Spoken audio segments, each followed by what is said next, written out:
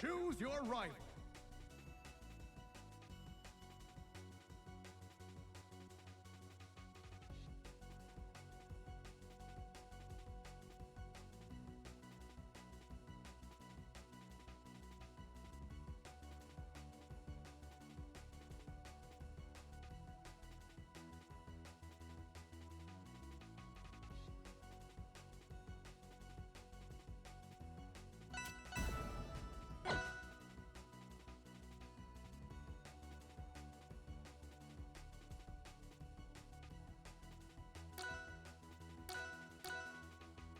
Metal Refinery.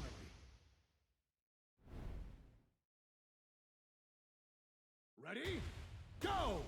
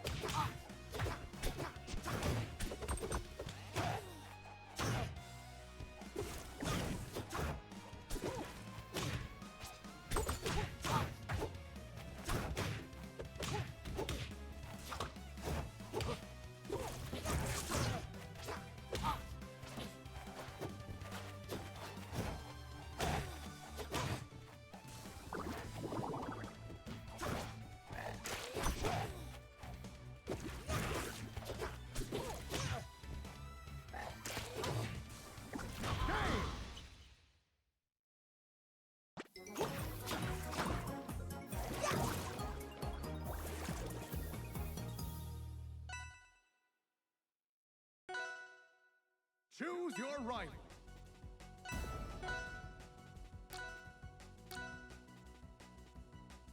Hyperborean Harbor. Ready? Go!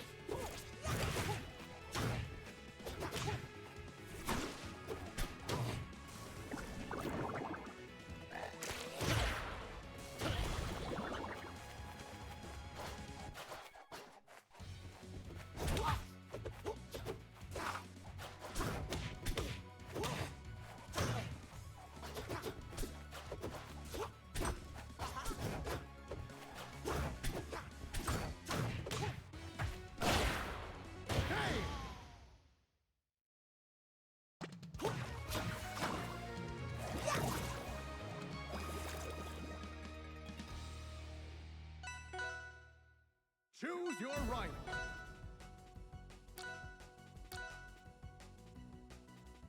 Darai Delta. Ready? Go!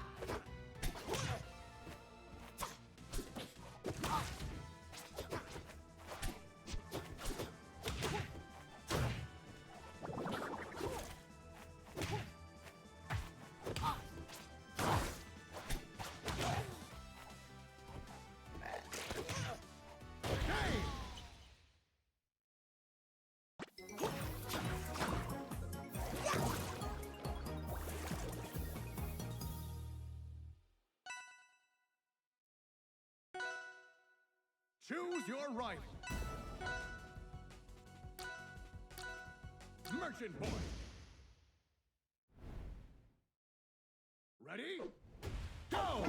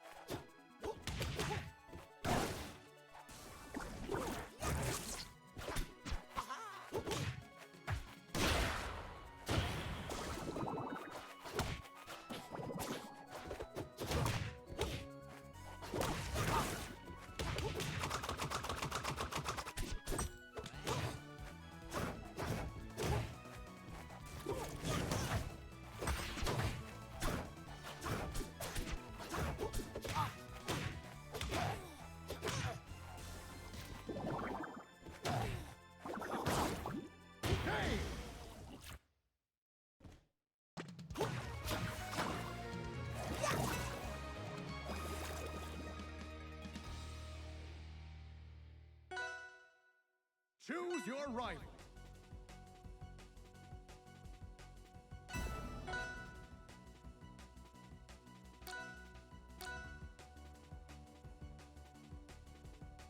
Dojo.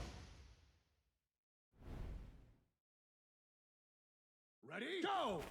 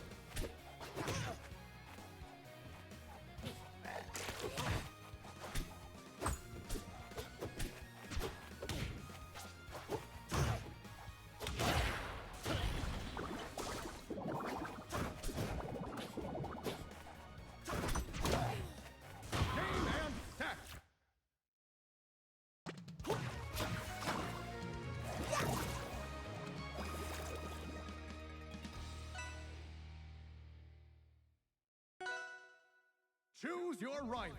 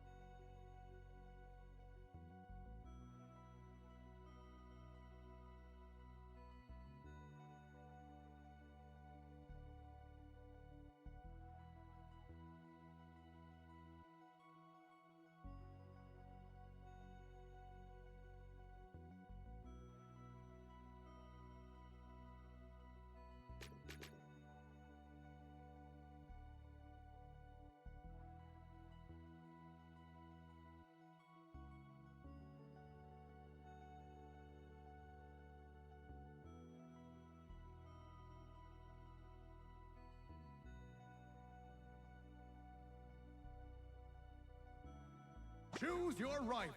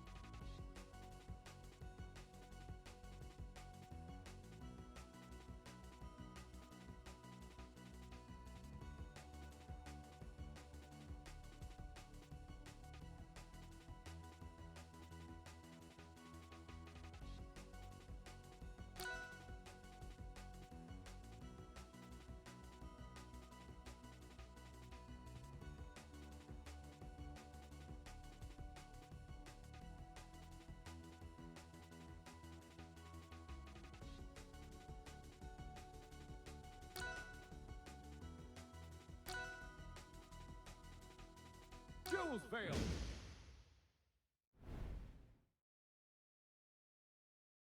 Ready? Go!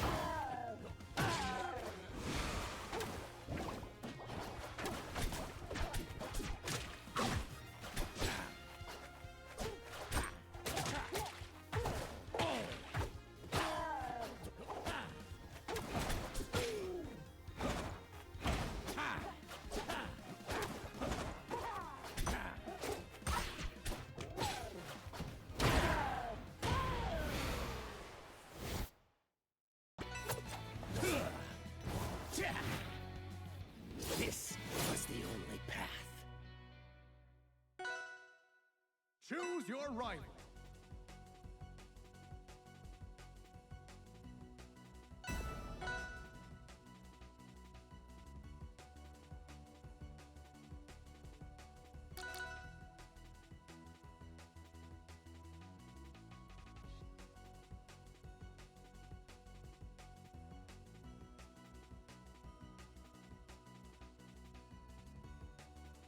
Shodai Delta.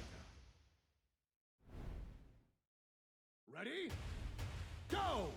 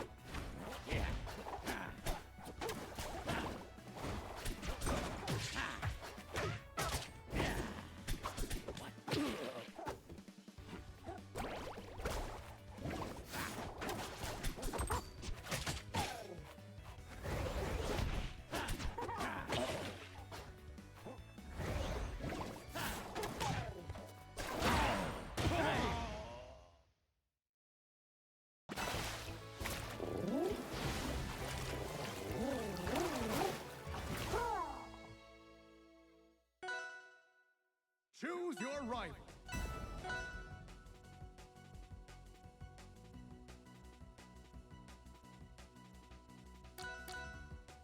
Deafest Peak. Ready? Go!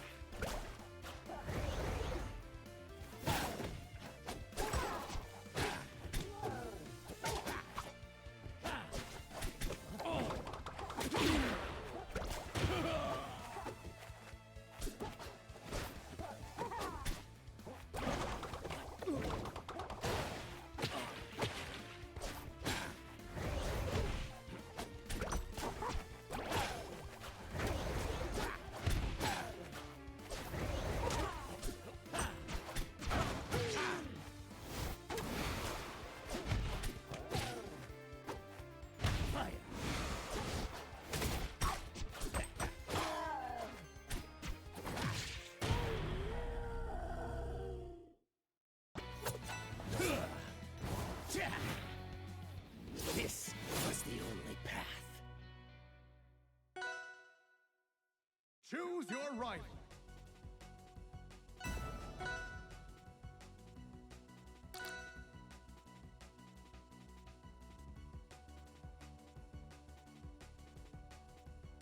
Duels fail. Ready? Go!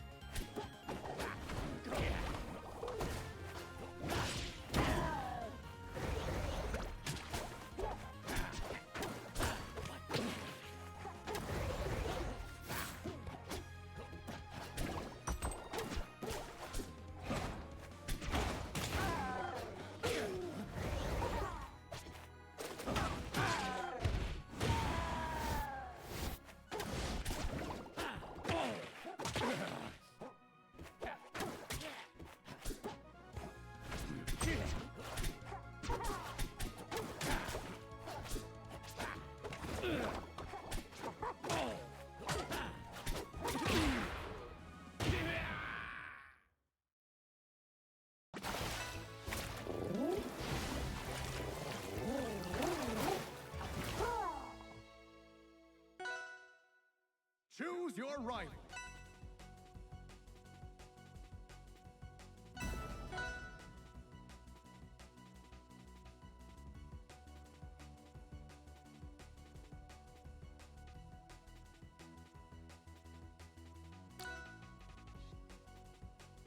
Hyperborean Harbor. Ready? Go!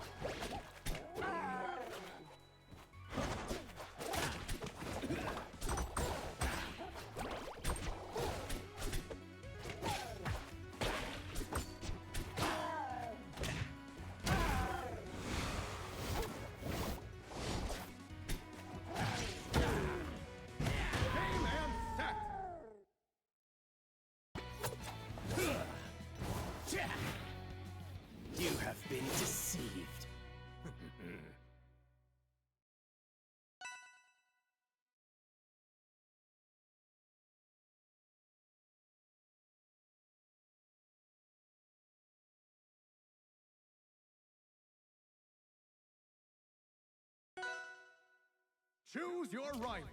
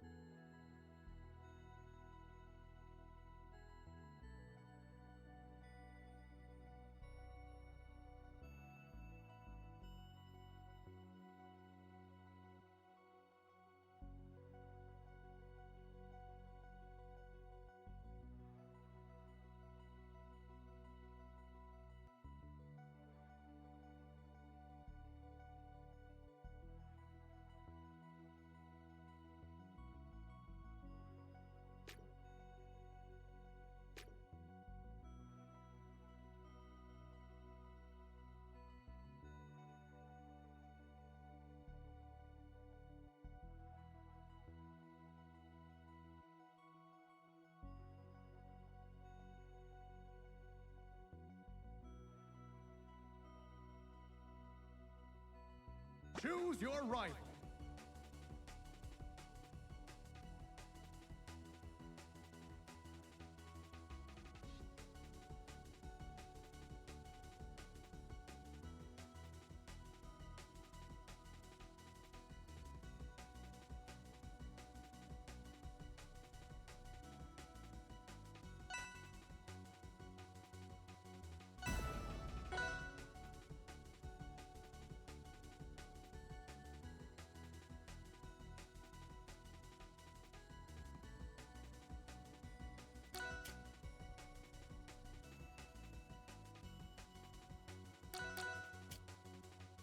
Jodai Delta.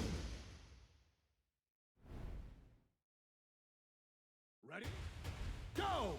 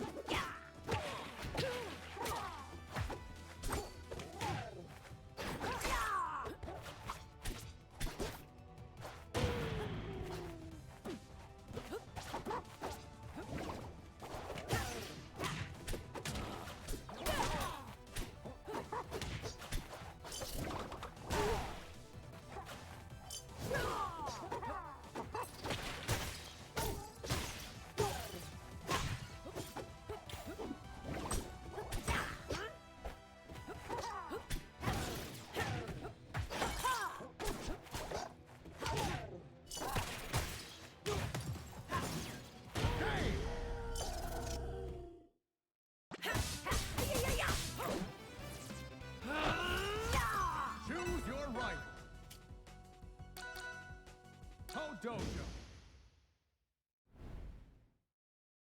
Ready? Go!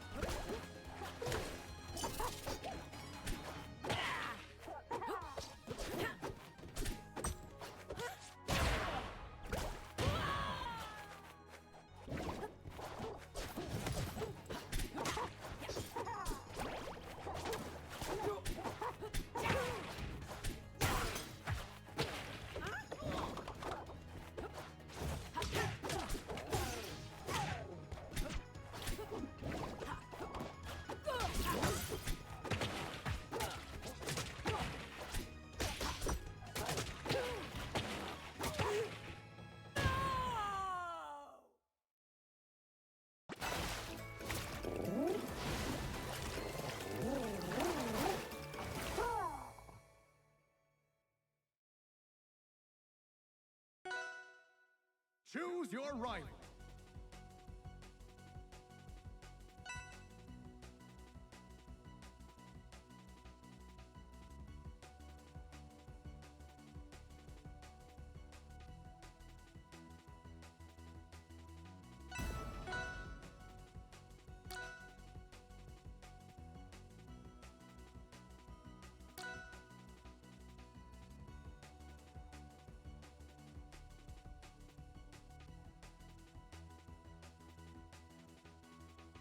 Dojo. Ready? Go!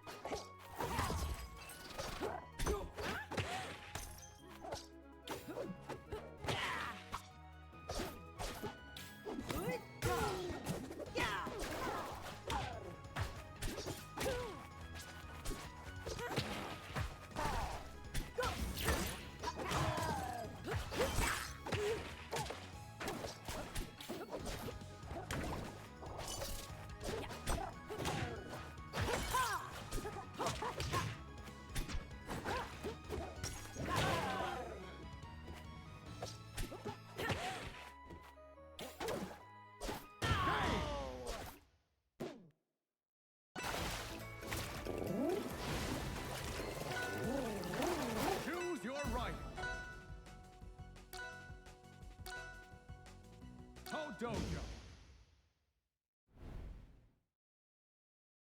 Ready? Go!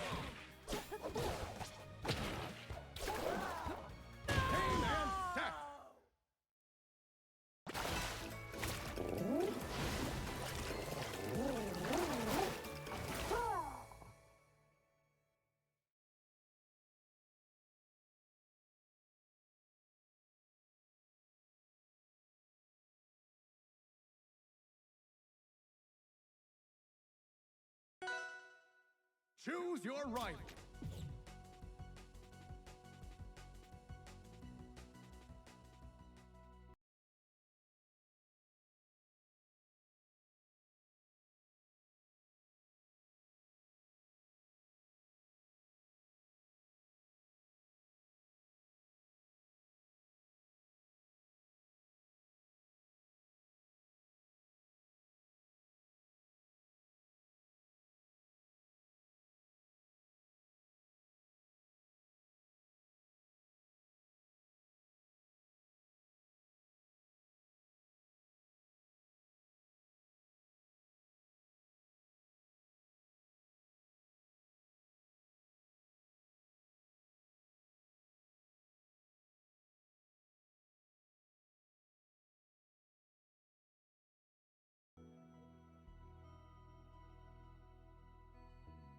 What is good, team?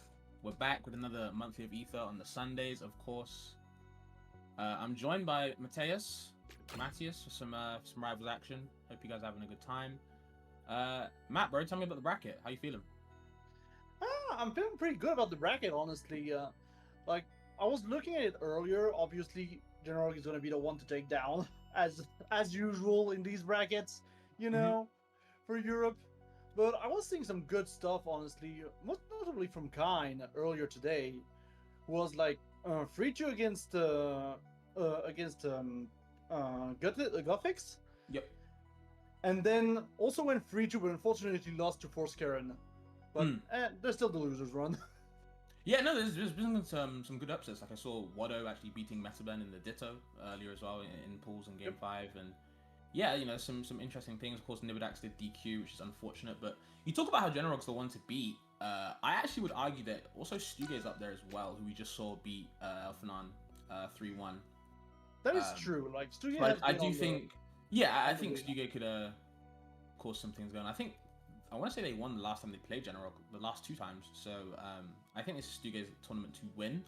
But please, as I always say, please never forget about Hey Halo, Forskeren. Please never forget that guy. That guy is absolute nutcase on the buttons. You know, there's a reason why his tag is the proud button masher. But he does it in a very good way, right? It's good to mash in this game, and I think he'll do a good job of showing that.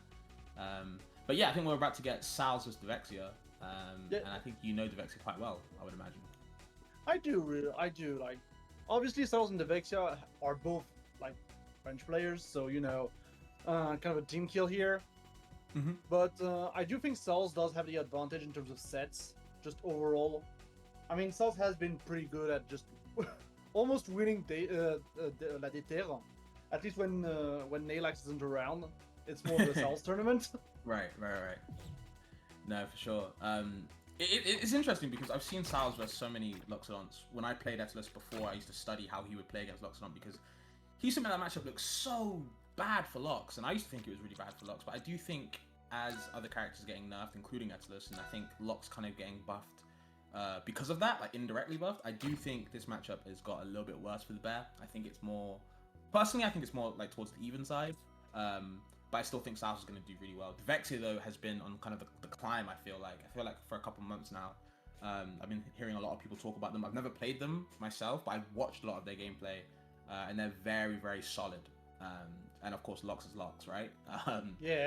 So I do think it's a very good mix. So yeah, 2 heavies I think is always fun to watch, not fun to play. I think everyone would agree. So yeah, I'm looking forward to the set, man. It's gonna be a good set. We'll see what both these guys can do. And I'm big fans of both these players, especially Saols as an Etlus player. Well, former Etlus player. I'm a big fan of how Saols plays the game. Very interesting way to play Etlus, I would say. Yeah, absolutely. I do remember Devexia getting Razban not too long ago, if I remember correctly. So, yeah, that also shows that Devexia has been really on the grind lately and everything. And obviously, in France overall, we have had a lot of activity in the the Rivals of Ether Discord, which is essentially our Rivals Academy over here in France. So everyone's been leveling up pretty fast. That's actually really cool, man. Yeah, because I've been hearing a lot of French people tell me that like Metaben is kind of the coach, right? Coaching a lot of people in France. Meta's the goat. In Which that is actually regard, so yeah. cool to hear. Like I think Ben's really cool and he's a great player. So it's cool to see that he's coaching as well. And it seems to be doing a lot of work. I've been seeing a lot of French players getting leveled up in the real game. We'll see if the Vexia can show off what Metaben has taught them against Saols. Got the neutral skin, my favorites, Breathless. Yep. And just a very nice game overall. And already we can see Saols going absolutely ham on the offensive. Oh trying yeah. Yeah, I was almost convinced that he would be able to close out that stock right then and there, just on a very close to the wall lockdown recovery. But I mean, I guess the pace is still going, which is just what that's the Saols thing. does. That's the thing in this matchup is like the reason why I think it's more even now. Is not anything's changed for Estelus, it's more so Locke's advantage that is nuts on Estelus. He gets kind of a world on him, but you really have to make like kind of these openings that Estelus gets to count, and I think that's what Saols does best. You saw one opening that got versus Vexia. That was enough to take the stock. If you can kind of keep up that momentum, not really much that any Locks can do to kind of keep up with that pace, so it is really all about the pressure. Yeah, absolutely, and we're back on this offstage situation immediately after. The Vexia finding quite unlucky down there, but immediately Saols reversing the situation. How many reversals can we get? It's the game, like 4 or 5. It's the game we love and play. Yeah, on this one edge guard phase, by the way. And finally they're back on the stage, both of them. But like, both not guys. for long. Not for long. Both these guys will be having a lot of off-stage battles, right? That's kind of where it happens. Both these guys can edge guard each other to hell. It's not just an Estelus way. Locks have a lot of great edge guard flow sets. That can flow charts, let's say, that can happen. You just have to be able to execute what Vexia does while taking a lot of damage though. So it's a good side for Saols, but for how long? Tries to go for the grab, but spot dodge city for both these guys. No one leaving that town. See if we can get something else that's going. Saols keeping some good advantage, puts some ice down, gets exploited for it. Seems to be Vexia kind of leading the pack at the moment. Yeah, absolutely. Anyway, Saols right now, being back off stage, has to deal with like essentially every projectile in the world right now coming out from the Vexia, but he's managing to get back stage control at least for a bit, get the ice out there, make sure that the movement is as smooth as it can be. And there's the couple special break as well. Oh, funny shield break here. I will say that was a funny shield break here. This is kind of the king of the shield breaks, I would say, in this game. A lot of shield pressure at the moment, as of recently. We'll see if the Vex can come back. Yep, the invincible back air will just keep him out a little bit longer. Reversal and the up air. This is not enough, and yeah, the Vex is going to lose that first game. And some good edge guarding from Saols. Just showcased the first game. Yeah, that's just the thing with Saols. His edge guarding is always very on point. I will say that much. And this is what we were saying as well. Like, we've got two characters who are relatively, I would say, have relatively linear recoveries as well, and are very much edgeguard gods as well. Like, at least when it comes to edgeguarding each other. Which makes for very good matches. I think both these guys have, cases to be some of the best edgeguarders in the game. That's why for Estelus anyway. Yeah. So when you have them each other that can both exploit, like you said, their linear recoveries, it does make for, again, some off-stage battles that these guys are having. I do think the Vexia will want to keep it on stage mostly. I think Lox has some good neutral tools in this matchup, but oh man, you have to watch out for the That is a very deep battle list right now. Just gets snatches the ledge roll.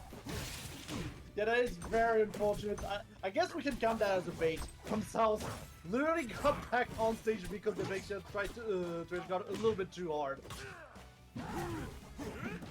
The meatball. Down a spike, up there as well, the extension, like the use of the super up there on that reverse side to get the hit, and wow, smokes the ball with the upstrong to claim that stock, so good stock for the Vexia.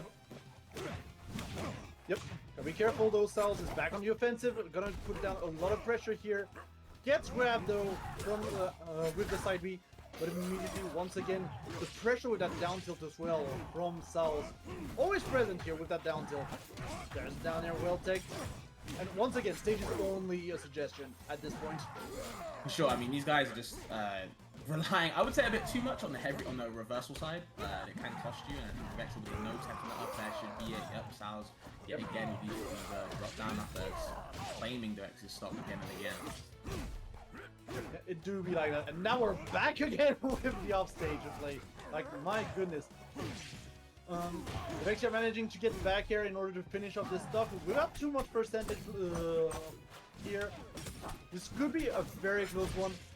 We're seeing a little bit of the crouch canceling come out here from the Vexia, but then immediately Saols recognizing that, getting the up tilt here, getting a little bit of a good combo, and then yeah, just F strong. I've seen a clip yesterday of just Fix Me Steve playing Loxodon, and all he was doing was F strong, and he won in like 1 minute and 30 seconds.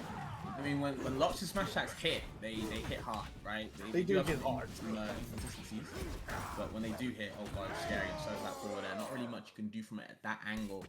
You can see Vexia kind of doing a lot of things, but got caught in the lag of down tilt with that forward air, and very scary move to get past with Etalus. Fortunate. Yeah. But once again, we are seeing that Saols' explosive gameplay is favoring Saols just a little bit more overall, I would say, in most exchanges.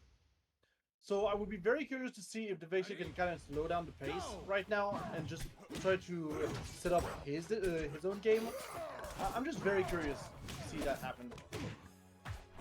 Again, I do think, as I said in the first game, I think the Vexia needs to do less of this reversal side on the offstage game, because yes, you can get some things going, but maybe you're not exactly the most confident against Saols, and instead of playing his game, you know, keep it on stage, man. That's kind of where the Vexia seems to be shining so far. Yeah, and that's the thing, like, right now, it looks like the Vexia is having a lot of trouble just actually guarding Saols. Like, sure, the up went through, but like, Saols did manage to get back on the stage, so he did manage to get his resources back.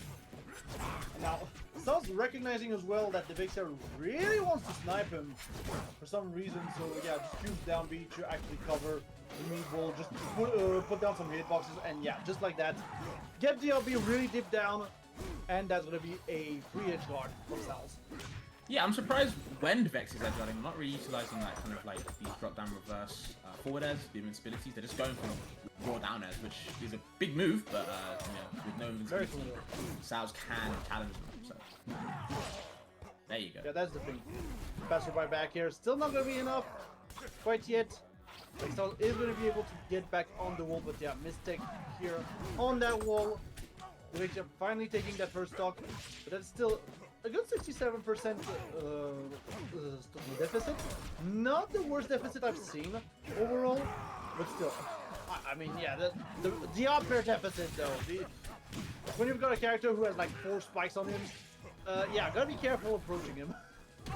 Off stage. Yeah, again, just kind of falling into this reversal trap that kind of Saols is setting down and saying, you know what, I want to go out there, but just dying for it, not exactly knowing your routes you really want to go for. So again, yep, Saols can just take advantage. Just like that. A B. This time it's stacked, but like, my god, it really shows that Saols is just like, yeah, threatening just by his presence once he is off stage, which is not necessarily dynamic that you're too used to in most matchups. But yeah, he's just threatening from being off stage. Thankfully though, confirming to up strong is going to take it for the Vexia, but yeah, 122 and a forward there, and that's done. Just the easy forward air, outranging, well not exactly outranging, just getting out the way of that Locks jab that Vexia kind of relying on. Very good neutral tool, but of course we are talking about Etalus forward air, which just it power creeps a lot of these moves now, man. There's, you know, even after the nerfs, even after they gave it a sour spot, finally, it is still, I believe, -2 on your shield. So not really much you can do about it if you shield. And the low lag on that move is quite a thing to see. So yeah, very good move to kind of throw out in neutral if you are Etalus, which is why Saols feels so comfortable, especially the higher percents because it kills really early. So yeah, unfortunately for Vexia, again, playing a bit too much off stage when they didn't need to. I think a few more throw things, or, you know, some more spacing on neutral would have kept Saols in a really uncomfortable spot. Yeah, absolutely. I really feel like the Vexia was not necessarily playing to the strengths of his character with Loxodon, so you can really easily pretty much outrange Etalus in most situations, I feel like, and just slow down the pace of the game. Like that is the big thing. I really wished I could have seen the Vexia slow down the pace of the game, but still, very good stuff from Saols. Moving on to winners semifinals.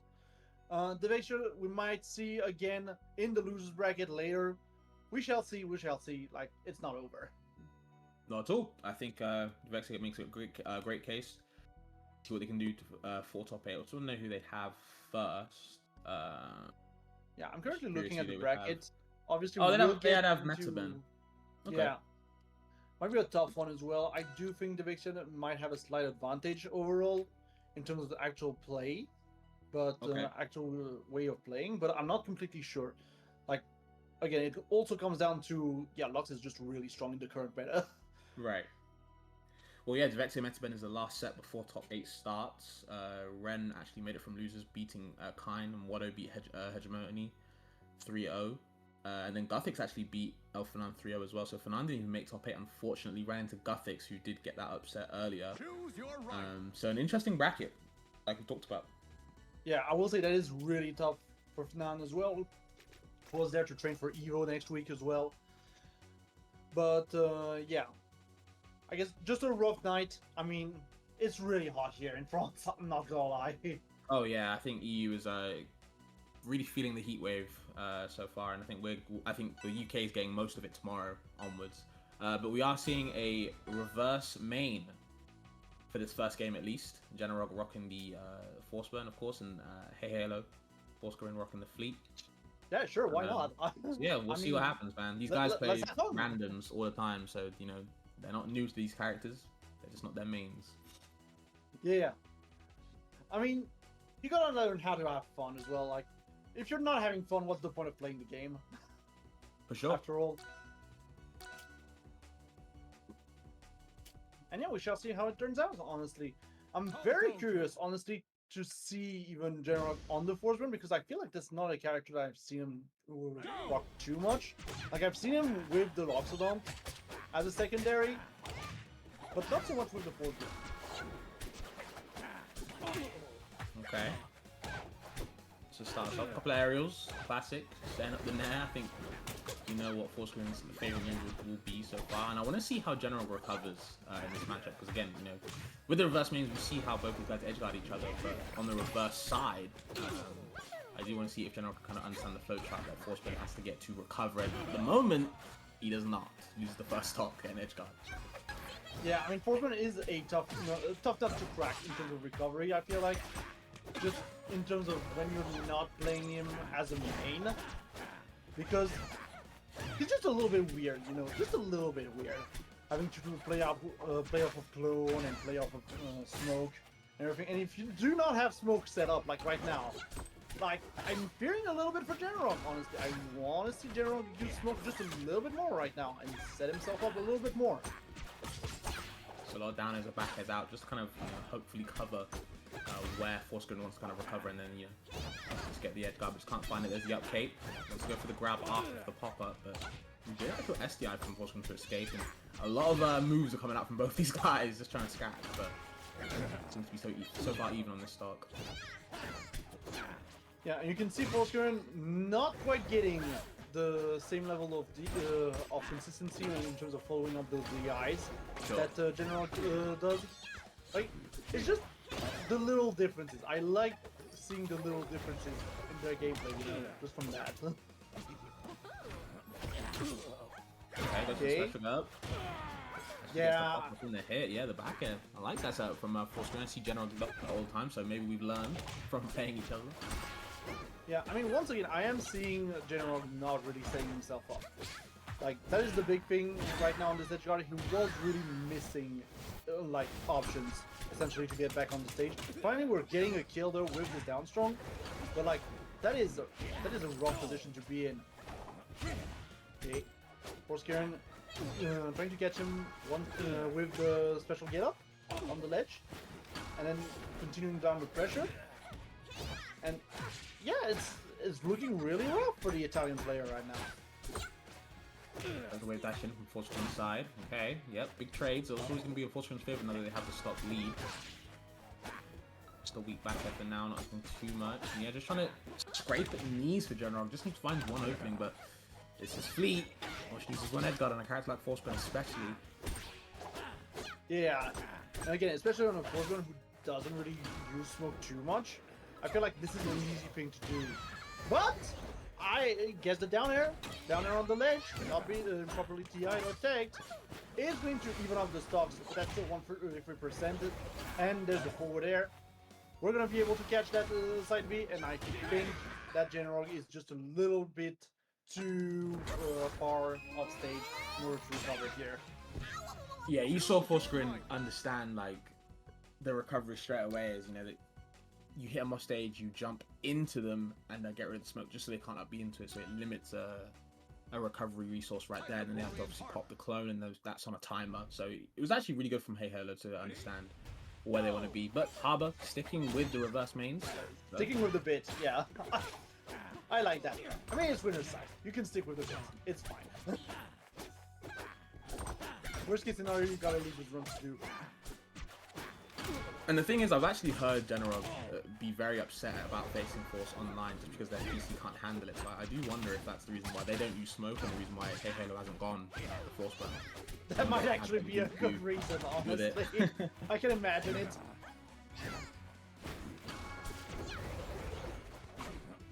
I mean, we'll see if they actually, pick Merchant Port during the set, because that's like one of the most resource-heavy stages in the game. But anyways, there's the back here just coming by from Forskeren.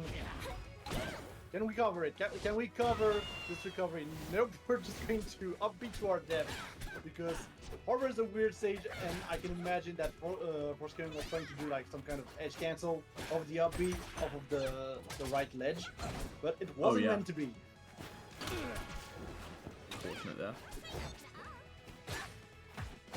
Okay, there's the one dash attack trying to follow up with a down air, but goes for a dash attack again instead and just dies for it.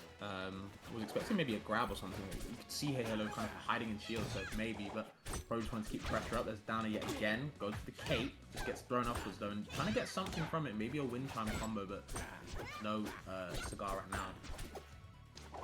Yeah, and you can see Genarog just really putting down quite a bit of pressure with the back air, most notably. I mean, I like it. It's fast. It kind of kills early, sends you far. But like at the same time, ooh, down now though. Okay, Forskeren is able to just barely make that back. Because again, Harbor, weird stage, got some weird stuff, and again off the ledge. This might be a strat Genarog probably picked. You know what? I know these fleet mains that don't really care too much might struggle. And oh my god, this tornado saving Genarog. Yeah, I think that was fully intentional here. Honestly, I can believe that it was fully intentional to try and teleport into the tornado in order to get back some resources. Unfortunately, it didn't quite pan out the way Genarog was intending, with a good kill from Forskeren. But yeah. Now the question is, can he actually bait Forskeren into STing a third time on the ledge? Just needs to come off stage. There's a wind chime from the throw. Should be needing to parry up. General's used to that. Okay, good nair here from Forskeren in order to put Genarog off stage. Are we able here? Yeah, I'm gonna pick up here on the recovery on Forskeren's side. And the parry here is going to be well punished by Genarog, who's going to be able to push Forskeren off stage. Not for long. Oh, no. Okay. No, not again, not again. Had a jump at least. Had wall jump as well. So we should be fine. Yeah, we weren't too deep. Fortunately, we weren't too deep off stage. There's the down strong though, in order to finish things off, and Genarog is on the board. Okay, good chase. This was the only path. I mean, the chase is so good that I think the game crashed. I will say that much. I wonder what happened. Forsman was just like, yeah, I'm done. I'm done. Stream's over. It is Thanks, interesting everyone. to want to go for reverse mains, but yeah, I do think it's probably a PC issue on Genarog's side. I do remember them saying ages ago how Forceburn just kind of breaks their thing. So Yeah, probably. And what's weird is that it crashed our instance of the game. I will say. yeah, I wonder what happened. But this game is this game. That's how I always like to say. So maybe it will change. Yeah. I mean, it's okay. We'll get back into the lobby soon enough. I believe. I believe in the power of the servers. It's fine. Rivals of Ether 2. But yeah, so far I will say I'm really enjoying the reverse main. Yeah, I think it's cool. You know, I've always said that we should have a reverse main tournament. That'd be kind of like a fun thing sometime. I think reverse mains are kind of fun. And I think for people like Nalax, who you know have played everyone to a very decent level, you know, people like him will thrive. So that's always cool. Yeah, that reminds me, if you are in Europe, you should actually register for the last chance qualifier of overqualified, which is going to be a charity tournament with items and everything. And yeah, there's a last chance qualifier in order to get into the main bracket. So yeah, make sure to register for that.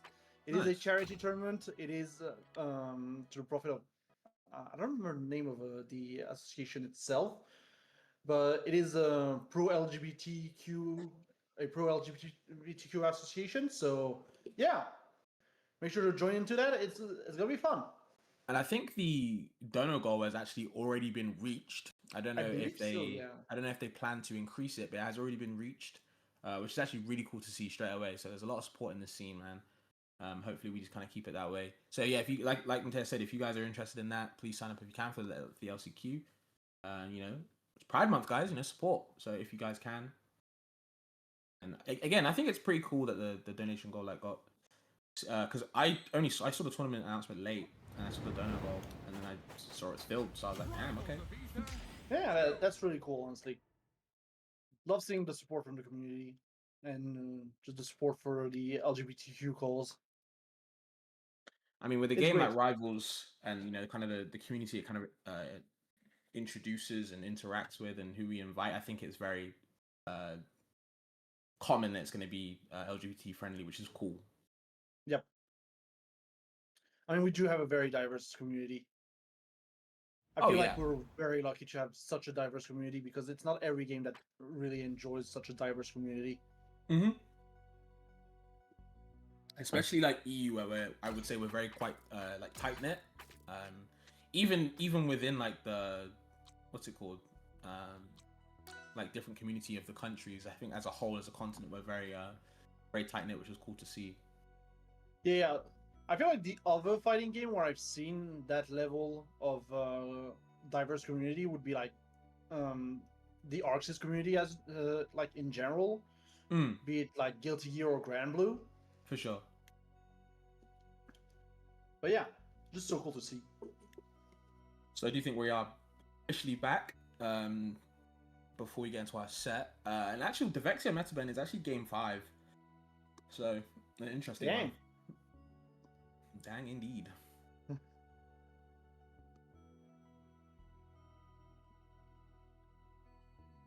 Yeah, things are just going in the background. That's cool. See, Wodo also took it over Renpro. Mm-hmm. With a clean trio as well. Water is very good, man. I think Water is pretty good. Also, yeah, speaking of tournaments, you should definitely register for UFA in Paris. Absolutely. It's gonna be the big one for us. It is absolutely going to be the big one. It is essentially our Evo, and I say that as someone who, we do have Evo France, but like realistically, UFA is our Evo. No, I agree. I didn't get to go to Evo France last year, but from what I saw compared to what I was able to cast in UFA last year, it does look like that's kind of like our Evo, which is cool. So hopefully we see a lot of the community there. Yeah, I just feel like the UFA vibe is much closer to like Combo Breaker overall. This is just one of my favorite tournaments to watch in the US. But yeah, back to the game. It seems like while we were talking, Genarog has just taken game 3. Yeah, so Genarog is starting to turn up with this Force Burn. Maybe it's one of the characters they should be using. I know you said it's not for them, but maybe, or it's not the character you usually see them play. But maybe it might be. Who knows? Yeah, who knows? Like, it could be a solid secondary to have. I mean, even without the smoke, Force Burn does have some very good neutral tools. Which I feel like, yeah, if you're playing Fundies, honestly, Force Burn is pretty good at that.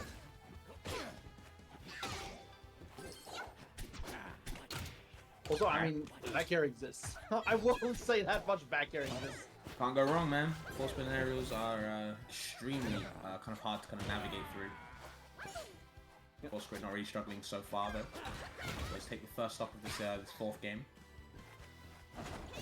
Yep.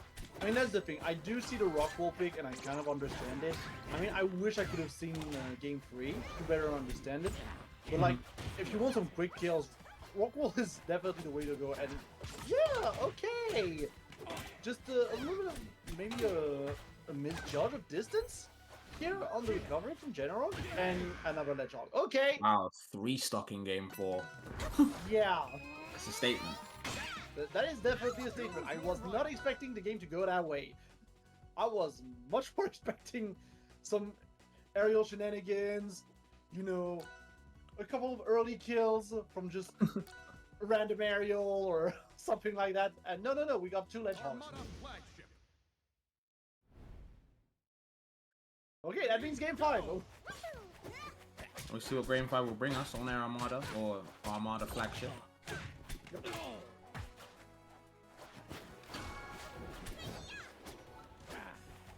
And yeah, you can see already that I feel like General overall likes the space, just as a player.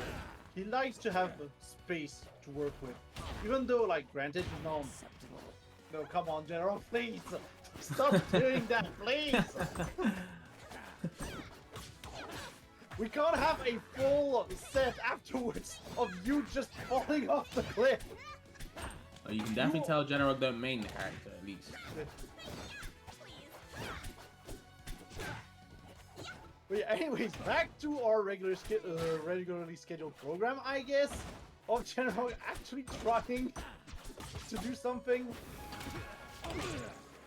But yeah, so far, Forskeren trying to go really deep for that edge guard, and who could blame him? Honestly, who could blame him at this point?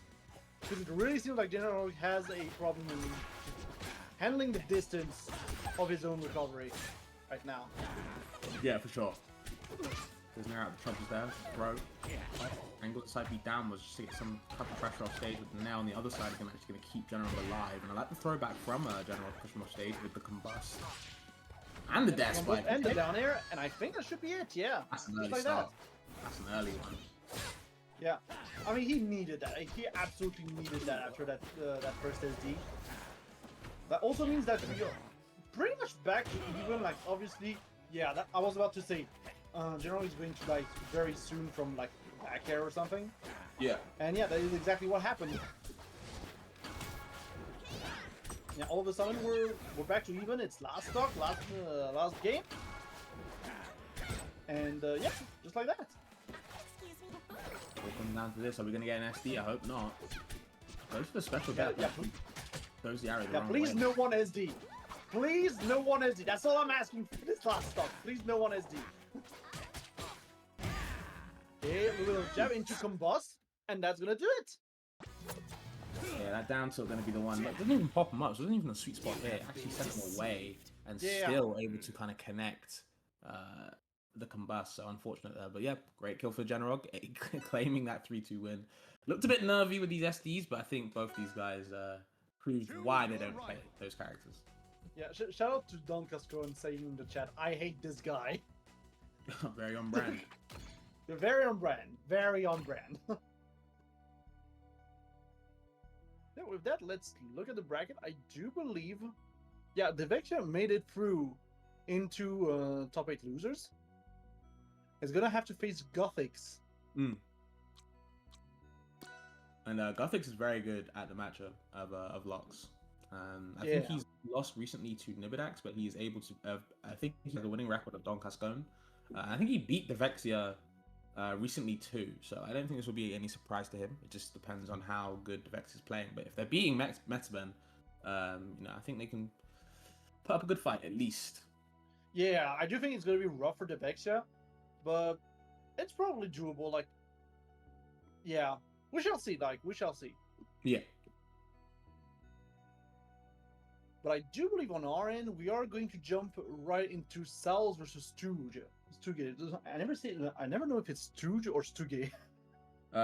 Based on the Finnish pronunciation, I think it's Stug. Oh, it's There's no Stu. G. Okay. Yeah, it's like a little G at the end. It's like Stug. Yeah. But hey, Good to know. I'm not I will finished. absolutely not remember that, probably. Because I used to say Stuge, and I think that was wrong because listening to how like Fishing Man and Mist would say it, and it didn't sound the right way. I don't think Stuge would be fine with. I think he'd be fine with either way. I think if you said Stuge, he'd be cool with it. I think Stooge is a little bit right. Yeah. Look, sometimes you gotta mess up. If you don't mess up, you don't learn, you know? Yeah, I mean, Stuga's a cool guy. I think he'd be cool with anything, knowing Yeah. him. So I do want to see how he gets on against Saols. And Saols has said before he doesn't actually like this matchup. I think most Etalists at that moment do not like Orcane, and I know Saols has been training a Claren. I don't know if it's for this matchup specifically, but he's been having a Claren recently. Or I say recently, probably like for the last month or so. So maybe he pulls it out in this game one, or just goes with the Etalists. Who knows? Yeah.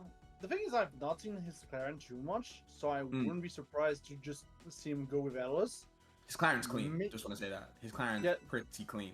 I've seen it a couple times. I was impressed. Like I can imagine his Claren being pretty clean, especially with how Saols is very good at movement just overall.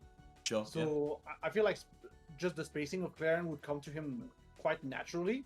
From that, it's just I don't know if it's ready yet for a match at that level. I mean, it's a good way to practice it game one, but he doesn't even want to do that. Just wants to go straight to the bear. So we'll see. Yeah. I personally think Estus does even better versus Orcane as of recently, and I already thought he did well, but just because of the recovery is worse with Orcane. You know, bouncing well goes less distance. So I feel like you can actually edgeguard Orcane, which is, you know, one of big Estus' strengths. Couldn't really do that in this matchup. You know, you kind of had to win on stage against Orcane, who was a monster. Now that you actually have a better chance, I do think Estus does pretty well. Yeah, I mean, it's kind of wild to think of just how much Orcane has changed since the beginning of this game, especially in terms of how we can edgeguard him now. It's kind of wild to think about.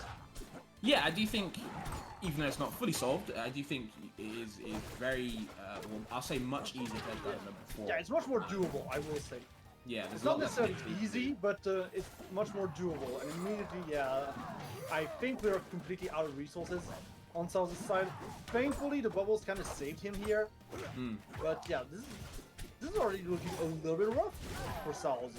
It's a common strat to actually up B into bubbles, just so because you get your up back.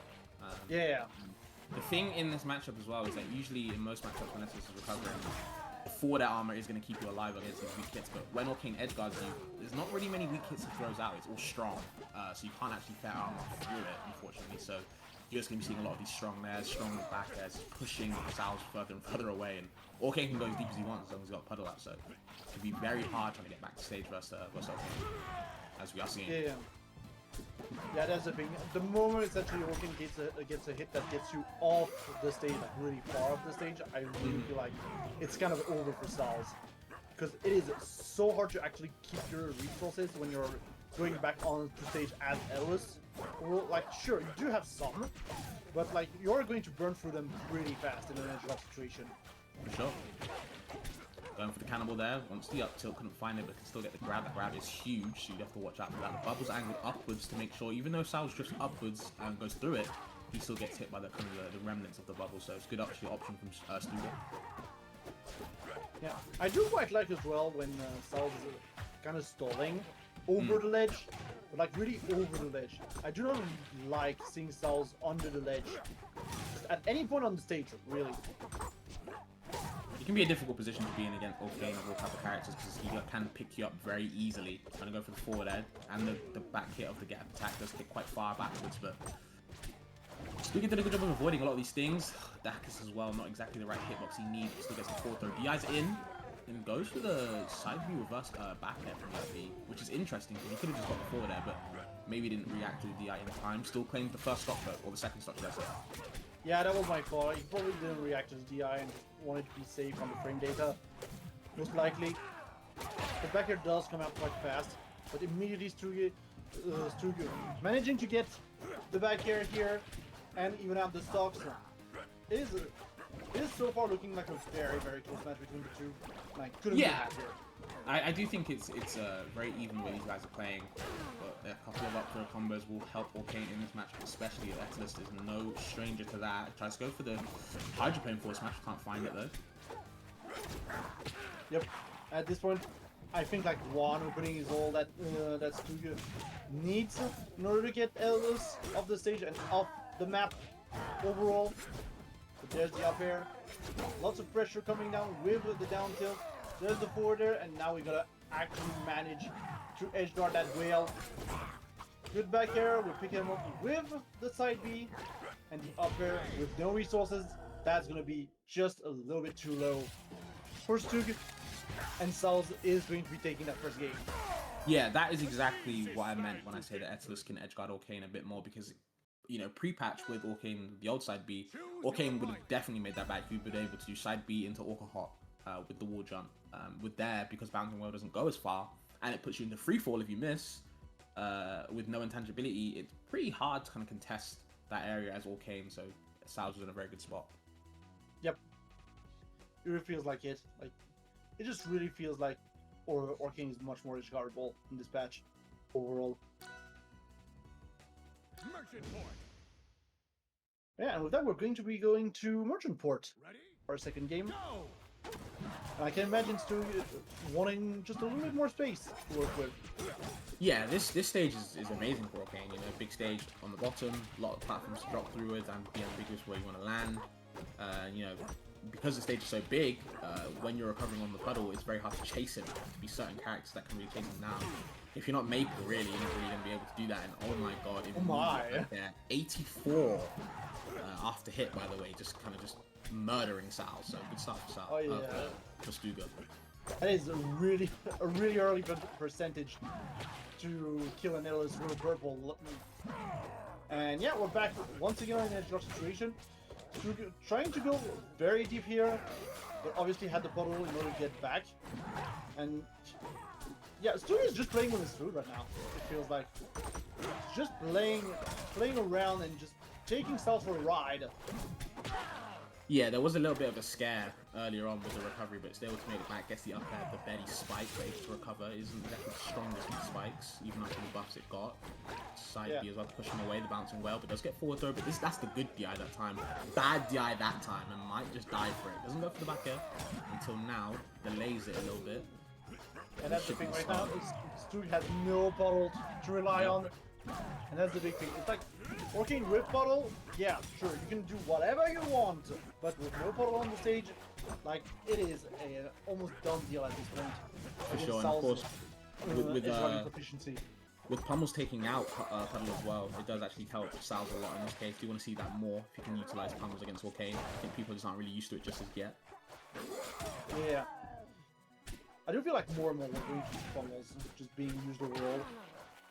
Not being like the biggest mechanic in the game, but I have a feeling that we're going to see Pummels play a much larger role overall in the future. Okay. So going on the offensive, we do not have a puddle though, so we cannot continue that edge guard situation. But yeah, here's a forward air, going through in a very bad position. I guess just a reversal with the nair and a forward strong right here on that ledge is going to. Wow. That was a little bit too far. Saols actually committing to down B. I don't know if that was by accident or not, but it's still getting the kill, but unfortunately not being close enough to ledge to grab it. So yeah, I do have a feeling that Saols was thinking that he was closer to ledge than he actually was. right. 1-1 though. Sticking with the Etalus. Yep.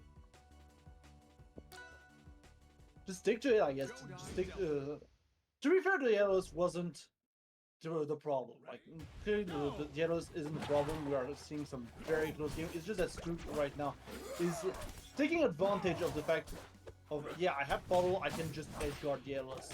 I can just go ham on him. Yeah, makes sense.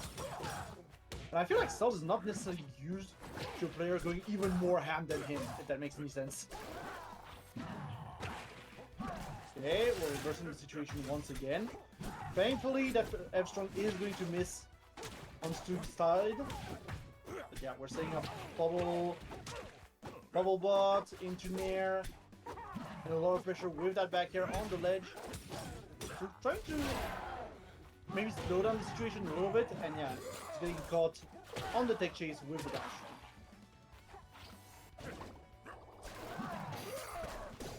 Okay, yep.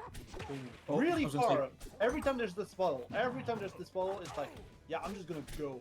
I'm just gonna go and hunt you. Okay. Goes for the hydroplane out strong.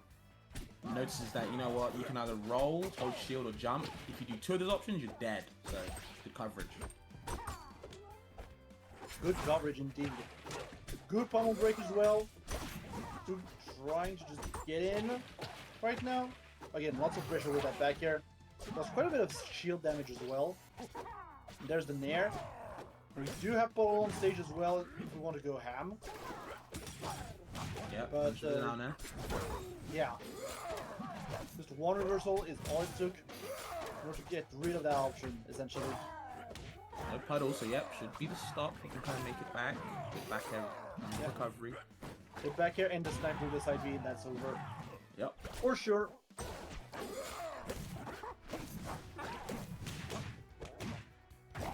Now, this time Saols is the one on the offensive. We'll say. But immediately gets reversed on that edge guard situation. Doesn't matter though. We've got the nairs, we've got the forward airs. We got the back air. Bottle is still in play though. Bottle is still in play. You've got to be careful about that. But now, yeah, you can get maybe just a back air, maybe just a dash attack. Just any kind of starter should do the trick for Saols. But unfortunate DI here on the back air. Now Stu has the stage control. Okay. Flat drop back air. What's the side B? I'm not seeing any parries on these side Bs. I don't know if Stuga's just not familiar with the timing, or just doesn't want to commit to it just yet in case he misses, but could have been getting him a lot of leverage. Goes to the forward air, but good DI and gets the frame trap up air. Actually air dodging into the forward air. So even though you avoid it, you air dodge into Saols and is able to get the up air. So good kind of knowledge check from Saols to claim that third game. So now he's going to be 2-1 up. I think when Stuga, if he's going to air dodge from the forward air, it'd probably be best to do down and away or down or just away. He would not be getting hit by the up air. So yeah, interesting edge guarding from Saols. Choose your right. Yeah, I do feel like Saols has accumulated a lot of game knowledge just overall. Mm-hmm. Especially in the last few months. And it's nice to see him play at that level just very consistently. Yeah, I mean, you know, we did say that, like, you know, we were looking at who's going to be Genarog, who's going to be Stuga, and, you know, there's no reason why Saols can't do the same thing. He's right up there. Sometimes it feels like he loses kind of the games where it matters, if that makes sense, from what I've seen. He doesn't lose a lot of game 5s to the top, to the kind of the better players, but he is 2-1 up, so hopefully he can kind of stick the landing.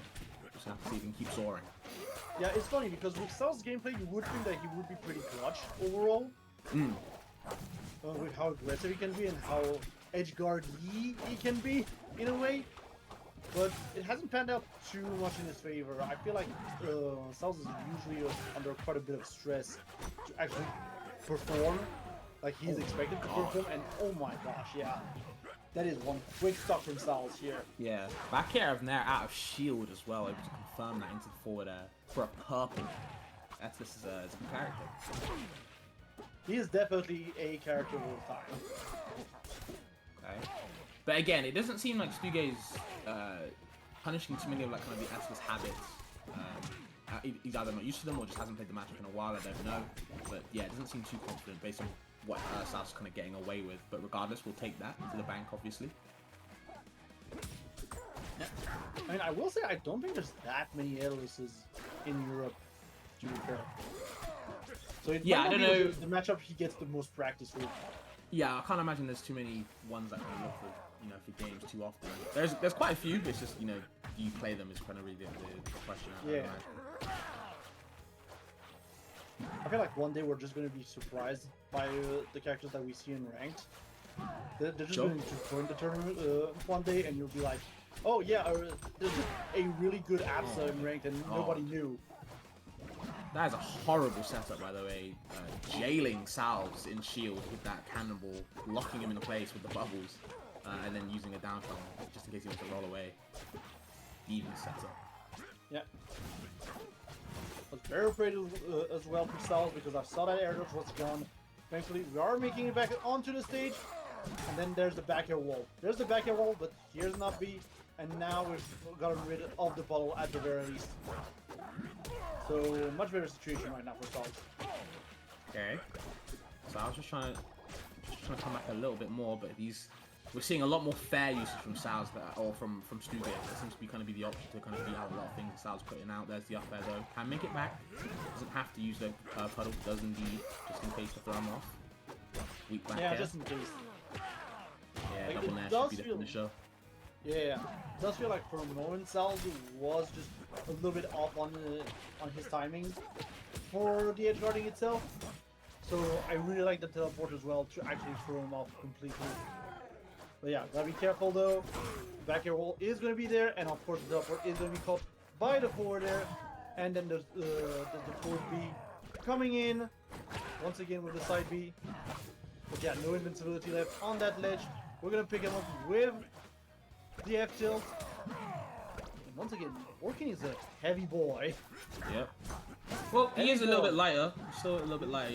He's Zetaburn force build right now, but you know, with the recovery and the hitstone gravity, yeah, it can be kind of tough to kill him off the top, especially. But doing a good job so far. Saols does have a little slight deficit, but can definitely come back. Invincible down there, beating out that hydrophone force smash. Does put him in a good spot, but regardless, needs some percent right about now. Yeah, he needs to find just one opening, I feel like. He just needs one good opening, and that should be the game. Yeah, there it is. Down tilt. Trying to get him with the side B. 70%, like all of a sudden it is looking much more even between the two players. There's the down air. Can we actually finish it? Still have bottle, and of course, this was the only option, so forward strong it is. And that is done. Saols moving on to winners finals. That was a amazing last start. Just so much coverage. Really locked down where Stugate wanted to be, where he was looking to be, possible options, just cutting those mix-ups in half, slicing that little well up, serving them up sushi. That was a great last stop for Saols. Very good set between them two. I did think Stugate might bring it back to game 5 and be a bit clutch. We did kind of question how clutch can Saols be on the regular with the way that he plays, and I think he proved that, hey man, sometimes I got the clutch gene in me. So some really good play from from Saols. I do think we might have been seeing a very different result if Stugate actually got to game 5, all things considered. I do think it could have looked very different. And yeah, it almost happened, but it wasn't meant to be, with Saols just completely locking him out of options. Yeah, man, that was a good set. That was fun. But I do think that did showcase on, kind of vindicated what I was saying about how I do think Etalus does. I don't know if he wins or if he goes even or what. I don't know the ratio or whatever, but I just think he does well against Orkane, at least, just because of how it's way easier to edgeguard him. He's still a menace on stage, as we saw, but there are some spots where you can kind of exploit, and when he's off stage, you should be killing him regularly, and a great edgeguarder like Saols will showcase that. So some really good plays. Yeah, I mean, we have been talking about the meta and just overall the direction of the patches as well.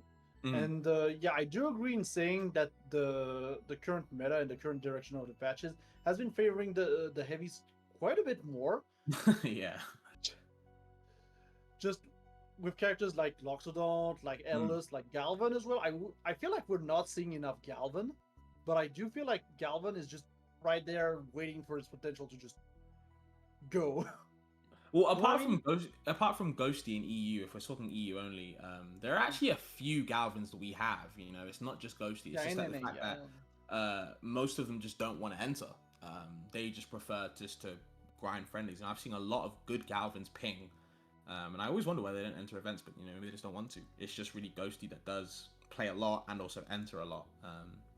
But yeah, I do think, and even in NA, they have a couple Galvins as well at the top level. Yeah. That character's scary, and I agree with you though. I do agree that the way the game's going with kind of the system changes, I do think they suit the heavies at the moment, and the way the meta's changing for certain characters at the top, and you're leaving the heavies alone, you know, the heavies are barely getting touched, or they get like slight buffs, it does kind of put them in a great spot, like indirect nerfs. That's what with Loxodon earlier. So yeah, I do think the heavies they're having a good time. I would say. Yeah, and it's also funny when you think about like what the next character could be for rivals, because I feel like if you plop, for instance, Sylvanos in this meta, he would thrive. Honestly, There's no way they introduce another heavy. I can't imagine another Earth heavy being introduced for like a while, even this year. Like, I don't think Sylvanas will come this year. If he does, I'd be very surprised by the devs. I don't think that's really, as much as I love Sylvanas, I don't think that's really, I guess it's subjective, but I don't think it's very cool for, like, you know, the scene if we have just loads of heavies, you know? Yeah, my feeling is, I want to say if I'm thinking of a veteran coming back, my money is kind of MoA. It's kind of on MoA because adding him would also allow for adding also more items to the game, which would also help the casual side of the game. Yeah, that makes sense. I think that is a fair point to make. I would be very interested to see how they kind of translate him to this game, because as we've been seeing with kind of like, let's say Olympia, you know, another workshop character, she got a lot of her moveset changed to this game, right? And a lot of her moves kind of translated to kind of the ledge special and down special, or just smash attacks in general. They used to be her old special moves. They probably would do some of that to MoA. I don't think he would keep the same kit, personally. So they'd have to change him a lot. And of course, with throws and how bombs work on shield, and it'd be very interesting. I could see him, you know, I could see Pom. I just don't think a heavy is coming. I don't think Eliana, as much as I wanted to come, like, you know, she's a Lox. She's a heavy floaty. I don't think she will come this year as well. Yeah, I can see Eliana being maybe early next year or something. Yeah, I could see that. I could see that. If we're gonna have another veteran this year, I think it would probably be MoA or Pom. Maybe Artemis, but I don't know if they do 2 dungeons. If we're talking about Evo announcement, I think the character is going to be the goo character, bro. I keep seeing the goo room and all this goo, and there's already an item called the Gooplicator. Like, it just makes too much sense. I think there's a goo character, but we'll talk about slime another time. We got Saols vs Genarog in women's finals. Yeah, and Genarog definitely back on the flick. Like, I was not expecting this match to be a reverse main. I will say that much. Hell no. Yeah, like hell no. Saols is just way too much of an ALS player, and I cannot imagine Saols on flinks at all. Like, this is not a character that would fit him. We'll see. We'll see how this game goes. We've seen these guys have some very close game 5s, which General seems to usually clutch, but I've also seen General kind of clean Saols out. And I think Fleet as a whole has been getting better and better, actually, especially in this matchup, just due to these kind of nerfs. So I do think General will have some success, but so far, Saols actually taking the first stop. Yep, also in a very good position as well right now. Just putting down a lot of ice all the time. Like, he essentially has state control most of the time, and is managing to keep it very close with the ice. Almost manages to maybe get an up air here, but yeah, right now Genarog is starting to maybe see just a little bit the up B patterns from Saols, and I think he's going to be able to exploit them pretty well. Yeah, it's going to be interesting to see how, you know, he kind of has to get better off pressure. So far, doing a good job as the up air does, actually rolling on the tech in general, so he's going to escape any pressure that Saols would have had in mind. You know, side B either gets thwarted out by his own side B, so Saols will take that stock. Has a whole stock of lead. Good. Yep, it's like all of a sudden, the situation has completely reversed, and that is, I would not expect less from Genarog, honestly, knowing his overall game level. But yeah, once again, a lot of pressure coming out from Genarog with the aerials. That's just what his fleet does. Yeah, Saols managing to pick him back with the forward tilt, and then nair into down air into perhaps up B. No, it's just going to barely miss, but that's okay. We're going to be able to continue the pressure nonetheless. Grab. Maybe we can finish it off here. Okay, just using the back air to cover the ledge. Oh, and that air dodge just gets scouted out by the down tilt from Saols. Good option. And he gets the first hit of down air though.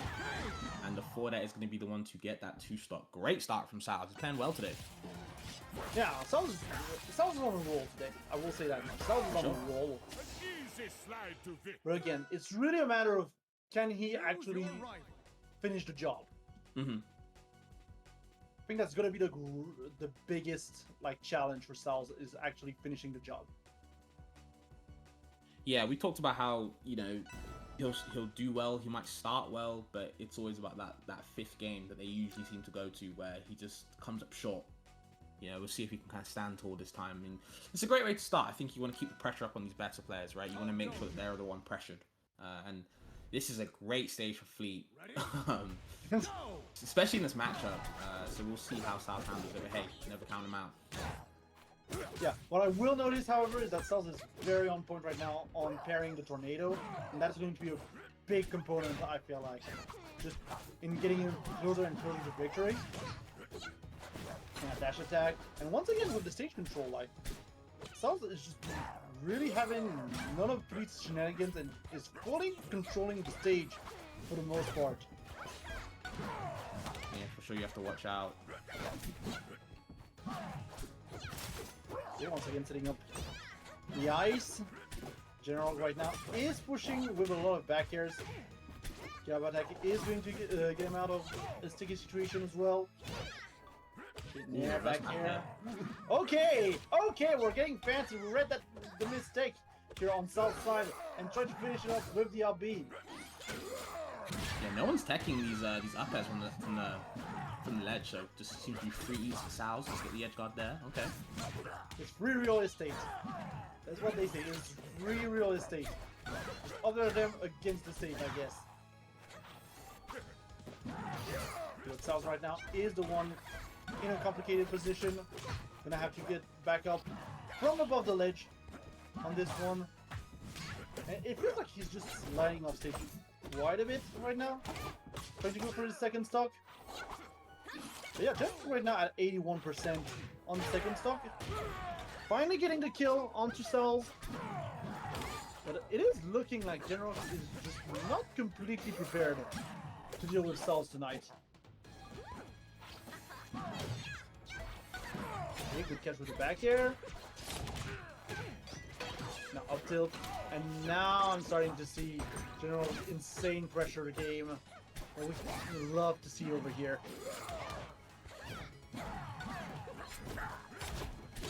Before that, stuff him out. Double nair. It's gonna float off stage yet. Waste the air dodge. Not good on Saols' part, but it does actually manage to get back to stage, so it's safe. Yeah, the big thing is Saols has been getting back to stage while avoiding the ledge quite a lot right now, and I feel like maybe the next edge guard, Genarog is going to pick up on that and just completely snuff him out. Yeah. Oof, again, trying to get past the walls of back airs and gets the forward air of the zone. Speak about walling. Yeah, that forward air is really good as well for delaying just a little bit the kill. Sure. Because otherwise it's going to be back air because it's going to be early. And back air is kind of safe on shield as well. Yeah, just delay for a forward air. That's pretty good. That's a pretty good trap overall. Be coming out, doesn't parry the tornado, just gets stuck in shield, but able to kind of reverse his way out. Saols done a good job in the neutral so far, but does get parried. That's kind of what I was expecting, so. Yeah, kind of weak punish as well on the parry stun. Unfortunately from Genarog. Like, Genarog is slowly but surely racking up percentage on this last stock, while not getting anything off of Saols. Really not anything. Up being not going to be enough, and now dash attack directly into forward air. Clean 2-stock from Saols. Really good position now. He kind of Saols is just playing really clean today. Yeah. Love to see it. And it goes back to what we were saying as well. I feel like the worst thing that could happen right now to Saols is Genarog actually taking that game free. That is probably the worst thing that can happen to Saols, because I could see him just spiraling down directly into losers in that case from there. Ready? Go! And yeah, we're back on the dojo. We're back on Hodojo. Not changing the stage. Obviously, the game was not that close. I can't lie. The game was not that close. Yeah, I was thinking, just based on how the stage and how Genarog usually goes with the stage, maybe they'd have a much better time. But so far, Saols champions so far at these two. Yeah. I mean, going into game 3 right now, Genarog is definitely making adjustments in order to keep Saols from actually landing, which I feel is a big thing. And yeah, just like that, finishing off the stock very quickly.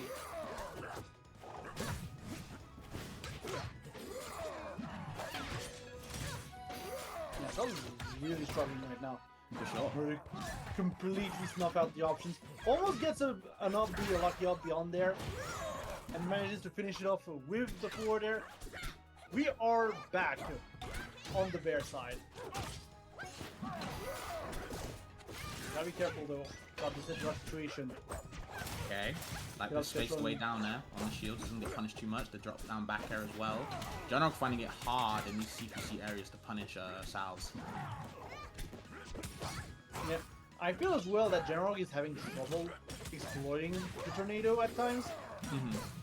Like, he's really not getting any space to actually set up the tornado, and even when he does, it really doesn't lead to him getting much of a punish. Okay, that was a good Dacus here from Saols, like at least an attempt. Of getting the armor quite early, I would say, on that one. But I can kind of see it. Maybe trying to go for a cheeky down strong or something. Maybe another Dacus with the armor. I can see it. Okay, it's way heavier with the armor at least. No down B for Genarog. Forward air is safe on shield, so Genarog can't even punish it. Yeah, it's like, how do you punish arrows on shield? How? Just how? I think it's about wave dashing away and kind of mixing in films. Yeah. Or just resetting the situation, unfortunately. The back air snipe there from Jenna. It could be worse. He could still have his dash attack from 1. Ooh, wow, okay. Up B cancel on the ledge into the up air. Okay, that was a very ballsy down B, and I respect it, but it was not meant to be. Yeah, immediately getting the forward there as well. In retaliation, and now we're back to 1 stock each. Definitely a better position to be in for Genarog compared to game 2. But you can never count the bear out. For sure.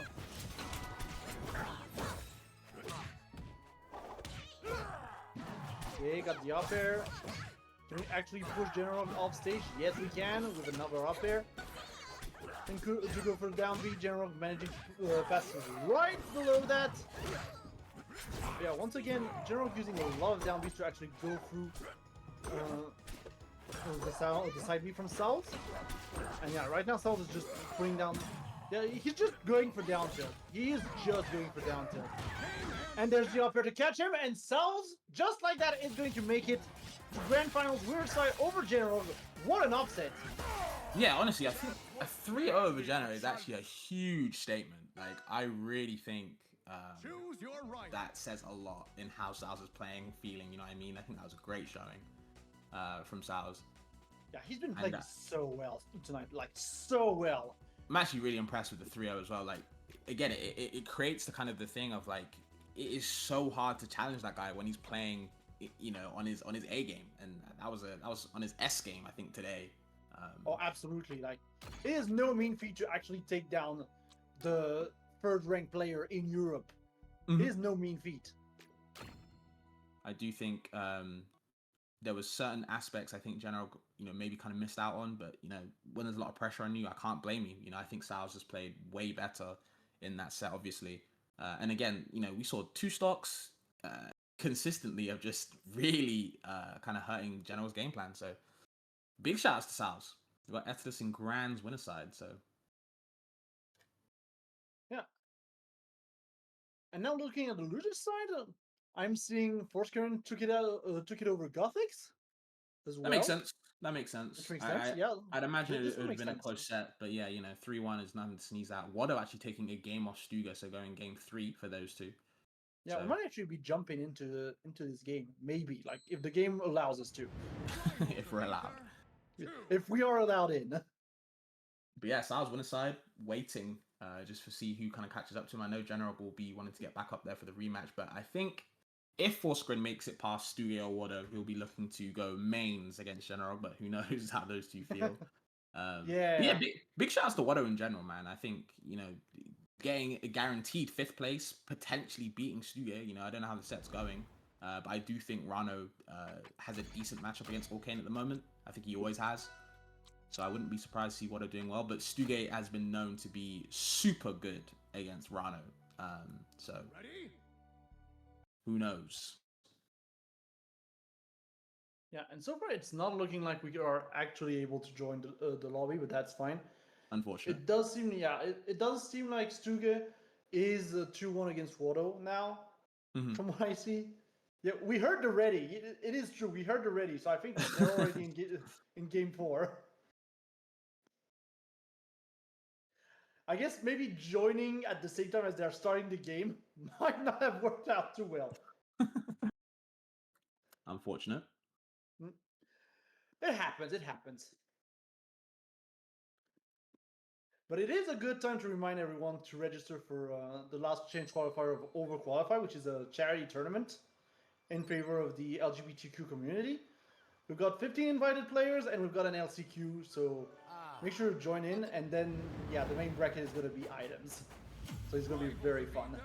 That's cool as hell. I can't wait to watch that. Yeah. I do like items tournaments. Like, I do like seeing them in Ultimate as well. At least with, a restricted set of items, because the items in Ultimate are really crazy at times. Yeah. I mean, they're crazy in this game too, especially with kind of the ether stages. I've played a lot of free-for-alls, played that a lot, and some of the items are actually nuts, The so cheese, I man, the understand it in this cheese. game. Yeah, the cheese in this game, the collision cores, just, but obviously I think what actually helps, is that parry is actually such a good mechanic to have for items in this game, whereas in Ultimate it doesn't really matter. Using parry to make items yours is actually a really cool thing. Yeah. But yeah, man, I think there's some good potential with items in tournaments. It's very fun. It does boost the casual side of this game, so it's very cool. Hopefully we do see some more events with that, because I might enter some item brackets. I wouldn't be opposed to that. Yeah, I do think Rivals overall, at least Rivals of Year 2, has better item counterplay. Yeah. I feel like, to me, the sweet spot of when items in Smash were okay and not too powerful was maybe Brawl. I feel like the item balance in Brawl is fun and just a little bit on the high end, but it's not completely insane and everything. I've seen some assist trophies in Ultimate, which are what are we doing here?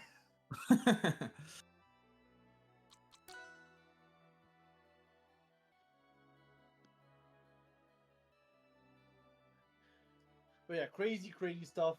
Just make sure to register for that for the LCQ. It's gonna be really fun. And again, it's for a good cause. So yeah, make sure to register for that.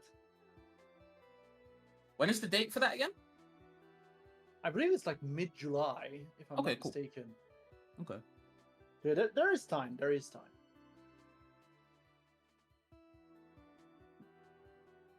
I'll try to join if I can, honestly. Might depend on the date, might depend on what I do, to be fair. Do we know if we're able to join? I see them in the lobby, so... I think we're trying, at the very least. Well, Stuge's up 2-1, so there's potential of only one game left.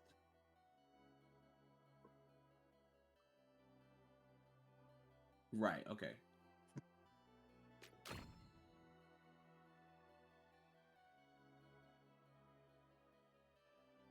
Okay.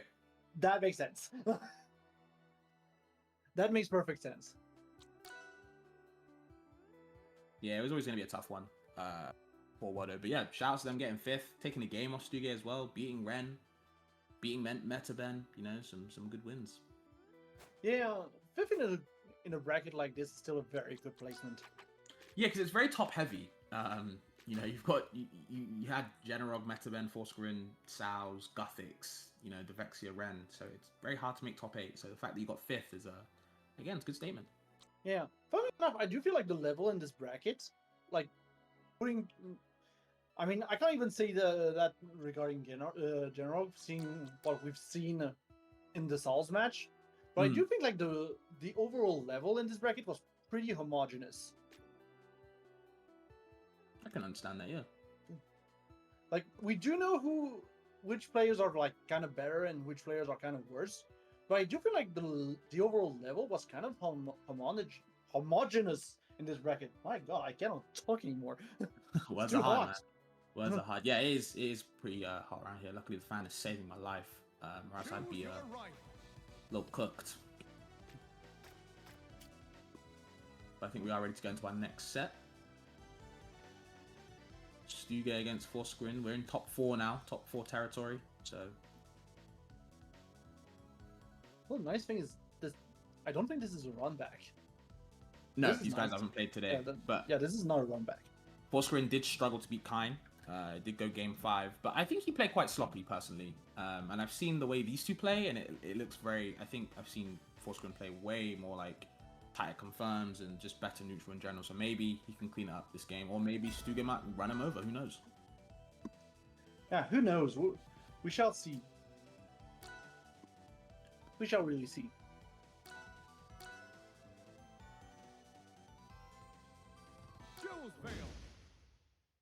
And we're going to ZeusDahGoose for his first game. Ready? Go! Like the pick, honestly. Yeah, I feel think like this is a pretty works. even stage for. Yeah, I feel like this is a pretty even stage for both characters. Yeah. Yeah, immediately these two going on the offensive. Like there is no time to waste. Like we got those up tilts, we got those down tilts. Unfortunately, doesn't manage to completely block the special get up, but yeah, still a very good phase to open with on Stuge's side. And I think what really matters in this matchup is really about understanding the scrap on both sides. Both these guys have extreme amount of just low lag on kind of the moves they utilize a lot in neutral. Thing is though, is that Forskeren has the range advantage, whereas Orking just has that little bit more speed. So it's kind of a clash of titans, I would say, in this matchup. Absolutely, and then they just edge guard each other. Sure. Like, Yeah, maybe not so much force burn when he's using the smoke like that. But even then, like right now, he's just really far. Yeah, I was like, there's no way you're coming back from that. I was gonna say, you'd be surprised by how well Forskeren can edge guard Orkane, but obviously on Orkane's side it is pretty brutal. Yeah, I think I just missed a missed jump or something on this one. Yeah, and once again, like Stuge just playing really offensively on this one. I think you have to. I don't think you want to let Forskeren breathe, because when he gets set up, he is an absolute wall to kind of deal with. Has to burn another resource to get rid of it. Just more edge guarding from Stuge. Yeah, it's all edge guarding from here. It is all edge guarding from here. Like, again, the moment you give Force Burn the resources and the smoke, he's just going to be a menace, at least on one side of the stage. Maybe not on the other side, depending on how he set up his smoke. But at least on one side of the stage, he's going to be a complete menace. Okay, some loops with the up tilts. Some big damage, yep, coming through. Yep. Percentage racking up really fast. There's the down air. Yeah, green back on the stage. On Stuge's side. And there's the up strong. Snatched him out of the air with the up kick. And I've got Combust online as well. On Forskaren's side. Like, he wants to finish it off. Like, okay, I thought he wanted to finish it off, but I guess just the Combust sending upwards was not the play here. You got the wrong angle for the setup. Yeah, You want to pop him up. you need the angle. You need the angle. You need the DI, the DI read. And Stuge's kind of let this game run away from him. He had a great lead, but Forskeren kind of came back in it now as he is just trying to put his foot down in the end of this game, but the back air might steal it back. Who knows? Yeah, there's also no smoke. But yeah, Forskeren kind of had to teleport right onto stage here. ZeusDahGoose not picking up on that. Now he might actually pay the price for it. Ooh, Yep. the down air spike though, you're in so much lag when you get hit by that down air. And just able to confirm into the back air. You can see ZeusDahGoose drifting all the way out, but it doesn't matter. Force burn, should I say, can just follow that through. I'm gonna say that down air sweet spot is essentially a Clarion sweet spot. This is huge. it is so huge. Like, it is huge, it stands for long. Like, I'm gonna say it. You can't stop me from saying it. Yeah, back on Jules Vale. Back on Jules Vale. Which, again, understandable, it was a pretty close game. The question is, can you actually stop Forskeren from... Well, first setting up, and two, once it's set up, just absolutely going insane on you. Yeah, that's pretty insane. Okay. Double nair from the up throw, and actually picks him back up with the down tilt to get more nairs. That's a really smart advantage from ZeusDahGoose to reset the situation. Some good chase down as well, back air. Pretty hard to kind of punish on the shield even after the nerfs, and going for the bouncing well extended. And just getting the up air belly spike instead to finish it all off. That was a good start from ZeusDahGoose. Yeah, just good awareness. ZeusDahGoose overall. But here's Forskeren coming in with the back air. 110% on ZeusDahGoose. I think the next opening, yeah, up tilt into down air. No sweet spot here, thankfully.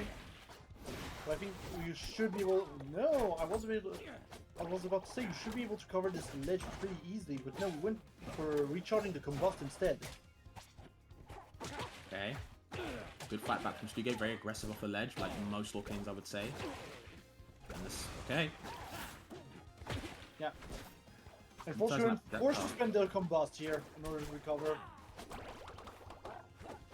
And that's the big thing. Like, I feel like combust, the combust state overall on Forceburn is kind of an interesting one to play around.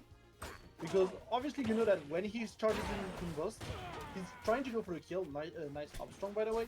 Mm-hmm. Like, he's absolutely going for the kill, but at the same time, that's where you can go in and just completely shut him off. It can be hard to follow through, though, right? Yeah. It's high risk, high reward to actually cut him off here. Sure.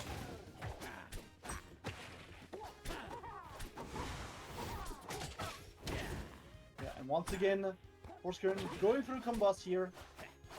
We're trying to get a cheeky combust spike, something like at least trying to get the setup for it. You know, get down throw, following up with the jab, just down there, and there's the combust. But yeah, I don't think Stu is going to need the pummel to come back from that. Okay. Yep. Well, the side B Yep, actually was a bit too high off the stage. Yeah, just a little bit too high. He's gonna get caught with the full strong. Okay, double forward there. We had the jab immediately getting grabbed. The up tilt, up strong up tilt, into combust once again. Yeah, the cape loops, the up tilt. And a bit too aggressive off stage now. I think we were saying how ZeusDahGoose, you know, like most Lorcanes would be very aggressive off the stage, but I think Forceken's getting used to it now. Yeah, I just think Forskeren is playing around it way more. Again, he's making sure that he just has at least one cloud of smoke in order to get some leeway. Like, Forskeren is not necessarily going to use the smoke to actually hide in. He's more so going to use it exclusively for up-B situations.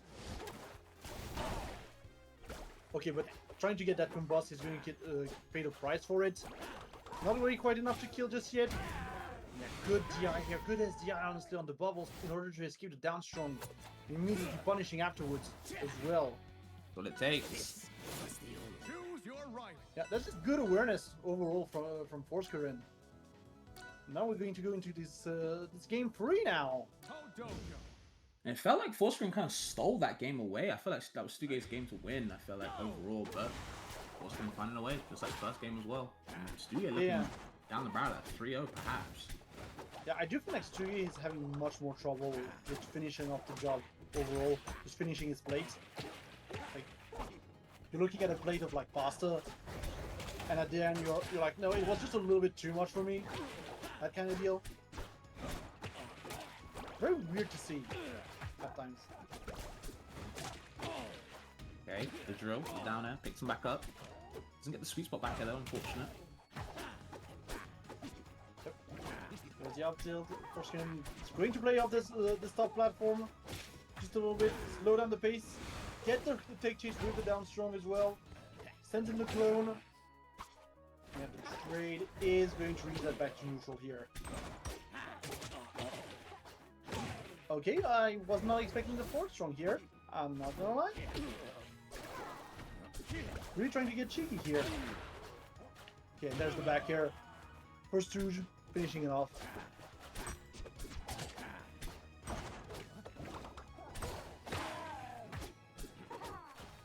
Now, right now, Forskeren is the one who's not finding the opening that's going to lead to a kill. He's the one struggling. He's the one who actually needs maybe a down tilt or something. Nuance 2 is just slowly but surely racking up this percentage. And there's the back here finally, and now we're back on the combust trade.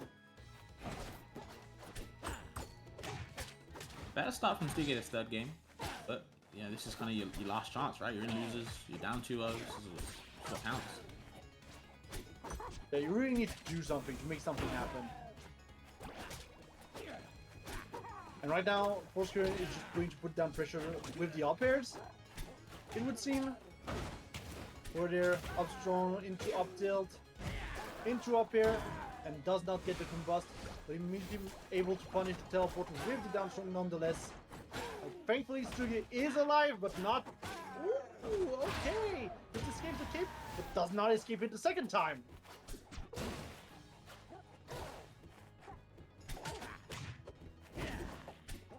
And again, Forskeren on the offensive.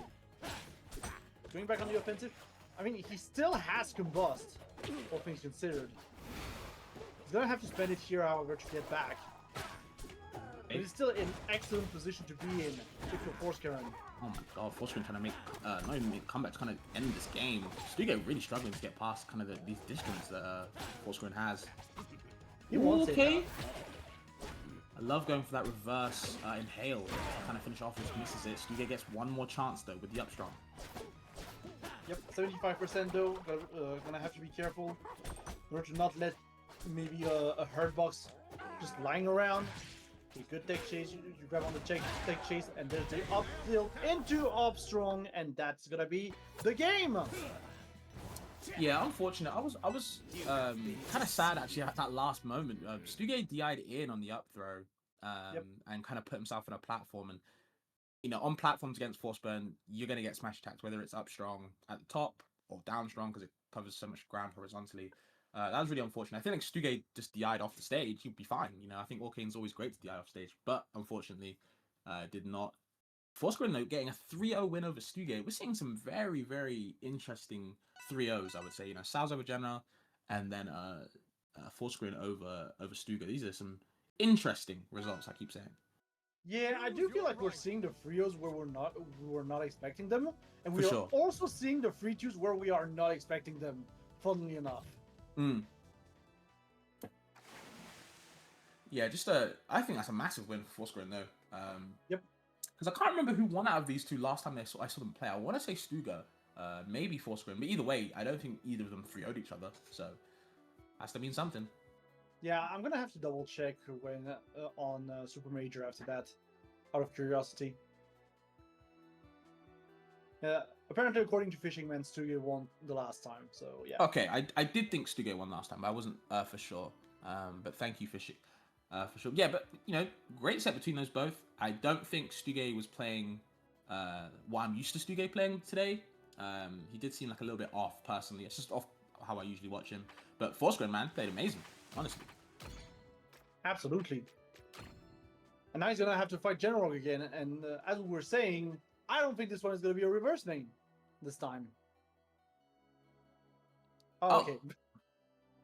That's anticlimactic.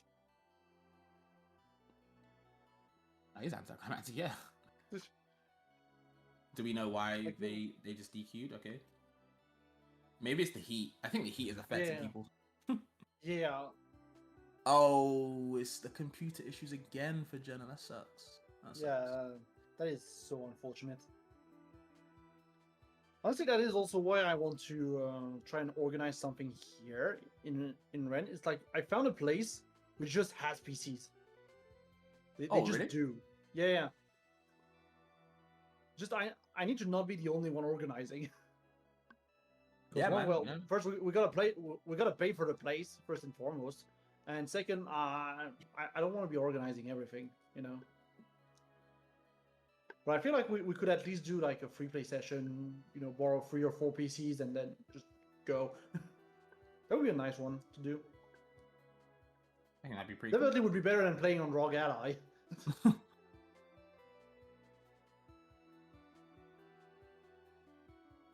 I also feel like the performance of the game might have gotten a little bit worse as well on Steam Deck lately.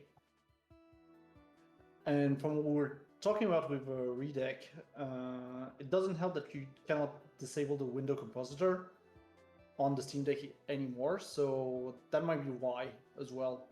Yeah. I wouldn't be surprised. So I guess we're just jumping straight into Grands. So Yeah. Saols vs Forskeren. Tough mountain to climb, like literally, like with Yeah. Ellis being a bear and everything. Of course. I think Saols will be definitely licking his chops for this. But the thing is, though, as much as people like to say that Estus does well against Forsburn or wins or bodies him, and I agree, I think Estus as well. Forskeren is amazing versus Estus.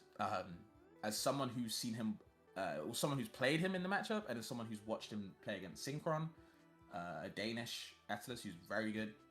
There's no slouch to the matchup. Is very good in the matchup, so we'll see how he gets on. I don't know if these guys have played before, actually. But yeah, Forskeren makes this matchup look very even at times, just because of the neutral. It's very similar to Locks, where you can edge guard Locks, you can edge guard the guy easily, but it's really about what you do on stage, and Forskeren's on stage game is nuts to deal with.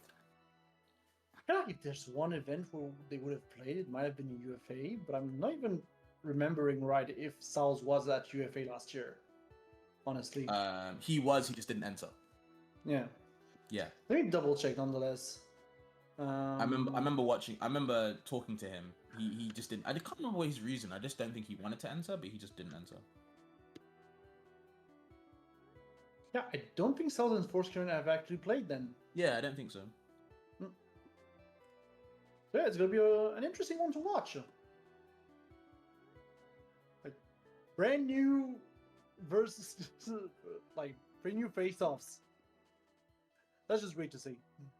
Well, yeah, with Saols, you know, getting past Jenna and Stuga, he's bound to run into Forskeren soon. So.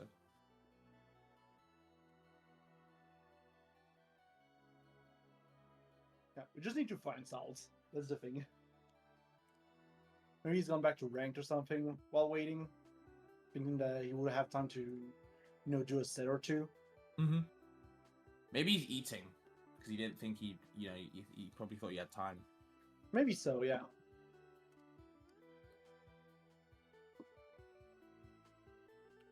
Anyway, all that to say, we're just registered for UFA and come to UFA, folks. Again, I mean, yeah, it's our Evo. Come to UFA. If you've never been to UFA, it's amazing. You know, Rivals isn't even on the main stage. It's still going to be a good event. You know, it's a mostly a FGC event, but it has Smash this year again. So it's platform fighters, so it's not just Rivals. You can play some Smash if you really want to. You can play some FGC if you really want to. It's in a great area. Some good food trucks around the whole building. Just a good time. As someone who's been to every UFA, it is very fun. So if you guys can come to Rivals, please do. It'll be a great event. I will be there. Regardless if I'm casting or not, I will be there. Yeah, same. I've got almost everything set up at this point. Like, I've got my registration. I need to train in Avatar as well when that comes out. Oh man, so do I. I need to train for Avatar as well, actually. I'm waiting for the Zahir trailer. You know, they've shown Kyoshi, they've shown Azula, but I'm waiting for Zahir. because I think they're going to showcase every character. So Yeah, that's the thing. I so want to play Kyoshi. Like, I so want to play Kyoshi. she looks really raw. I like the staircase shit. That was cool. Yeah. I mean, the thing is, I've read the books as well, so I was like picking up on things during our gameplay, and like that feels so satisfying. Yeah, I've only the only media I've consumed for Avatar is just watching. I've watched both Legend of Korra and Avatar, so I don't know what to expect from Kyoshi too much. But yeah, she looked cool. I'm waiting for Zahir though. I'm hoping he will be some sort of like Zamasu / Magneto type thing, just with like the flying and maybe like omni dashing. I don't know. He could be nuts. I hope they make him like that. But they've made from what I've seen from the design, they made him like very like every character seems to be like very like lore heavy, you know, which is cool. They put a lot of love into the game, which is cool. I like when like games do that. Absolutely. Yeah. I will say I'm very curious as well to see Ozai gameplay. Oh yeah, Ozai could be cool. I'm wondering who they put in for supports. Like who does support be? Yeah, that's the biggest question, because I feel like here we kind of know what supports he would be having. Oh yeah. But Ozai, I'm not completely sure, honestly. Because realistically, you only really see Ozai during Book 3. He's not really interacting with many people.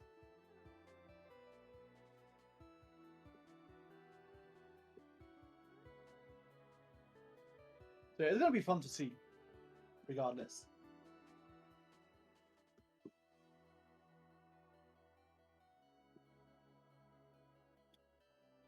We got word on where Saols is.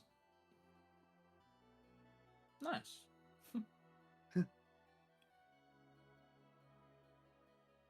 Saols, if you don't get in here in 2 minutes, we're putting you in losers.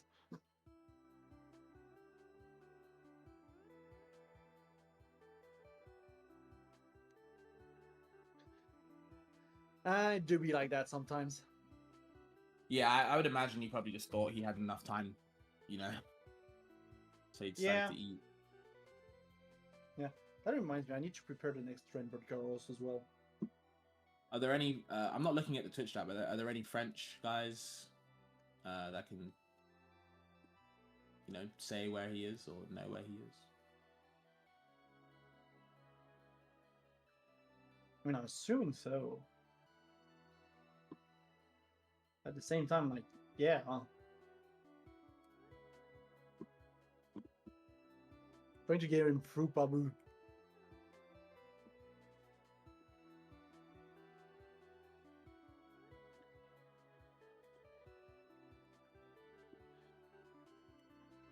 But yeah, you know how it is, chat. Just online tourneys. Yeah, either way, while we wait, I hope you guys are actually having a good time so far. We've had some good sets though. Just looking back at the sets we've had, we had some very fun sets. It's cool to see like you doing better. Yeah, it sounds like these would make me think. I wish we could see the highlight reel of the sets from earlier today, because we had some really good moments, honestly. Oh, like a highlight reel. That actually be pretty cool. It'd be a lot on Creastab to do that though. Yeah, so exactly. Can't expect that, but yeah, I do like when tournaments do that, when they like show highlights of like, you know, the good stocks. That is pretty cool. We have confirmation that Saols is eating right now. No surprise, I knew it. I called it. And to be fair, I do be kind of hungry right now. I'm not gonna lie. Nah, I can't blame him. Unfortunate Genarog had to DQ though. Yeah. I mean, if you want a fun story as well, I've had this bottle for a while. Okay. As you can see, like, it is kind of falling apart. Actually, which sucks because this is like my favorite bottle. It's from the mix-up in the tournament.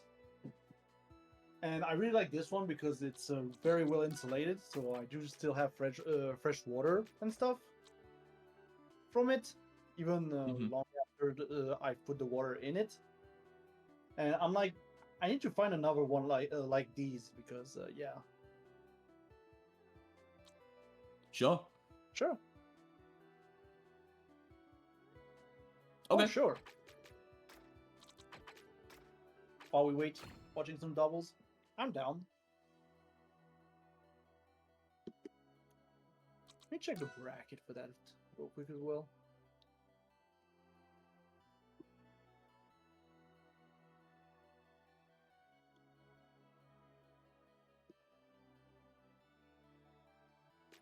So if I'm correct, that would be Bowler and Godly versus Ooh. Bowler and Godly. Okay. yeah, versus Hume. Sampolo and Vuni, the Tri-State Classic. I don't know how much they got those guys team, but yeah, they're both Tri-State. They both go to their Fusion locals. And Bowler and Godly is interesting. Yeah. I wonder who Ham's playing in doubles. Is he playing Galvin? Is he playing Locks? Is he playing Zeto?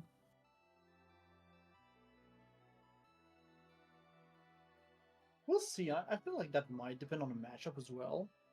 Just how much of the stage do you want to cover with your hard box or stuff like that? Yeah, I always like how what's it called? How interesting the doubles meta is compared to singles. I think there are some characters who are like nuts in doubles that like aren't exactly who you'd probably use in singles and vice versa. And I'm not actually a doubles fan in platform fighting games, but I really like doubles in Rivals. I loved it in Rivals 1, but the camera sucked, so I couldn't play it. But I like it a lot in this game. I actually pay attention to, and I like playing doubles as well in Rivals, which is fun. Yeah. So that's pretty cool. Yeah, I mean that's also why I'm trying to push for Renburn Garros, because it's not like fully doubles, but at least it's got doubles and it's like a nice change of pace, you know. Yeah, as a tennis fan, it was very fun to play in.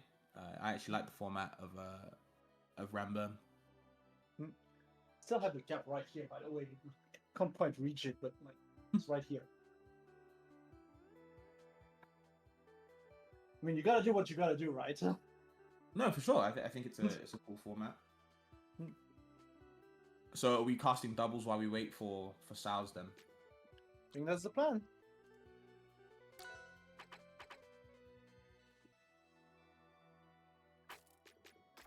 Oh, okay. Cool. So I guess that's not the plan then.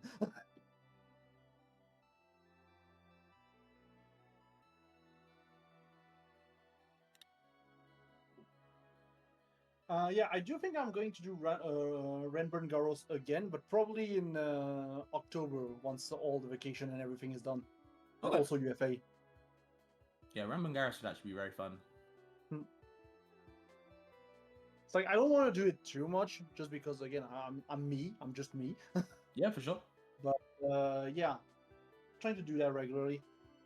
Feel it's good. And who knows, maybe once again I'm just calling everyone on that. If you want to help in organizing, just please let me know, because I'd be down to have also an amateur bracket during Renburn Garros, because that's like the biggest problem. I can only do like single elimination because of how long the sets are. For sure. And if we could have like an amateur bracket where we get all the people who lost in round 1 to play, that'd be great in my opinion.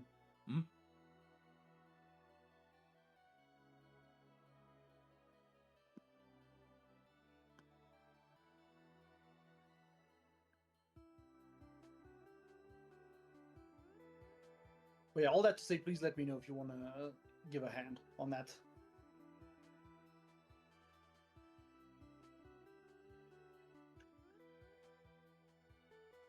Yeah.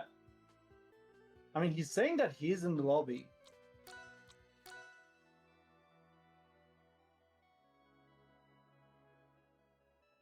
Yeah, I'm thinking probably get him to Paris or something.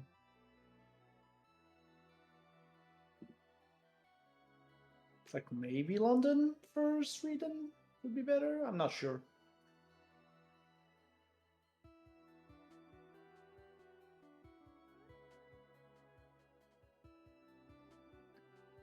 Which reminds me, I really need to visit Finland one day.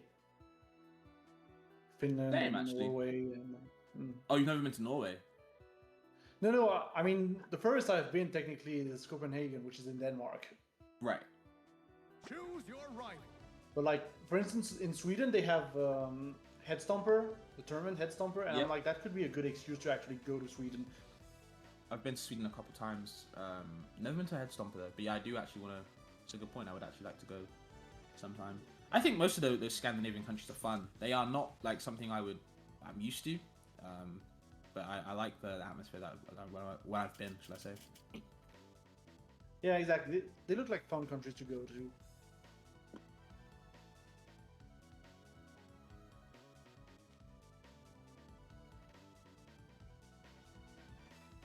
And there's a lot of places that I would like to visit.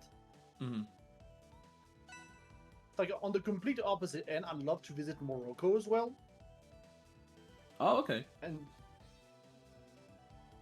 to an extent, I really wish that we had a little bit of a rival scene in Morocco as well. Just because I feel like Africa doesn't get the spotlight that it deserves, just in fighting games in general. Yeah, I'm not sure if there's even a server. I don't think there's a server, but I think they might be able to connect to Madrid. Oh, okay.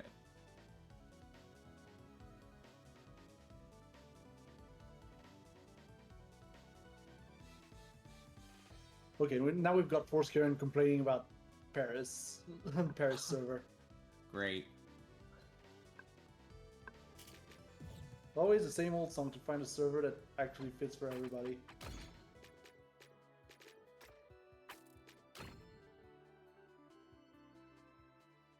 Again, I think London might work, honestly.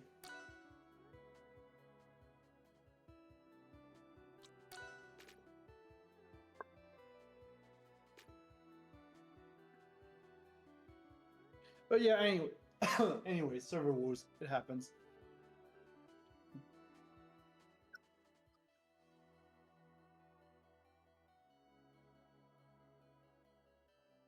Are we Working finally tomorrow ready? with that. I think so. We're just changing servers essentially. At this point,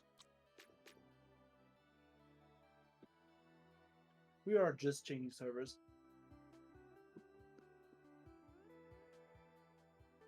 Okay.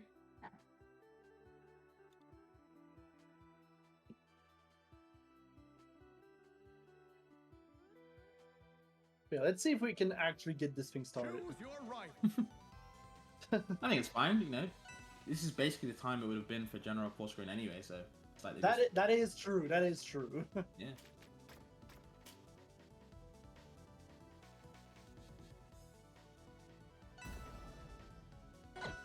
That would make do. We can just talk about things in the meantime, but yeah, now it's actually starting. Grand finals between Saols and Forskeren. Ellis versus Forsburn. With Forskeren coming from losers, having to win the first 2-3 twice against Saols. Yup. Interesting to see how Forskeren handles this matchup when he's facing against Saols, because again, I've never seen him play this level. He's played Synchron, so not a stranger. Yeah, and you can immediately see Saols just focusing on getting rid of the smoke. Yep. Because it goes back to what we were saying. Forsburn without smoke on the stage is going to have much less options than anything. And that's going to be just the perfect place to be for Ellis. Especially Saols Ellis, who loves to edgeguard. Yep, unfortunately though, he's getting edgeguarded himself. This is what Forsburn does in this matchup. Can edgeguard Ellis very well, as we're seeing. Didn't kill, but you know, attacks on 100%, so that's a lot of punishment. Yeah, Oof. and it just doesn't stop coming right now. It just doesn't stop coming. The clone is going for his own spike and everything. Downstone is not going to be quite enough to kill because Ellis is a big boy, but still, that is a rough beginning for Saols. And just such good knowledge to know when to hold down. Not on everything, but certain moves, especially the dash attack only, but the attacks after. So smart. But no one's taking that up there. No one's taking that out there. No one is. I don't know, there must be a cheat or something on Saul's side for people to not take that out there at this point. Okay, that one cheat from the Upstone. Kinda like it. However, yeah, Saols just really struggling to get in right now. That's the big thing. Saols is really struggling to get in. He's getting completely outranged by Forskeren. Okay, gets the one down to the grab, like that little tick throw setup. Yeah. Now, Oh, okay. Bust spike. Yeah. See, Saols does know how to take that. That's the difference. That's the big difference.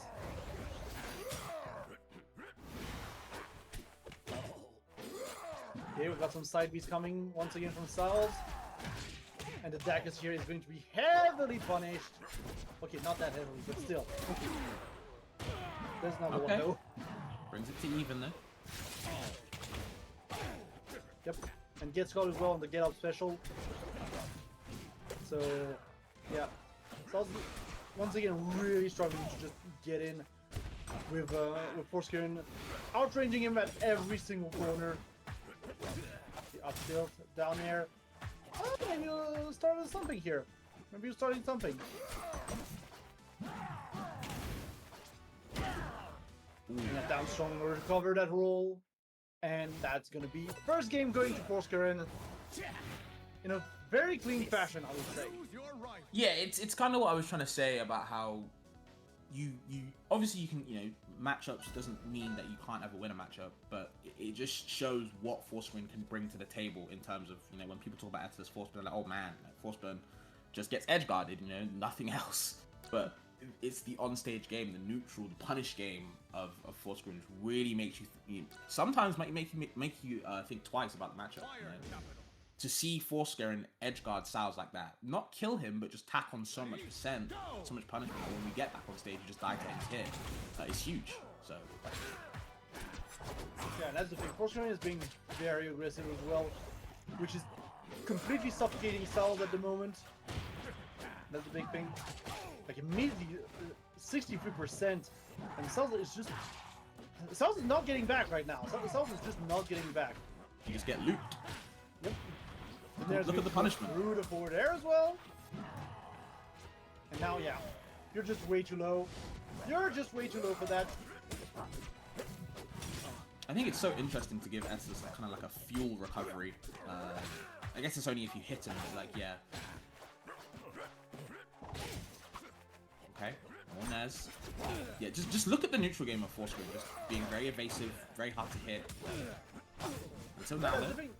Yeah, he knows he can outrange Saols in most situations.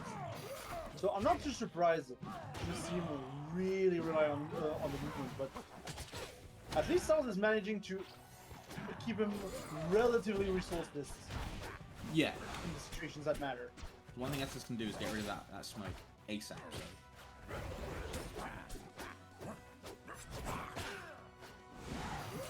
So. You can definitely see right now Forskeren just going in and out with, for instance, dash attack, weaving in and out with back air as well. Like, we're seeing him do that a lot overall. And there's the spike with the clone, and so is going to have to come back from above, which would be safe. Yeah, so tries to get something from it, but actually good DI from Forskeren. I don't think Saols is recognizing that DI that fast. Here's the up throw. Gonna follow up on the platform. Follow up with the side B as well. And we're catching him on this platform. Thankfully, the up B is going to get him off of here. But Saols is not done with the edge guard situation right now. And you're just going to be a little bit too low to recover from that. I almost thought that he was going to be able to teleport through the smoke and save himself that way. But no, it didn't have to do that. The trade not going in your favor. Yeah, I don't think that was the string of the play. I don't think it was.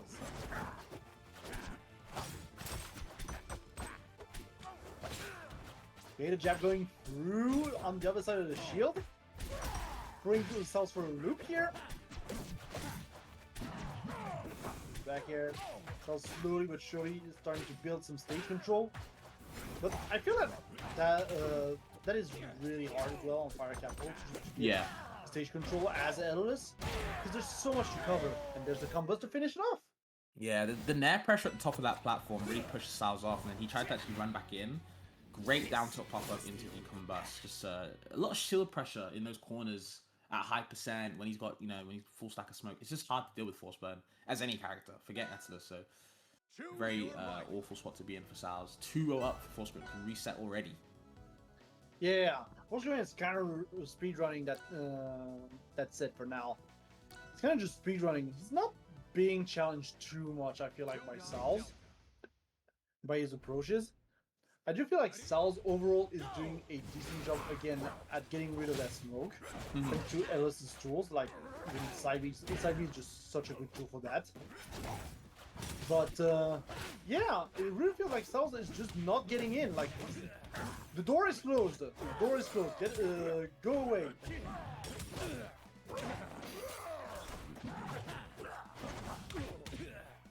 Okay. Hey, that stack. Way better start from Saols this time though. Yeah, much better. Schools should be able to get into the ledge and does get a little trade with Saols right there. These reverse backheads have been ruining every player he's played against so far. Yeah, I think there's no jump as well on Forskeren's side, so yeah. This is how it starts, yep. Just a retreat with spares. Yep, you can even mix up the timing and get the armor when you need to. And I do feel like Fair might be the solution, honestly, for Saols. Like, sure, Forskeren is going to outrange Analyst in most situations, but I feel like Fair is just going to be that one move that's going to be able to just barely play in the range of Forskeren. It also helps because if Forskeren wants to approach with forward air usually or nair, those are usually the weak hits, so you can actually forward air armor through them for a while. Usually when he's using back or down air, it's going to be the retreating side. So since he's losing, he has to chase a lot of times, so he won't really retreating too much. It's actually a good option from Saols. Good knowledge. Can he keep it up though? Yeah. I mean, there's a throw though.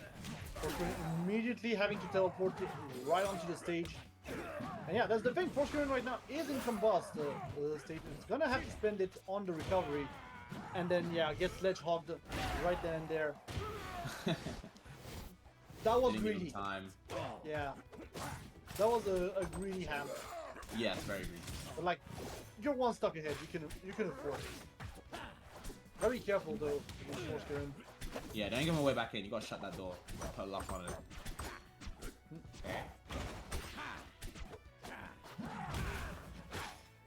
Yep. And right now it's just a slide off. Yeah, it's just a big Lit up, and you're just going to suffer for it. Doesn't take too much though. I think be happy with that, but oh, never mind. We get back No, right it's not done. Okay. It's not over until Forskeren says it's over. You know. Okay, dash attack back here. I almost thought that was going to be the finishing move, honestly. Okay, get up special to get rid of the code. Sure. Okay. That's one way. Bit of the forward air. Let's set up the armor as well, so we'll be a little bit heavier. Yeah, just a tad bit. And also, yeah, immediately loses the armor though. Doesn't get to really use it. Okay, there's the forward throw. 171. I'm just waiting for the back air right now. Or the up air, I guess. Anything will do. Hey, hold on now. Forskeren can reset. Disadvantage state, but that's a great DI, but it doesn't matter. Yeah, it just doesn't matter. Yeah, that's just gonna lead straight into the forward air. And we're starting to see some signs of life from Saols. Yeah. He just needed to digest his meat a little bit. He just needed to digest his meal. Just a little bit, and now we're back on. 2-1 though. Forskeren does have another 2 months. It's not over yet.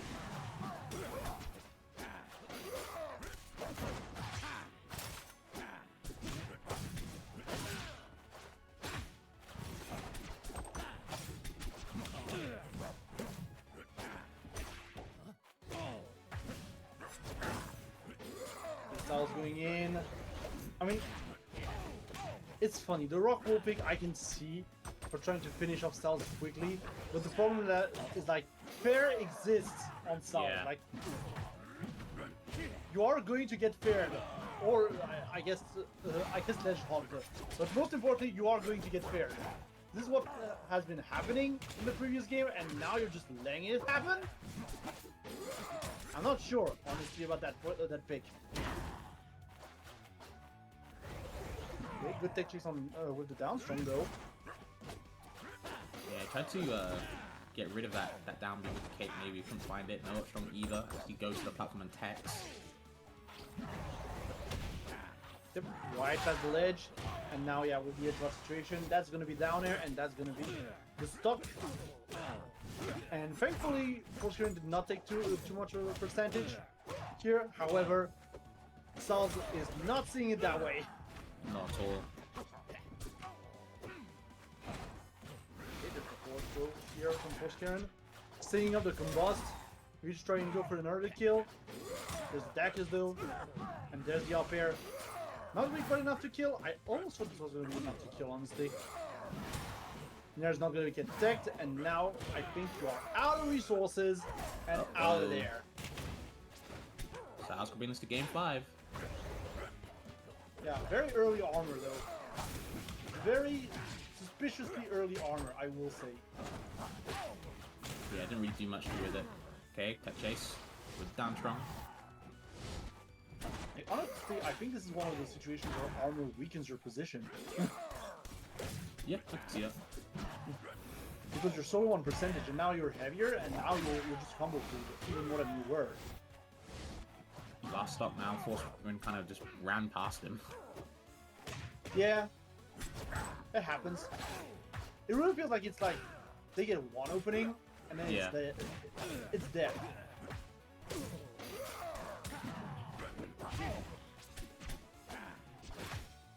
Okay, Saols definitely trying to get once again the fair into nair, into up air. Not really quite enough just yet. Gotta handle this edge guard here. And yeah, the teleport is going to be what saves Forskeren here. In these parts, you can't really get forward, like you said, on rock wall, but the Dacus is all it takes. You make one mistake in the neutral. You saw Forskeren drop shield just last second. Saols is on a run to make the reverse 3-0 to take this first set. No loser side needed, apparently. I mean, yeah, I wouldn't sell the bear skin before we kill him, you know? When we stay around here. So, yeah. But again, with the rock wall pick, though, on Forskeren's side. I mean, we did see the early kills. On Forskeren's side. But like, Saols is just out there. He's just out there.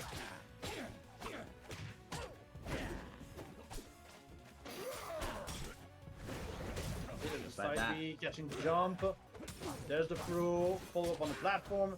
There's the back air. Forskeren managing to get a nair in there in order to get back the momentum.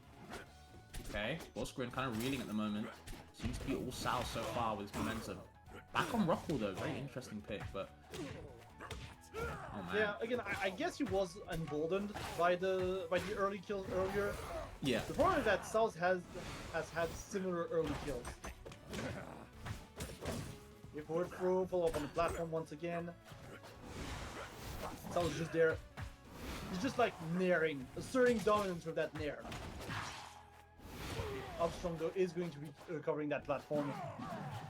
But Forskeren in a much worse position than in the previous game, I will say overall.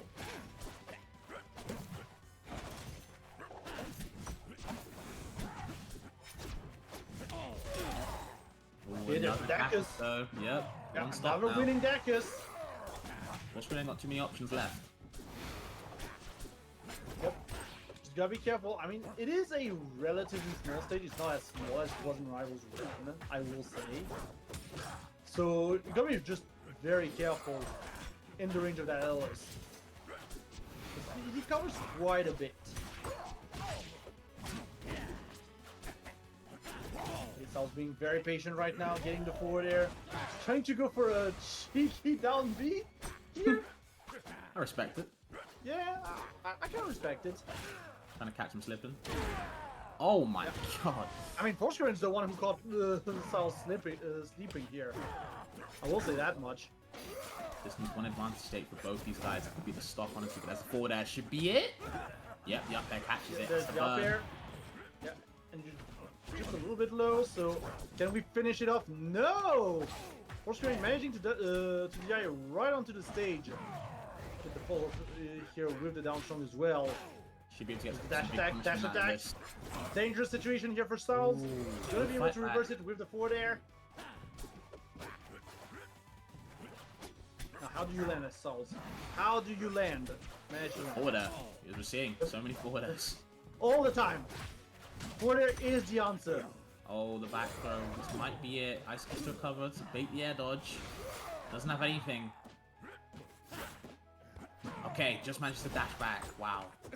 Yeah, just barely, but there's a back row.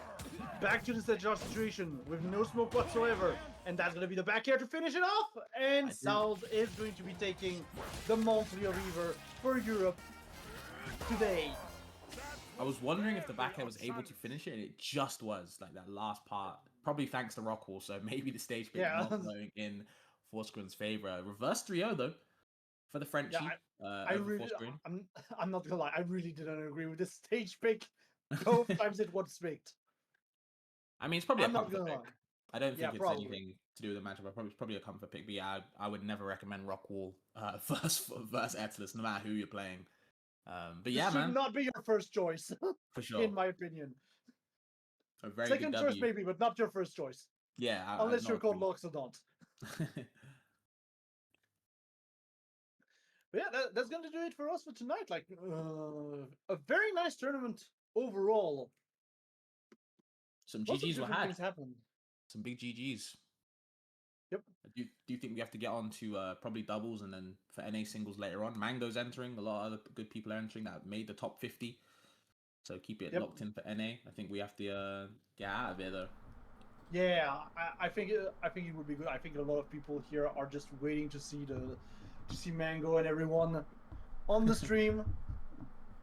Well, So, they're yeah, gonna thank have you to everyone keep for waiting because we got doubles before we go to singles, and I mean, even though it would be cool to have Mang0 and Lucky teaming, I'm guessing that they were sleeping. So For sure. Fair West Coasters. enough.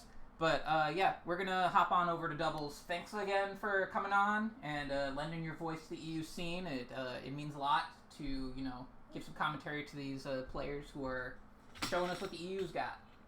For sure. Yeah, for sure. Thanks for having us. Honestly, it's always a fun time.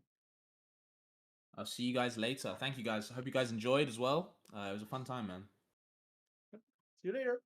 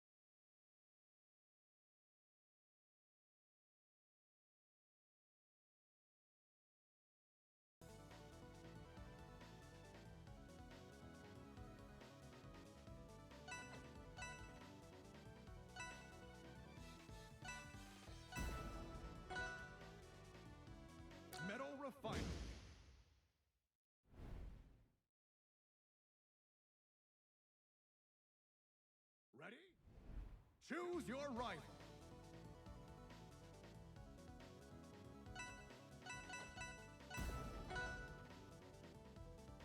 Crystal Oasis.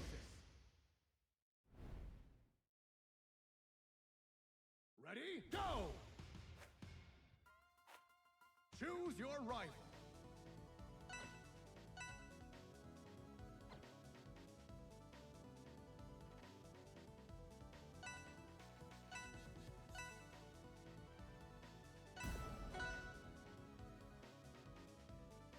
Merchant Port.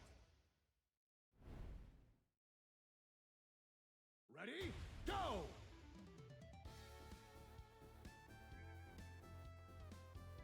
Choose your rifle.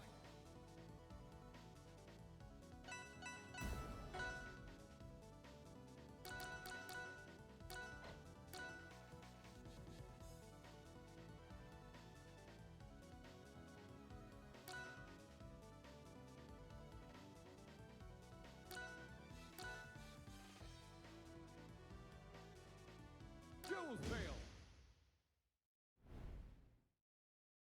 Ready? Go!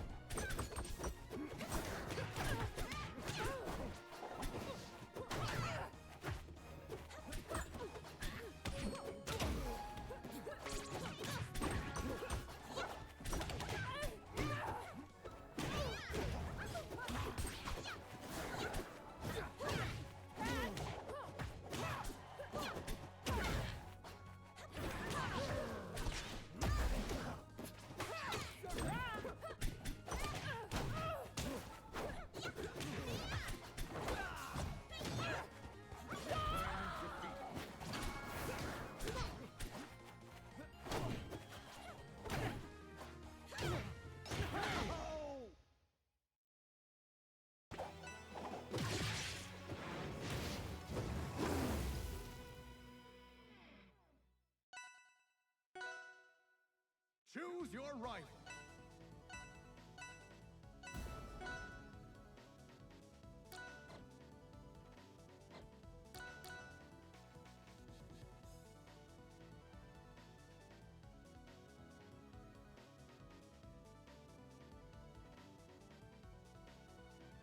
Merchant Port.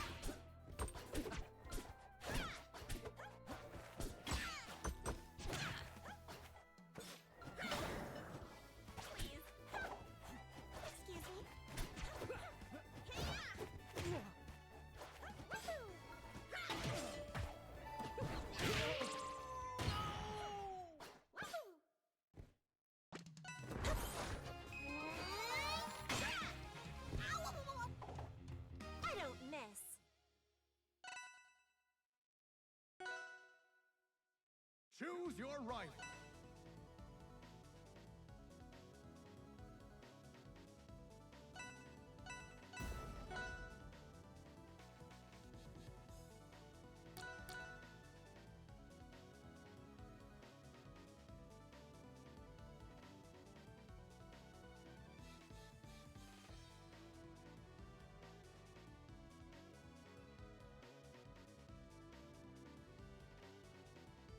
Merchant port. Ready? Go!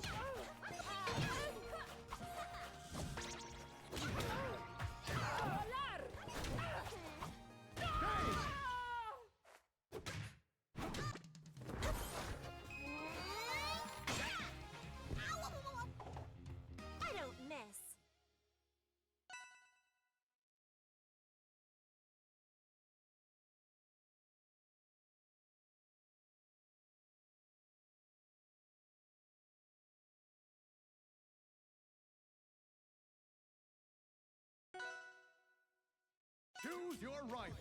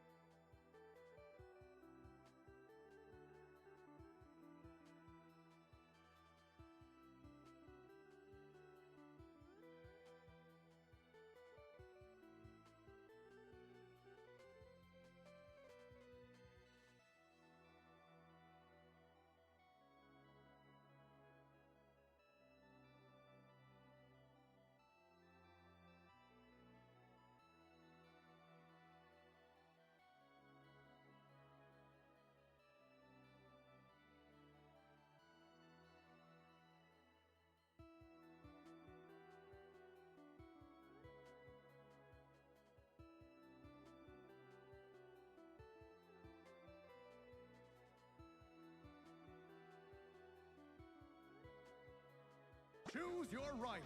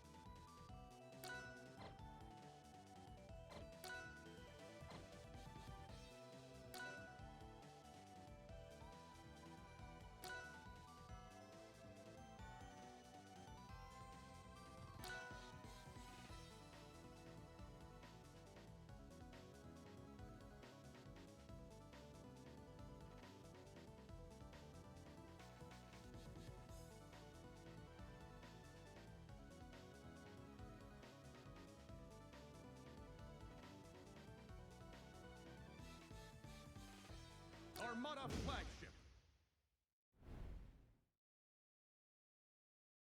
Ready? Go!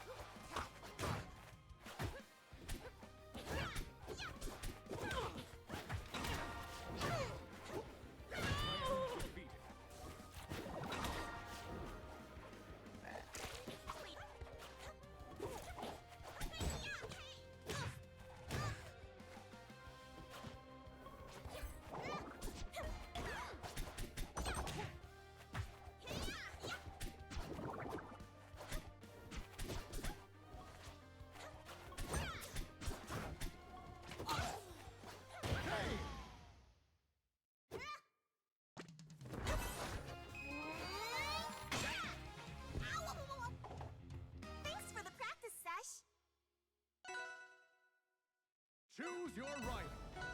Merchant port.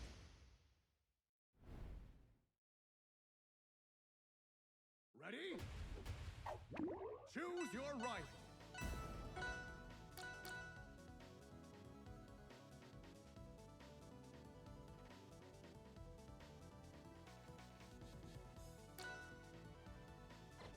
Storm swept killer. Ready? Go!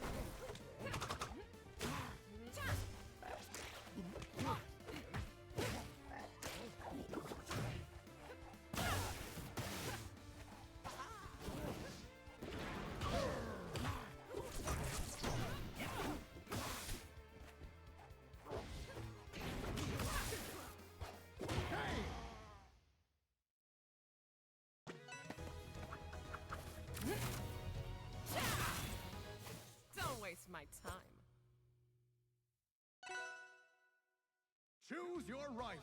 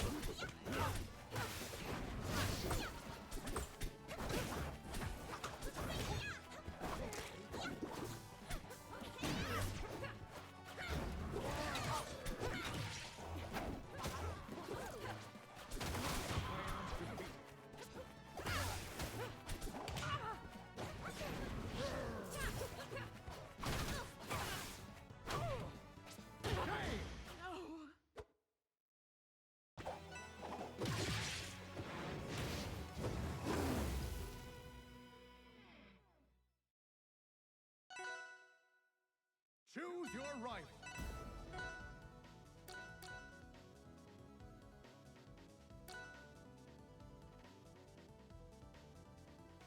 Forest understory. Ready? Go!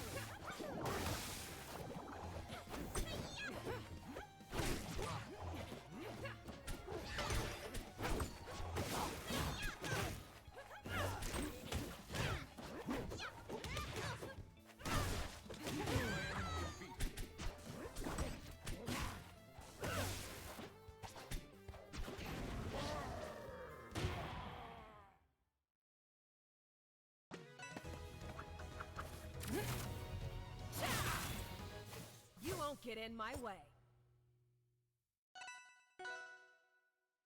Choose your right.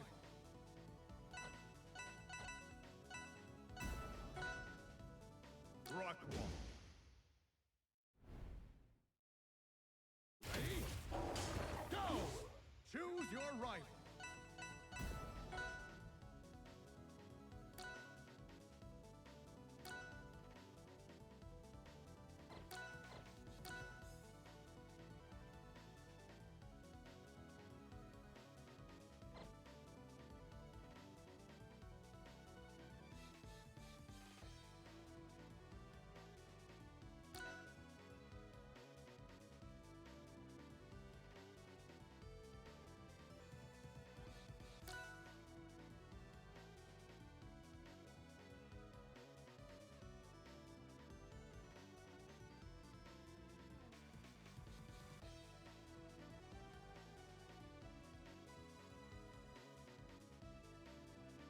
Duels failed.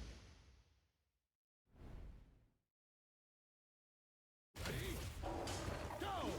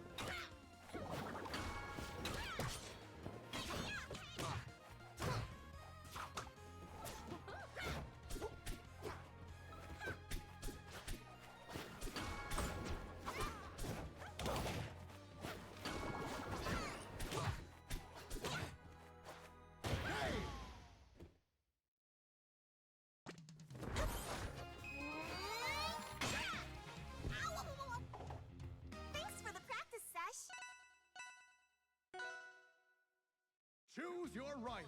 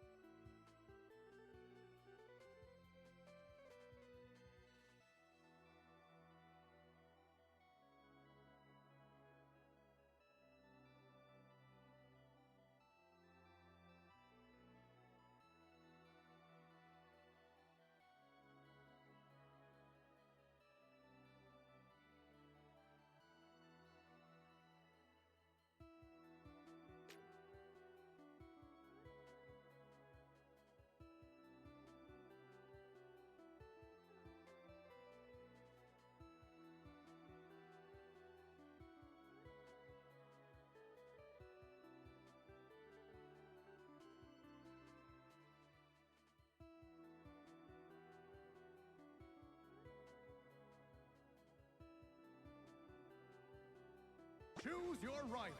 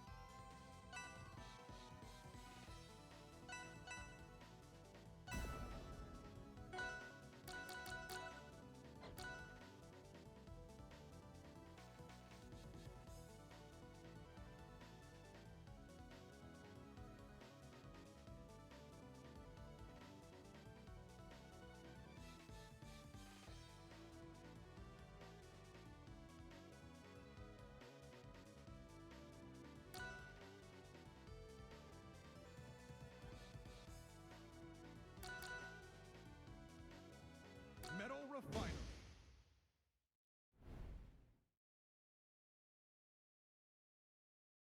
Ready? Go!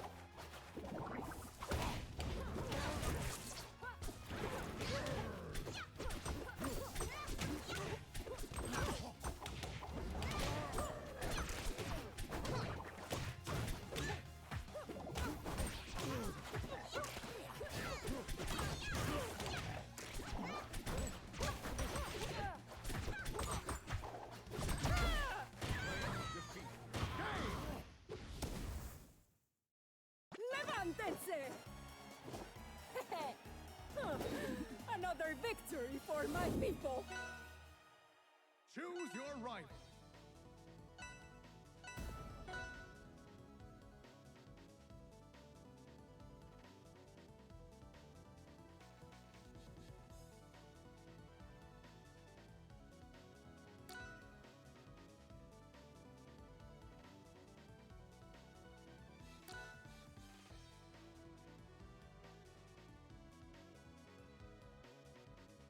Fire capital. Ready? Go!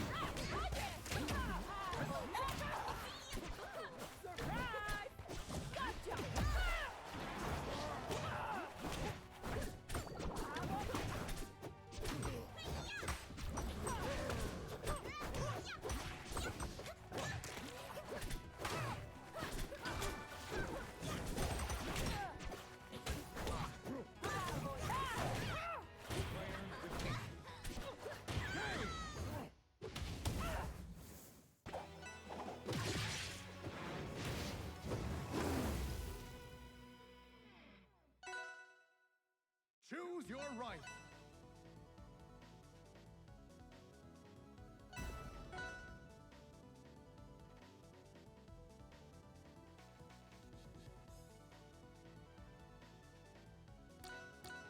Fire capital.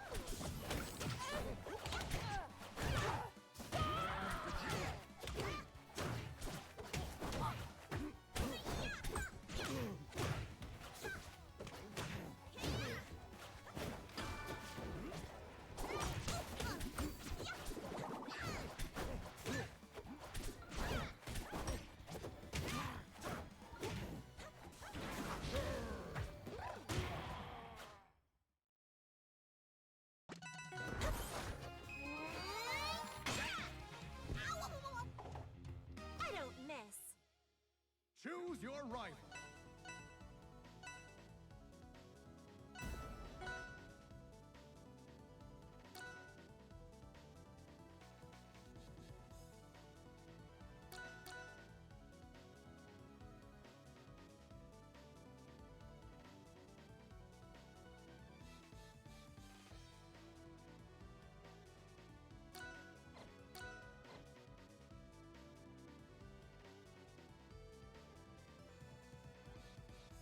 Duels failed.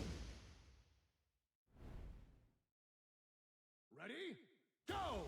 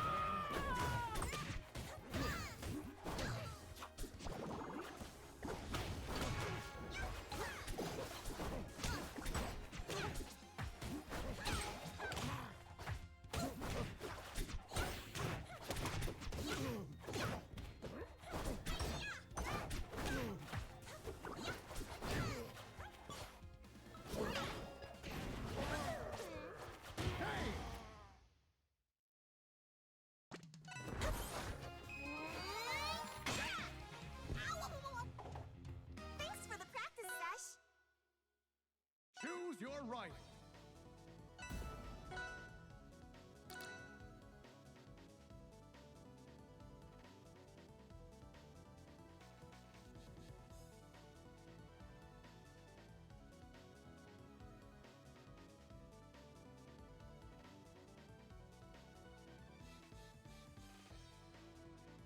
Forest understory. Ready? Go!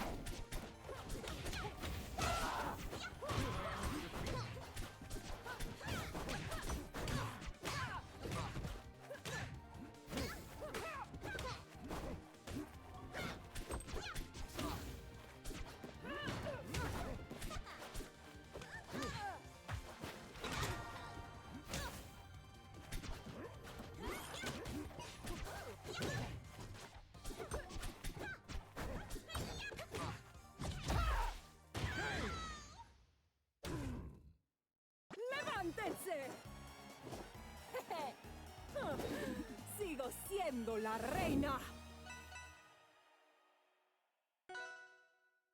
Choose your rival.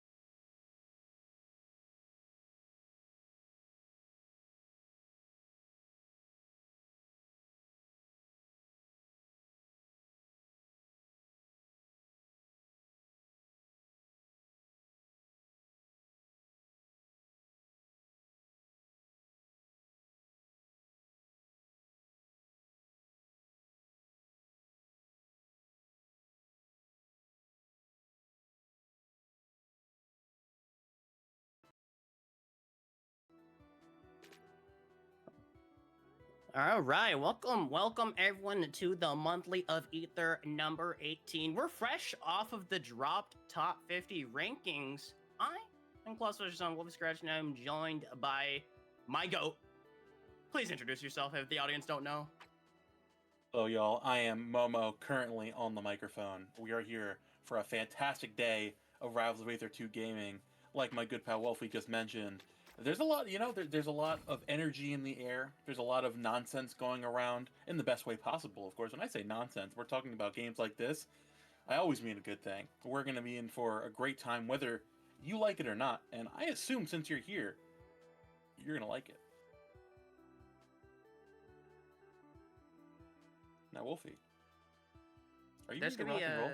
Yeah, I'm ready to rock and roll. I was just looking at the competitor because ZeusDahGoose did enter. I think there's someone a little bit more interested. No offense to ZeusDahGoose. I think currently the most interesting person on that entrant list is none other than Mang0. Ham Polo. Oh. True. Let's go. Shout out to Ham Polo. Now, Mang0, his first tournament entered in a year and a half. The last time he played was a cash box last year. So it's going to be really exciting to see if he still got it or if he's gotten even better. Like I said before, there's something in the air. The rankings are out. Maybe Mang0's saying, hold on. This is a Rivals with a 2 game. We might need another melee player on the rank. Considering Plup didn't make it out of, he didn't enter enough events, maybe we need somebody else to come into and take the reins. We can't let just Salt represent us. So, we'll see. Yeah, it's the rank 0, right? Plup. True. That's the rank 0 in my opinion. At least maybe a 2.5. I'll go there. Like, besides like the drama of rankings, it's really cool to see like our ranking stuff. Like you get like plenty of shoutouts to players who would not be, kind of shut off in the spotlight. Because a lot of people, they just focus on like the top 8, which is fine because like that's the most exciting day and whatnot. But there's a lot to battle for when you get to top 24, even top 64. Just to get to the second day, honestly, is like a really hard grind to do for a very volatile game as Rivals 2. So I'm really glad to see the community grow. Plenty of stuff to be seen today. Plenty of players as well. Like Mang0 might be the highlight as like the first one to kind of debut in this one, with probably the Zetterburn, but plenty of competition. First of all, with 74 entrants today, we have ZeusDahGoose, as I mentioned earlier. There should be Fidel Castro, Ham Polo, darai is also entering as well. With let's keep going. Acorn is there. I'm trying to say Toothbrush, Sapphire, who got second from Patchwork. Patchwork was a nice little watch. I definitely enjoyed that Rivals tournament. Yeah, that's the thing about I think 2026 Rivals 2 is that we're seeing like a bunch of Rivals tournaments that like no one expected anything from, like entrant wise at least, to like kind of pop off. So people are like, yo, a lot more people play this game now than you'd think, than like the average Smash player would think. I think we know obviously our community is growing by the second, but it's been really exciting to see names that like you would personally write off. Like thinking back to like Collision last year, someone like player like obviously like Stengel showing how dominant he was. Obviously there's players going crazy and try someone like Nard making top 8. It's insane to see how much the game has grown and how much better everyone has been getting as a whole. Yeah. It's also like the character spread as well. Like in the top 50, there's plenty of like Zetterburn and Claren, but there was a Galvin in top 20, right? And that character has been kind of like quote unquote looked down upon in like how well that they can do, but that character still got the moves, still got the placements to justify it. And as well as the fact that it's really cool to see this melting pot of so many players from different platforming games. I think that's what's the coolest part about Rivals 2. You have melee representation, people who just started with Rivals 2, people who are veterans from the Rivals 1. You have PM players, Ultimate players. It's Spargo in the top 7, bro. Yeah. Yo, I need to see, like, Spargo said on Twitter that he was, like, happy with where he went with Rivals. I need to see him play more, bro. He's so sick. I'm not happy, so Sparko. sick. Get back in there. That's what I'm saying, bro. That's not enough. Legacy points deducted. No, let me stop. Go points deducted. That's what I'm saying. Now, I think the crazy part too is that the only two characters we didn't see straight up in the top 50 were Lorena and Slade. So obviously, they're the two newest characters, but also, I think a bunch of those players are like the secondary Lorena.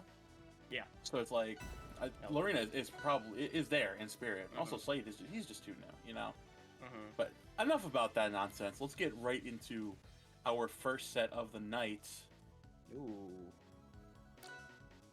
The dishonorable switch with the rock paper scissors, which is the most important set that decides it. And also, I'm curious, since we're in the stage selection, I actually like the current spread of the stages we have available in Rebels 2. I feel like that some stages are super dominant for other characters, but you know, that's what the pick counter pick ban, that's what the whole system is in place for. And if there's two characters that have been here since the dawn of Rivals 2 time and have been on the spotlight in how good they are, there's no better way to show up with Rano and as well as Fleet. I mean, this matchup it's been weird considering like the different opinions of the characters have shifted through time. Fleet, one of those characters that people can't really get a handle on of where she exists. I personally think she's kind of broken. Yeah, but we're seeing so far, one of the main things you want to focus on when counteracting a character like this is having a dominant enough ground game to dissuade her from just running at you and float canceling. And that's what at least Kanya is attempting to do so far. Doing the best that's possible, as closing the distance is gonna be a little tricky, but with Rano, you know, the good thing about Rano too is a lot of the combos still work on these floaty characters, but you're still vulnerable to the tried and true strong as hell bear. The pressure that this character can inform in the air is nothing to scoff at, and the hard part is just like trying to catch up, because as soon as you try going for those spot dodges, that down air has your name on it, and that's gonna lead to so much damage. Oh, gonna find that tight chase roll to the ledge. Gonna find a forward air as well. Trying to dissuade that jump up high down air. Oh. The back conversion is not gonna take it just yet. But DoseBox doing a fantastic job catching this Rano, getting a little over aggressive and punishing intuitively. I mean, you gotta try to go for that one. The Nair wasn't the strongest finisher, but it should just be good enough. Those two stocks behind, trying to find some confirm, but against these... Next game. Yeah. You were Go saying. next, go next, go next. Didn't happen. No one saw that. Ever after. I mean, at this point, obviously, we're just trying to get our. It's tough trying to find your bearings early on in the set against a character like Fleet. Obviously, like I mentioned before, you know how she can be so dominant in all different facets of the game, whether it's playing off the ledge, whether it's covering your ground approaches, whatever. And clearly, we're seeing from DoseBox Falco, they have having absolutely no issue with covering these grounded approaches from. Oh, and I had the names mixed up. I gotta go. Yeah. I gotta go. Get out. Get out. My fault. Kanya. You've been doing a fantastic job holding that and dissuading these approach options from this Rano. And to me, when going against Fleet, like despite all the nerfs and all the downplaying that Fleet has been doing, you know, there is a top 10 player playing this character, and as well as like the advantage state and edge guard potential, it's nothing to scoff at. Like that's like been like the biggest thing that she can do against the entire cast of characters. And Rano, you know, with a nice little mix up on the recovery, is still vulnerable to these aspects. Hopefully we get to see the adjustments on a tri-plat stage. I think this stage definitely benefits Rano a lot, because I think the biggest thing that's undersold about this character, his actual like his vertical like coverage he has. There's through the up air, which is like obviously not a bad move whatsoever, and also the amount of pop you get off of like tech chasing off of downers in the platform, especially off of this Fleet as well, trying to constantly go for those reversals off that ledge. Now DoseBox doing a great job of covering this aerial potential and using the platform as a pseudo ceiling to protect yourself from this Fleet, getting way too over aggressive there. With the diamond cutter, being able to get a nice stock with taking essentially 0 damage. So all of a sudden you have to catch up to a Rano who's willing to go for the switch up on the game style, on the play style, which I think is like a really big strength that Rano can do. This character can run away. and camp you out with all those needles, and can suddenly flip on a dime with the aggression. You have to be so damn careful as you're seeing the damage start to slowly stack up. Jump away with the forwarder. Double forwarder coming out as well. Not going to cash out just yet. Oh, another down strong coming out. Not going to... Continuing this pressure up. Going for that parry attempt. Then they're just going to knock you back away. Kanya now just trying to slow things down the tempo of this game after getting way too aggressive out of the gates and going to get caught by the icky angle of the dagger is the best word I can use there. God. Oh, but speaking of icky... Like a cat with like a hairball. It's like, that was disgusting, and all of a sudden you're back to square number one, trying to match up to the lead that this Rano has set. And at the same time, it's just so damn difficult. These cross-ups on the shield are working because grab is such a ridiculously strong option in this game, especially the shield out of grab. So if you're not able to get those consistently, you're going to be finding yourself lacking in the damage department. And Kanye right now is struggling a 180 turnaround from game number one. So get up, going to knocking you back into that bubble. Now Dust looking to continue accentuate this advantage state here. Just slowing things down, backing away from the fleet, getting over aggressive from ledge. Gonna try to catch you up there, not gonna let it rip on the forward air though, but still looking for the exact same option. Nice spot dodge to avoid that jump on. Goes immediately up through that ledge. Can't go over it, can't go under it, gotta go through it. Gotta find some way to get over this one, and through is just not an option in that case. Evens the score line up. But at the same time, you're like 2 interactions from dying if you are the fleet. So Tanya's got to be really careful in trying to get these DIs correctly, because we've seen Momo, the DI-ins, they are a killer. Now they're coming out, gonna find that up strong. And completely, the focus of the game has shifted, where DeusDahGoose is recognizing that while Kanye's got a very solid fleet game plan, very solid fundamentals of combo potential, and recognizing different combo trees, the biggest detriment to this fleet's game plan is getting way too comfortable in trying to command the tempo of the game. They're not respecting the opponent's tempo that they are forcing themselves. Obviously, this Rano is now recognizing, yeah, obviously I can get good damage up, but every time this fleet's coming back, I'm recognizing trying to jump from above and find a reversal either with a landing forward air, landing nair, or what have you. So I think a switch to Rockwall will definitely accentuate that a little bit more. But now, if you're now the ball's in your court to say, okay, I can't, clearly, DeusDahGoose has a good handle on what I'm bringing to this matchup, so I need to switch things up in a strong manner. Oh my goodness, and what a way to start it off there, reverse bear finisher, Kanya. Okay, you don't need a reversal going back to ledge if you're just gonna kill the first time you bring it to ledge. Oh my god. Oh my god! Oh my god, holy. Hey, what's Colin Brunson, bro? That rebound was crazy. Oh, goodness gracious, Kanya! It's been a single player game, Momo. It's been a single player game this entire game 3. Is this a Dungeons of Aether playthrough, bro? What's going on here? It might be. Holy. Warrior coming out there again. DeusDahGoose trying some way, somehow, to claw their way back into this game. Great tech from down air, but it's not going to be enough with the wind chime from downtown, just barely missing out on the follow-up of the century. And Kanya, the complete and utter determination in this game, saying, if I'm taking you off stage, then damn it, I am going to find the stock. That's the biggest thing, right? Like, Kanya has been just like always going for it's gonna be my turn, trying to steal a turn in the game number 2, and when it doesn't work, it looks bad. It looks really terrible, as we saw. But when you're in the lead with this ridiculous tempo on a ridiculously small stage like Rockwall, this is why this was selected. All of a sudden, it just becomes something of a force that you just can't not find a way to maneuver around. That kill confirm is good enough, so hopefully we can try to see a comeback, because if there's one way, a character that you really want to do it with, it's Rano, but at the same time, this is rough. Definitely not going to be easy to bring back this deficit.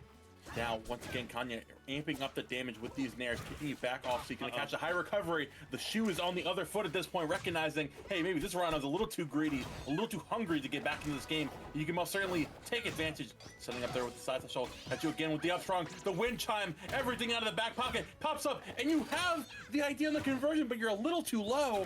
Swatting back over with the F tilt as well, setting up with an F strong, just waiting for the opportunity for a landing. Something for this Rhino. We're rolling all around. We got more rolls than a bakery. Oh, rolling around. Ain't no speed of sound after all. Off to the side of the stage. This looks like it just might be it. A forward tilt and game and set is correct. Kanya with the lead. Stronger than LeBron James, apparently, because that was just disgusting. Sure, dude. Sure. How will this affect naming LeBron's, athletes now? legacy? How will this affect LeBron's legacy? See, that's how you hold a lead. Take notes, Wemby. That's how you make a reference. Oh, damn. Anyways. At Wemby. This is how you at hold Wemby. a lead. I'm the guy who threw the egg. No, I'm just Choose your kidding. right. You see that video? No. Some guy after, I think, game 3, someone threw an egg at his head. He's walking by his hotel. He's in the... A 3 from downtown! Oh, man. Yeah, of course, Grease up the Kanya. And we're just seeing, you know, the thing about playing a character like Fleet, it's very easy to get comfortable playing a passive game, you know? Because you have all the options to, you know, keep the opponent out. You have all the options to slow down the pace of the game. But you recognize that you also have all these aggressive options to bring your own tempo, play your own aggressive foot forward. And that's exactly what you can do against a character like Rano, right? Who has the options, who has the needles, who has those disjoints to break through your bulwark defense to say, I can bring my own kind of flavor to the aggression. And I can recognize that if you're getting a little too comfortable jumping around and commanding this aerial space, then I've got the artillery to shoot you right down, pal. That's exactly how it went down. Right, like game 2, like the triplat stage, I think worked really well. Like you kind of talked about it earlier, why like Rano can really take advantage of it, and especially with the 2 out of the 3 stocks taken in that game was from mistech or tech chase upstrong, which is like a ridiculously great kill power move when you get the sweet spot, when you're able to get it. But then on Rockwall, like no way to maneuver around, and especially when Flea got the lead, it was like it was over. Sorry, making me concerned, Vegas. I'm seeing Iota on the Slade. That's Sure, dude. Did you see know Claren what? for a second? There was like a Claren for a second on the. What's the difference? Well, one is top 5 at minimum, and the other is Claren.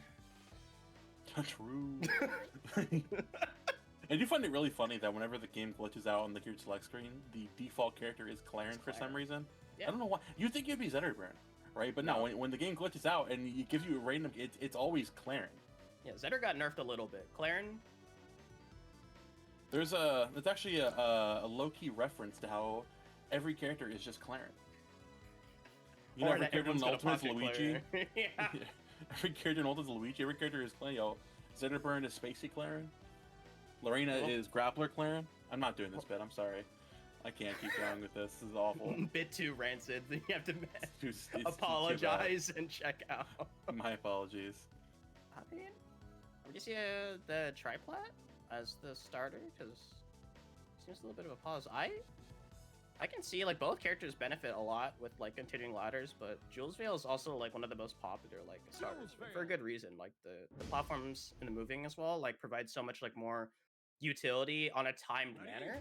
Yeah. And as well as like the sheer creativity that you can exploit. We'll have to see how it goes on. Slade is going to be seen on the screen. The character who honestly has the biggest question mark on where this character, how good this character can be. At this point, the only thing I'm giving Slade is a semicolon. I'm like, brother, please continue, because I don't have anything to say about you at this point. But honestly, I think going into a matchup like this, say obviously struggles, we're getting run down, we're getting pressured into a corner by how aggressive Zetterburn can be. The biggest thing we're seeing represented so far is that dare in the back air, being your fastest option, being your air from drop back down. But we also have the little bit of the COD Warzone airdrop there. Just pop it on your head into the down there. Okay. All right.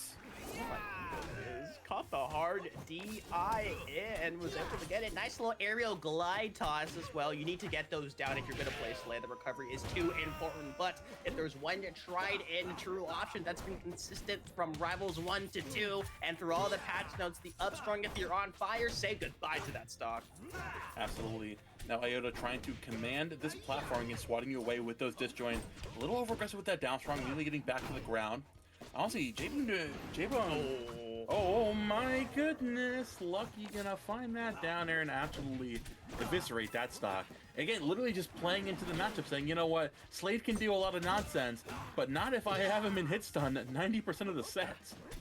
And not just the hit stun. Once you're off stage, getting Shine Spike is a death sentence at almost every single percent if you can't find a way to take it on the wall. And that was my biggest worry within this matchup. Is like, sure, Slade will have like the slight amount of disjoints as well, but within the neutral battle, and as well as the offstage presence that ZeusDahGoose can exert with Shine, that's still insane, by the way. Don't let him fool you. All of a sudden, it can provide huge amounts of problems, but Slade's got the edge guard game down if you're too far. You give a man a triple jump, and he goes out there and edge guards. Like, you give a mouse a cookie. He will take your stock down deep. Letting with that nair again. Iota trying to keep the pressure up here. We're getting chased down, but they're on the platform. Down throw comes out. Like, you're on fire. So like you mentioned earlier, Wolfie, it's the bell's close. Okay, you gotta just up strong there. I understand. You want to go afterwards, but clearly you don't need it. As we're still going, the back air goes out just down there, of course. Trying to swat you back away, trying to catch the Slade, getting over aggressive. The down strong comes out as well. But literally any kind of lingering hit from the ZeusDahGoose could do it at this point. Sabi might be what you need, but Iota's still out of there. And the best of defense is, I guess, a bunch more offense. Oh my goodness. If you give a mouse cookie, ask for more. If you gave a shark a chance, you might be able to make it regret charging that up with the incorrect option as the advantage state continues with the forward strong as a finisher. Can you finish the deal? No! Just able to get over on the ledge with the dash attack. Is it good enough with the down air finisher? Iota! Virus life for me. Is that fair to dare? That was nasty. If that was on purpose. I think it was. That setup just kept happening over and over again. And when you're DIing in like that, you're gonna explode to down air. That's like an disgusting 50-50 of either you're DIing out and getting hit with the forward air, you know how strong Slade forward air is, or you hard DI in. You're getting hit with fair 2. A little bit of the dinky little second hit, which is like, it doesn't even seem like a real hit when you think about it. Into down air. Iota clearly has the sauce with the shark. I think the worst part about that is, MoA, that all could have been prevented. That's true. Like the down strong, right? Like you could have just turned around like up strong, you could have done different options, but because of that charged up choice, and I think maybe a little bit on the timing was just like thrown off because of this treasure chest, but oh my goodness. Iota continuing to run things down here.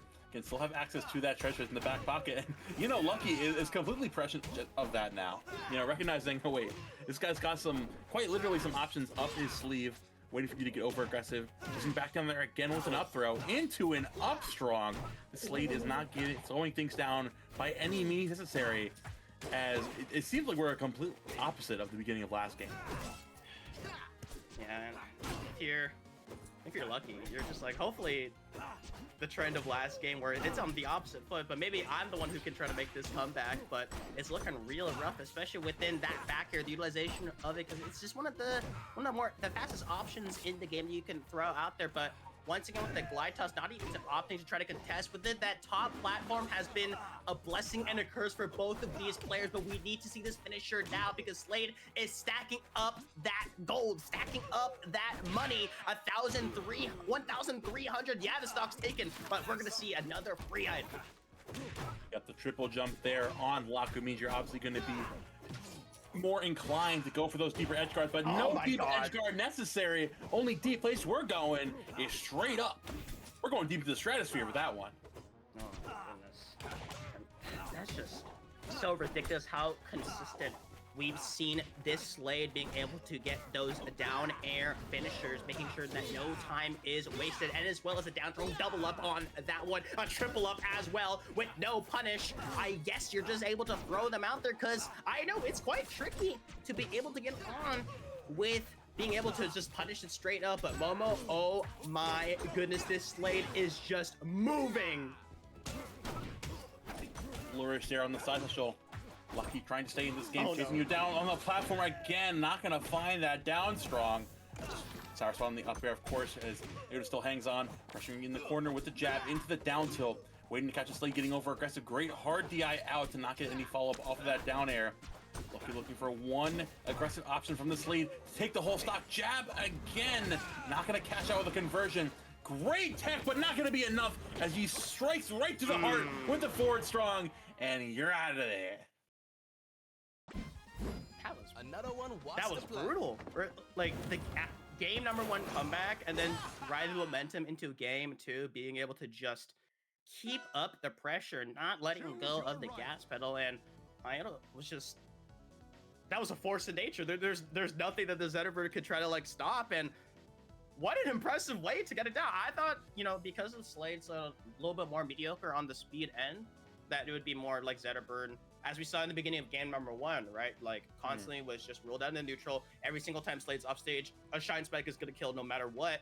But then you can't get there if Slade is able to keep you in the blender, keep you in those combo games. And I guess the real MVP is not just down air, but fair too. That's the thing about playing. I just mentioned this before. I guess we found our theme for the day. You know, the game is kind of giving it to me, I guess. Where it's characters that you look at them on a surface glance and you assume that their archetype is completely spelled out. After you look at Fleet, you say, oh yeah, the girl who has a float, who has all these projectiles, who has all these disjoints. Clearly she wants to play a slower type game, wants to play completely off stage, what have you, but is playing a much more aggressive game if you are more inclined to do so. And looking at Slade, you've got all those nonsense kind of projectiles of the shuriken, of the orb of confusion, you know, of the bomb. You look at all the items he has for granted, and you're like, oh, okay, this guy's gonna obviously slow things down, try to get that money up, and go like that. As we saw clearly from Iota, you kind of like similar to like Fleet, where you've got different. You can utilize your projectile pass. You can utilize the different disjoints you have to have a very DI mix-up, weird kind of combo game that's constantly layering on top of itself and evolving as the game goes on. When you get those extra items, because if you're constantly in the blender against Slade, you're not thinking about the gold. The second you lose your stock, wait a minute, he opens that chest back up. Now he has a triple jump. Who is this guy? It could have been worse too, right? Like if the match goes on longer and you get more time, then all of a sudden it's a wow. There has a Zair now. Wow, this grab is all of a sudden wow. You can Zair to snap onto ledge for a recovery option, or as well as snap to the wall to get a wall jump. Wow, I killed Slade and he came back. That's not fair, but that's what Slade can do. And I mean, the coolest thing about that matchup as well is, like, it's not like just run away camp, try to get like all the items that you would want. It was just like, hey, I'm gonna, you know, be able to get one item. I just need the one magical item to make this work. And then all of a sudden, which is able to get it down. The power of having another jump in any game, including some like other plat fighters, cannot be understated how good it is. For sure. I mean, there's no character that'll ever complain about having another jump. But these two characters, I wouldn't imagine in my wildest nightmares of having a third jump either. We've got Acorn representing the Zetterburn and Uberancy on the Clarence. And these We're bringing back the basics here. Two residents of the top 50, right? Of the most seen. But oh, that was a disgusting combo, and wow, didn't take the bait. I thought was actually just gonna land on stage, but decided to just say like, hey, I know you're probably gonna let go of this ledge. No one's gonna expect me to just kind of go and grab it. But the Zetterburn speed has just been a huge factor in both of those matchups, as we just saw earlier. But Clarence is the one with the disjoint to stop. That's for certain here. And now we have Acorn, of course, trying to continue this pressure up. You're going to catch you on that platform, of course. You're going to show up just in time to get hit with that up strong. I was saying a stark contrast from last set, right? Where this Zedburn, there's no holds barred. We're just like, you get above 100%. Every interaction is with intent to kill, to take your life. I thought you were just gonna, grab onto ledge, but was just too scared to just kind of go for it, and being able to floor hug forward tilt as a get off me option, but you're eating so much damage as the fire is burning. 34 uncontested, and my goodness, Zedburn is cooking. This is why you have the Guy Fieri fit on. Being able to get so much of a bear is not gonna be good enough at the 97% threshold, and my goodness, the advantage state is just something that the Claren just cannot stand up to right now. Somebody call Sean Kingston because the shorty fire burning is on the dance floor currently. We're gonna make our way back with that high recovery. Get chipped out there by the Claren Tipper on the up special. See back down with the down strong as well. We're still not able to take the stock just yet. A little over aggressive with that backer conversion. Gets high on again with that reversal nair. I mean, and we're seeing clear. Oh yeah, there were hit the calm little Spider-Man pointing right quick. And yeah, these plasma echoes are not working as like a nice little hard read on trying to swap those positions. But yeah, the combo game, it's been so almost damn consistent. Try to fit in like a nice parry in there, expecting the swing away, but a 3-stock in motion. Hopefully I'll be able to finish. Try to fish for the parry again, but the flip to get back on the recovery. This is the scary part though, is that Claren is just struggling. 3-stock for Acorn. Yeah, there's not much to say about that one, except for that. Great stuff to Acorn, taking that game number 1. But man, Choose your right. alleged player seems like a pretty appropriate moniker for the Zedburn, because I feel like we allegedly just watched a game. That there are reports out right now that game did happen. I'm looking into it. My sources are telling me that Rivals was played, but we're not too sure just yet. We need to get that verified. But anyways, game 2. Yeah, I like the bands as well, like Ethereum Forest, small stage, like not give Claren a chance. And as well as like the speed, with yeah. Harbor as well, is like a fine stage for Zedburn as well. So like, you don't need to auto strike. And Jules Veil is gonna be selected. Not too surprised. Go. Yeah, no, I think the kind of approach you want to take here on the part of Uber is trying to play more of this game centered around a platform. Trying, obviously, for one, to get away from the constant pressure of Zedburn, and 2, you have a lot more freedom to continue your combo game vertically.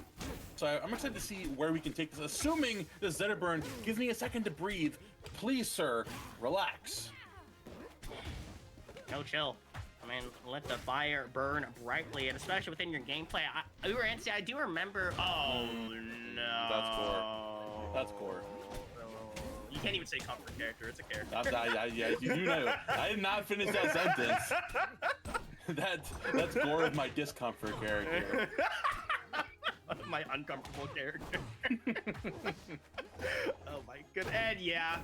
Oh my goodness, I was about to mention with Uber Ansi, I was just like, yeah, this is the Claren that really loves to utilize the Nair, whether it's to go for the edge guards or within, like, pressuring you in the corner as well as trying to start combos. But the problem is that you're doing it too far I'm sorry. away. Did you see that? Yeah. Let's get the falling up air? What are we doing, bro? Oh my god. Please continue, I'm sorry. I don't think I can. There's not much to really just say. This is a 6-stock in motion, right? I just stole your train of thought, like I'm Dick Dastardly. My apologies. The fade away. There's no thoughts to be having. This is a 6-stock. Way Zedburn. Hold on, man. Nobody move. Uber can... Maybe. You know, I think Uber needs a lift, if anything, right now. That's all I'll say. Rabambi, please. Oh, Rabambi! The shine that burns the sky! No. Might be good, though. Rabambi, please. Do we have that as a sound by one of our other servers? It might be good, though. It might be good. Rabambi! That was a fast game, too. That was like a Twitch clip. Okay, my sources are getting back to me. There was no set in Ba Sing Se, unfortunately. Oh! We actually did not get a set there. Sorry about that. Yeah, sorry we were just staring like we unplugged ourselves from the We were system. kind of just talking about Dick Dastardly. Sorry about that. But anyways, yeah, no, I mean, listen, we're making jokes, but obviously Acorn is a very talented player. The type of playstyle that you represent, playing so aggressive and wild, that's the best way I can put it. Is everyone like that? You know, you're constantly recognizing where the opponent wants to be, where they want you, and that's to be obviously above you. You want, as Claire, you are the anti-air merchant. So you completely live by that. Say, all right, I'm going to be anti-air. The ground is mine. You're constantly going to be above me, and you want a chance to land. Oh, the blast zone's right there, buddy. Go ahead. You The can floor land is there. yours. By all means.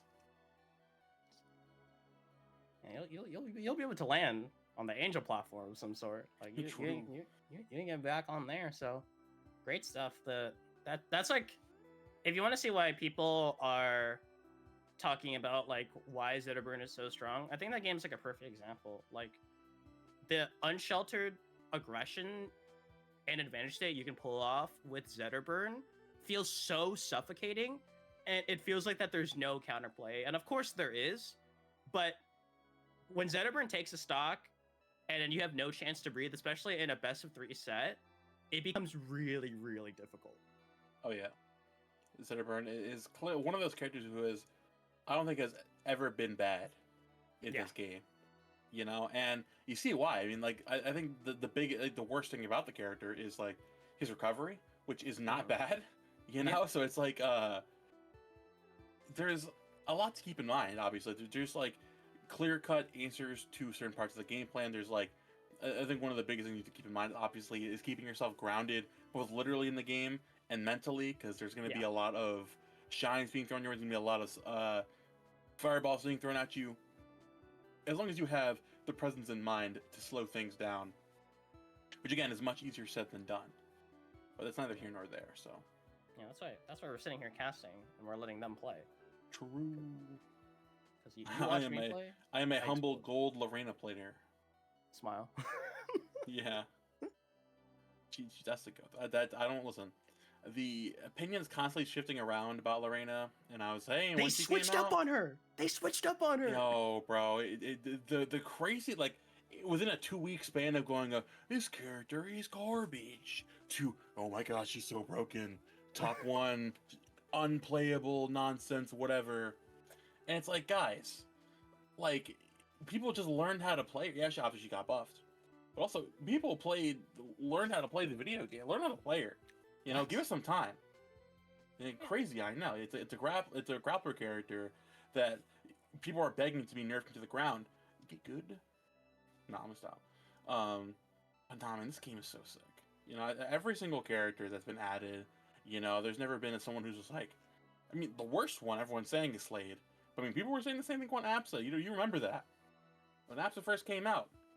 Everyone's saying, "Oh my God, this character is so slow. She can't keep up this, that, and whatever."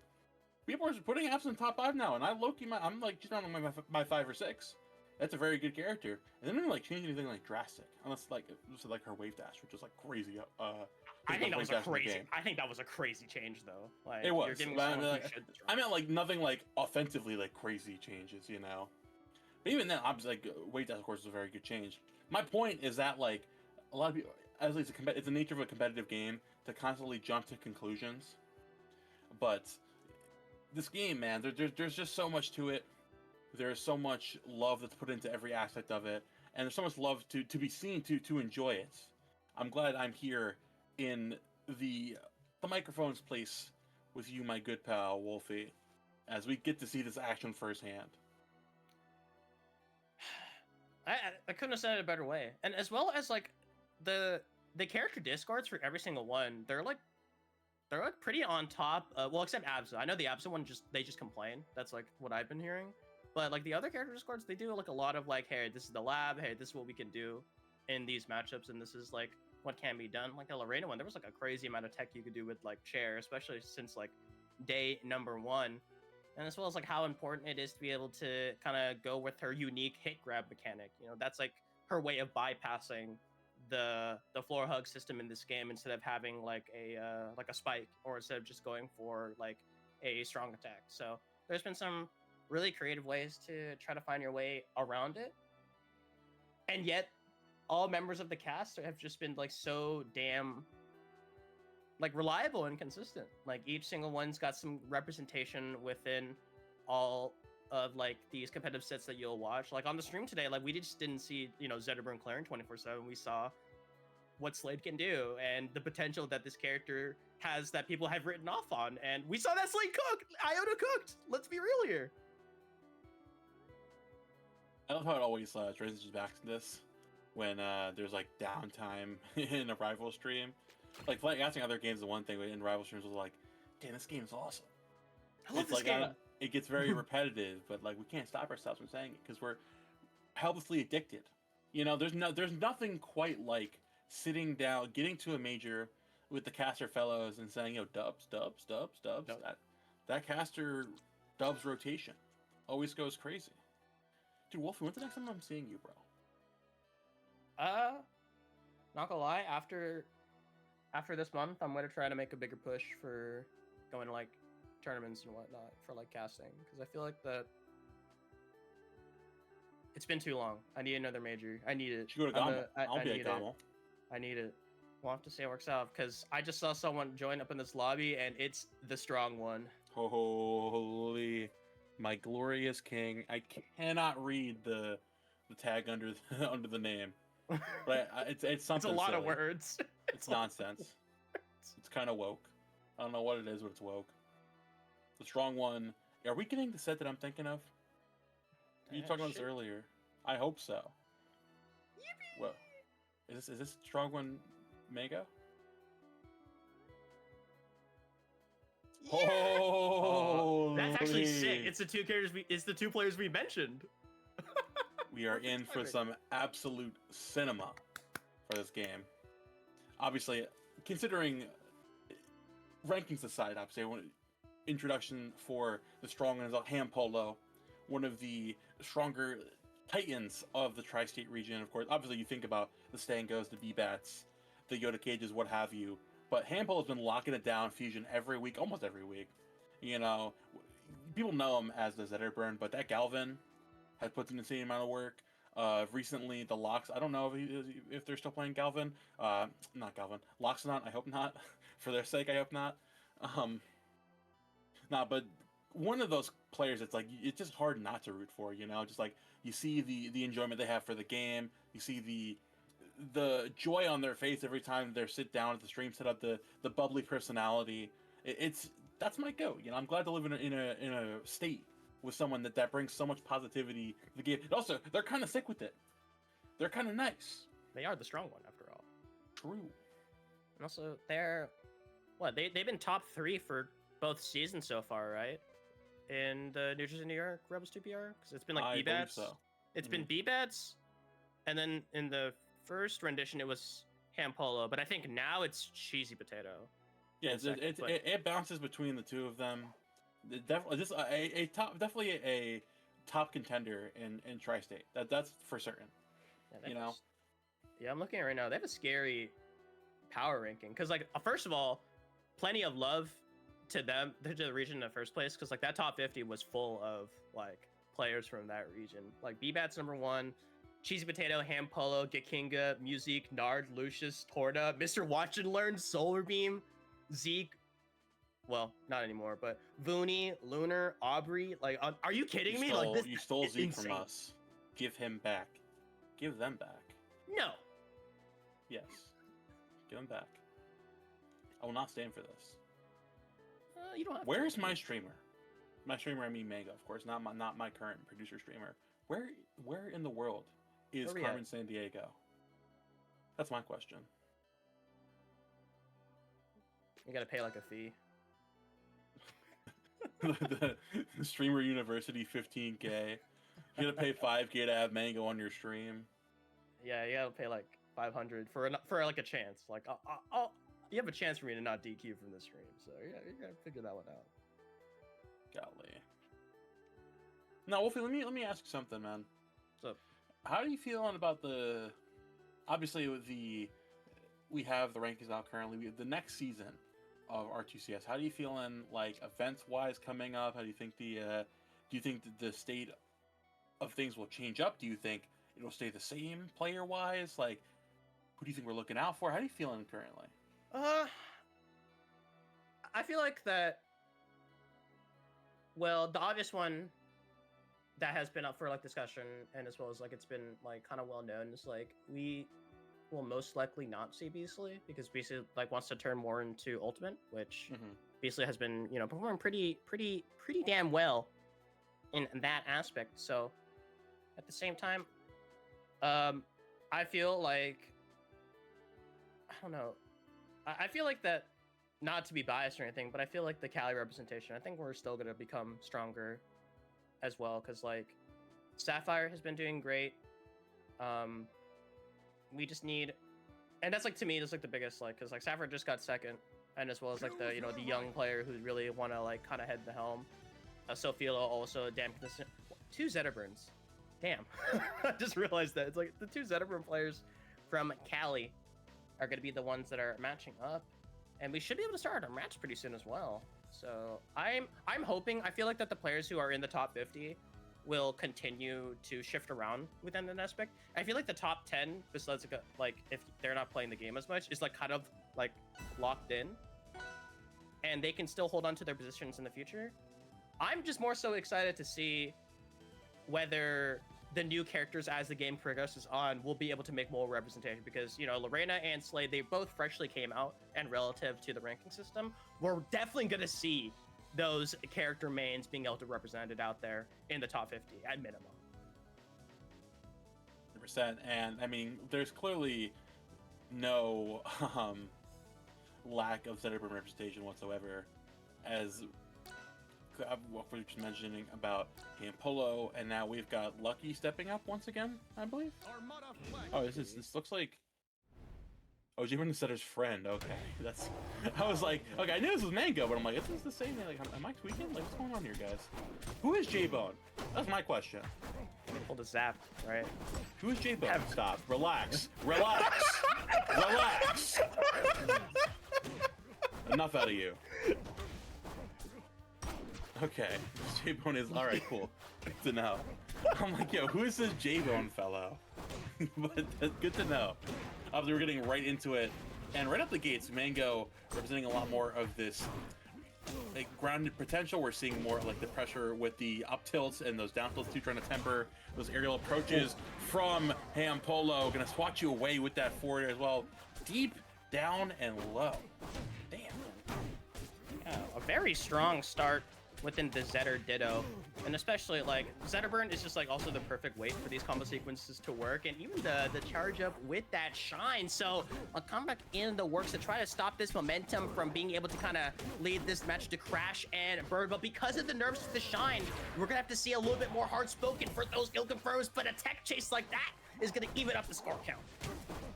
Great coverage there from Polo, now trying to slow down the tempo of the game. Of course, with Mang0 not letting up whatsoever. Gonna go for a little bit of an errant nair there, but still keeping the pressure up, chasing you on that platform. Just barely missing the mark on that up strong, but not gonna give it up whatsoever. Goes for a crazy Hail Mary F strong. Now, Polo finally going to slow things down, trying to temper the pace of this game, because Mang0 is not letting up. Oh, and shine grab. Feels like that's like the one big option that the Zetterburn players are not, you know, trying to go for. It's a ridiculously strong one as well.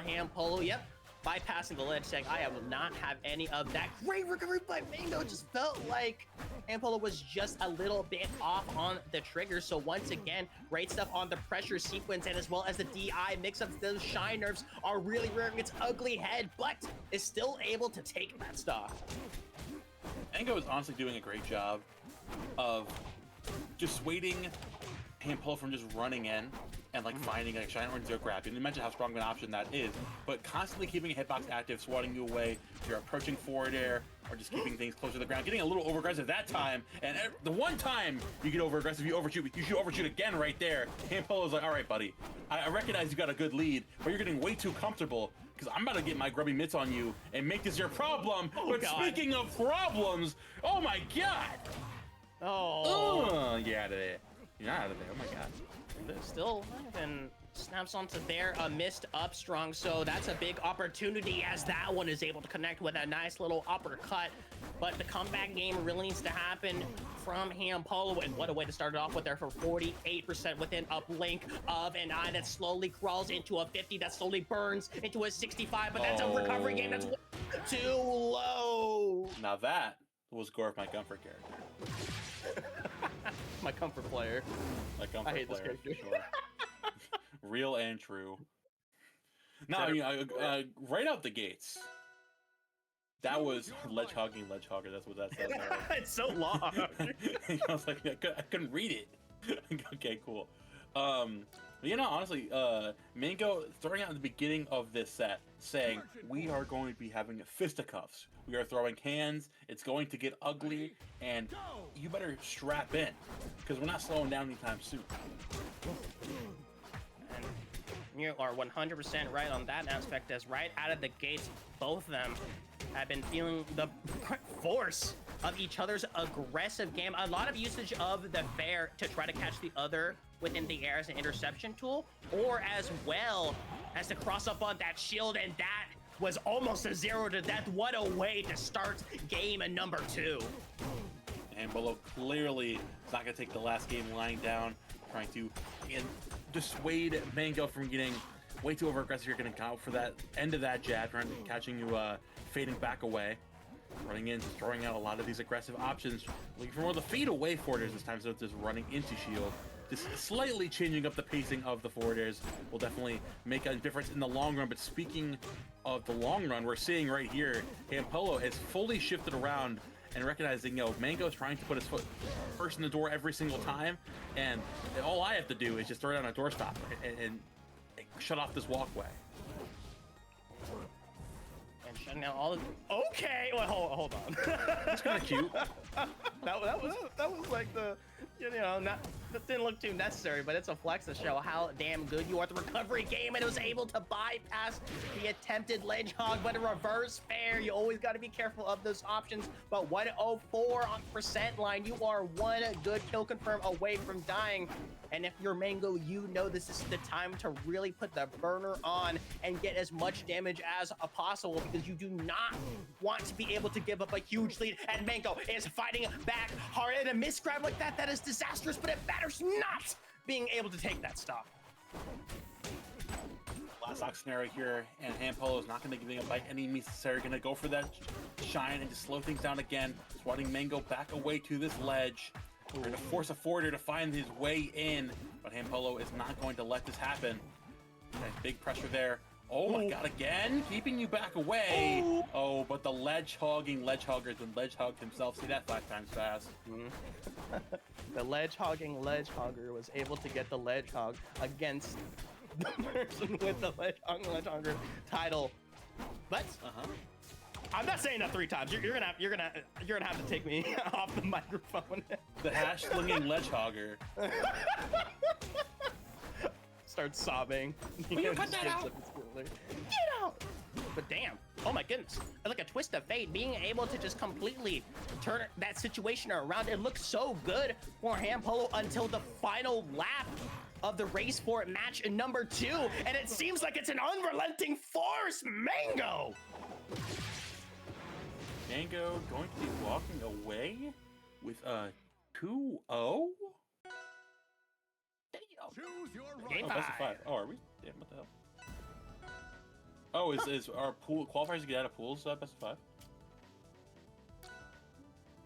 Or is this top 16? Yeah. I don't know. Oh, it's top 13. Okay, so that's all right. Sure. Nice. I mean, clearly this is the set though that I am not complaining. Right. More matches? I'm excited. By all means. This is the part where Zetterburn MoA now he wins. He makes a reverse 3-0. Where did the pink go?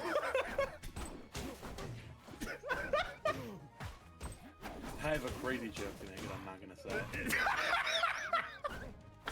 I'm glad you The got month's it. still going. There you go. All right. It's a camouflage, right? Like you're blending into the background. It's actually kind of hard to see. This is like a light blue Game & Punch. Yeah, or the the black default Game & Watch on Lilac, so it's really hard to see. We need to see the awakening of Bloodburn here. Oh. St. Bello once again tries to take claim on this ledge. Running you with the down tilt, catching the roll in with the up strong. Having a good lead here in this game, number 3. Strong one with the up strong, but a mistech like that one is a huge mistake. And the DI is just going to be fine enough to survive. Great little stuff on the angle of that recovery, but you really need to kind of get this lead going because game number 2, it looked so good for Ham Polo, but it's just that last section just turned into a disaster where Mang0 was just saying like, hey, I just get one good advantage day when it really matters because I've been able to keep pace with you. And all of a sudden, it just seems it's too late to try to recover because it's the last stop after all.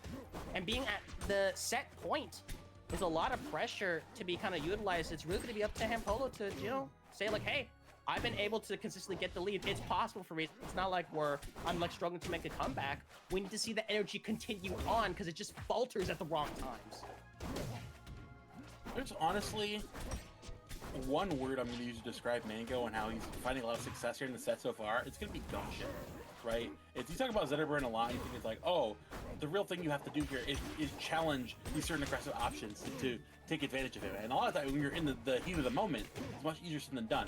Mang0 is seeing these opportunities, these crystalline, small little cracks in the gameplay of Ham Polo. It's like, you know what, I see an opening there.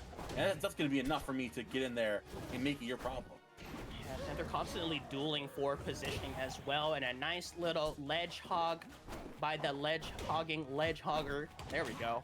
Being able to get it, so that's a nice stock taken, but that combo sequence is disgusting.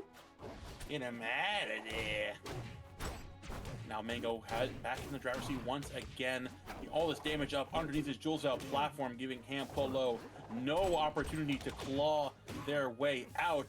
Swing back with the F tilt. Great air dodge to that big shine, of course, still hanging on. Oh my god, again, getting the shines back up. Just a 1-2-3 jab as well. But this is what I was worried about MoMo, right? Like at the last stock where, you know, the winner of the last stock is going to be the winner of the set. All of a sudden, Mang0 just comes out swinging and is able to secure a 3-0. Yeah, he came out swinging 3-0, right? Mang0 clearly showing that during his pretty extensive break from the game, at least competitive-wise, that there's something there, man. Ham Polo, a top 30 rep of this game right now, and was kind of just put on a shirt, to put it lightly. It was bad. Like, we gotta light the candles. Like, that was tough, right? Like, it seems so stable. Like, and then I keep mentioning it because like it looks super stable in like the first 2 stocks, and then all of a sudden, it's just like, okay, now you have no time on this map to really be able to kind of recover. I'm gonna go ahead and be able to get the advantage today and continue on with the pressure. It's like a slow download, but it just occurs in every single one of those games, and it's deadly. I mean, that combo sequence, being able to just kind of snatch it away at the last second, especially in game number 3, the second stock, being able to just go for that fastball fair as a finisher, I was like, wow, this actually just might be the same exact trend we've been seeing. And it was just really tough for Ham Polo to find a way around that question that Mang0 posed, and was just like, hey, can you finish this out? Because if I keep toe-to-toe with you in this dance for 2, just know that I'm going to be the lead. Absolutely. Clearly, we were sleeping on the kid, but no longer. As we get further into this bracket, we have got Shard facing off against another tri-state legend, one of the more neglected ones. You know, I mean, there's so many players out here that there's some people that are gonna be flying under the radar because the radar is kind of inflated as is. You know, there's a lot going on. There's too many pings on the radar. It's just, you know, in a submarine radar, these little red blips. It's the sea of red. Some people are clearly gonna say, "Oh, help!" We're gonna have the fleet mirror, of course, Shard on the fleet, and Vooney also representing the fleet, and with a truth nuke as their in-game name. You know, you'll see. Get out! Actually was ranked too high. Real and true. Question mark? Real and true. Oh goodness, and I am not at all surprised to see it just go to the forest. I feel like it's just been a staple stage that Fleet players really love to be on, because you mentioned it like pretty early on, where it's just like, hey, on the surface glance, it's like, wow, you're using a bow and you have float, you know, be able to kind of get the zoning game away, but not. This character can scrap. This character can get those early kills with the reverse bear, and as well as the edge guard potential that Flea has been so damn consistent on. We'll have to see it in the mirror, because honestly, two fleets going against each other, both floaties, it can lead into some early stocks taken. One thing I know for certain is that the aerial dogfights are going to be kind of belligerent early on. Vuni going deep for that back air, making it Shard's problem, saying, hey man, you're lingering out there for even a second. I'm gonna find the right punish. Good stall as well, being able to find it, and now just maneuvering around here. Shard just basically trying to do damage control, saying like, hey, I really need to find some consistent way to be able to take this stock, and great usage of the aerials. We really need to see it kind of come out now, because the higher the percents go, ironically, the harder it is to find like a 1-2 sequence that will be able to finish the job. And if we're starting to see it right now, you're past that threshold. Now you just need a solid safe hit, because if you don't do that, Voni's gonna put you down right there, as the combo game almost was able to get started. Gonna run away and disengage, and the pop up there with the darai going deep. Oh my goodness, Vuni almost going for it all, but gonna find the trade down deep with that nair. And running back in once again, trying to keep Shard exactly posted up on that ledge. The reverse back air might be exactly what you need. Gonna have what? Just barely letting go of the ledge a little bit too early. Could have just rolled there, honestly, but was just maybe afraid that we'll be able to land on the stage and back to the neutral game at 0. But a missed opportunity is another chance for Shard, who is in dire need of that potentially. But I really love that if you're put in a tech situation and they're charging up the board strong, sometimes it's better to just not go for the tech option, miss it, so that you can just time a get up option afterwards, because you will get then more frames. You will not be able to get trapped on there, and damn, get smacked off. Yeah, he's employing the classic tactic of, I will sit here and wait for you to pick a tech option as I float in the air. I love how in game we have a physical representation, a counter of who is playing more aggressive, and that's with the wind chime arrows down deep. We're seeing that clearly Vuni is taking the aggressive positioning in this set, constantly putting forward Shard in the corner, and now directly in the blast zone.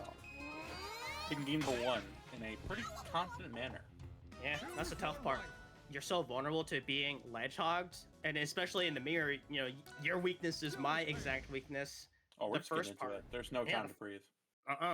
Gotta get on there, and tried and true Jules fail.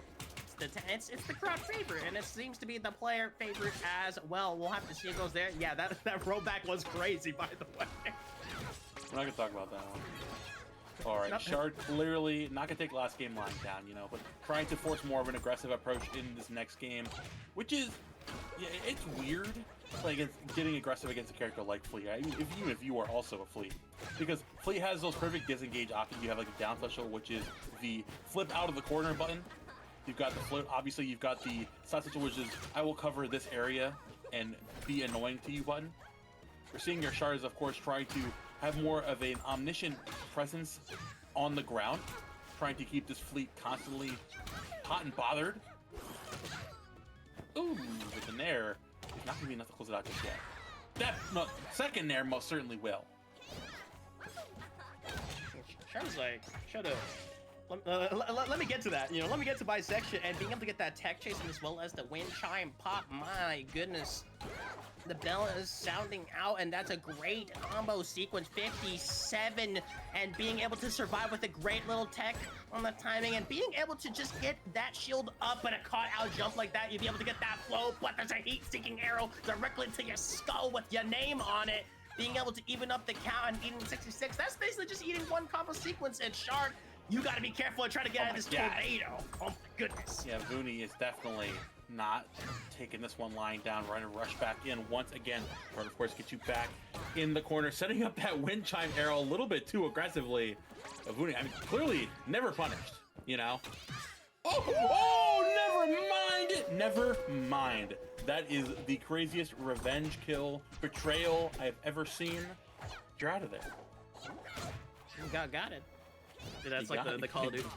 The Call of Duty montage. You're at the kill cam, like you're gonna see the 360 no scope directly to. Someone throw some E-double. Because what happened? this is turning into a COD montage. What's going on, bro? We mentioned Zeke left Tri-State, but their presence is still here, bro. I'm feeling the mind control. Alright, relax. What is happening?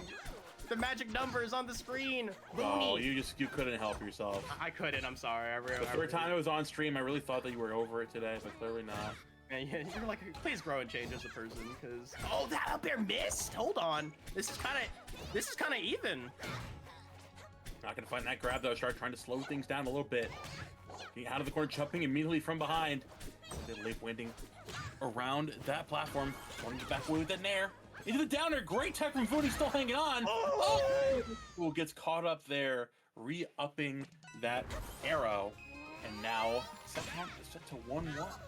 1-1. The down strong. The first one in the first game missed out, but clearly was able to get revenge in the second one. I thought that there was like a tiny chance that Vooney was gonna be able to, like DI SD double stick DI into the wall, maybe go for a tech, but that down strong's got a pretty damn big hitbox, so was just able to bypass on that aspect as we hop into a nice little triplat. Vooney getting a little bit caught up with that parry there. Clearly, Shard might have been offended that we mentioned Vooney being the aggressive one here, because clearly these fleet combo trees are coming to life right now. Setting up that arrow once again, jumping between that platform, waiting for your opportunity to strike. The Capu going back up high. When he finally finds their footing there again on the ground. Oh, yeah, we are swinging. We're swinging. We're swinging indeed, but and a little bit of a moonwalk to try to get a little bit of the mix-up on the movement. Great little swing to deny that tornado arrow, so we'll be able to see a setup, but no, oh no, that's a huge miss.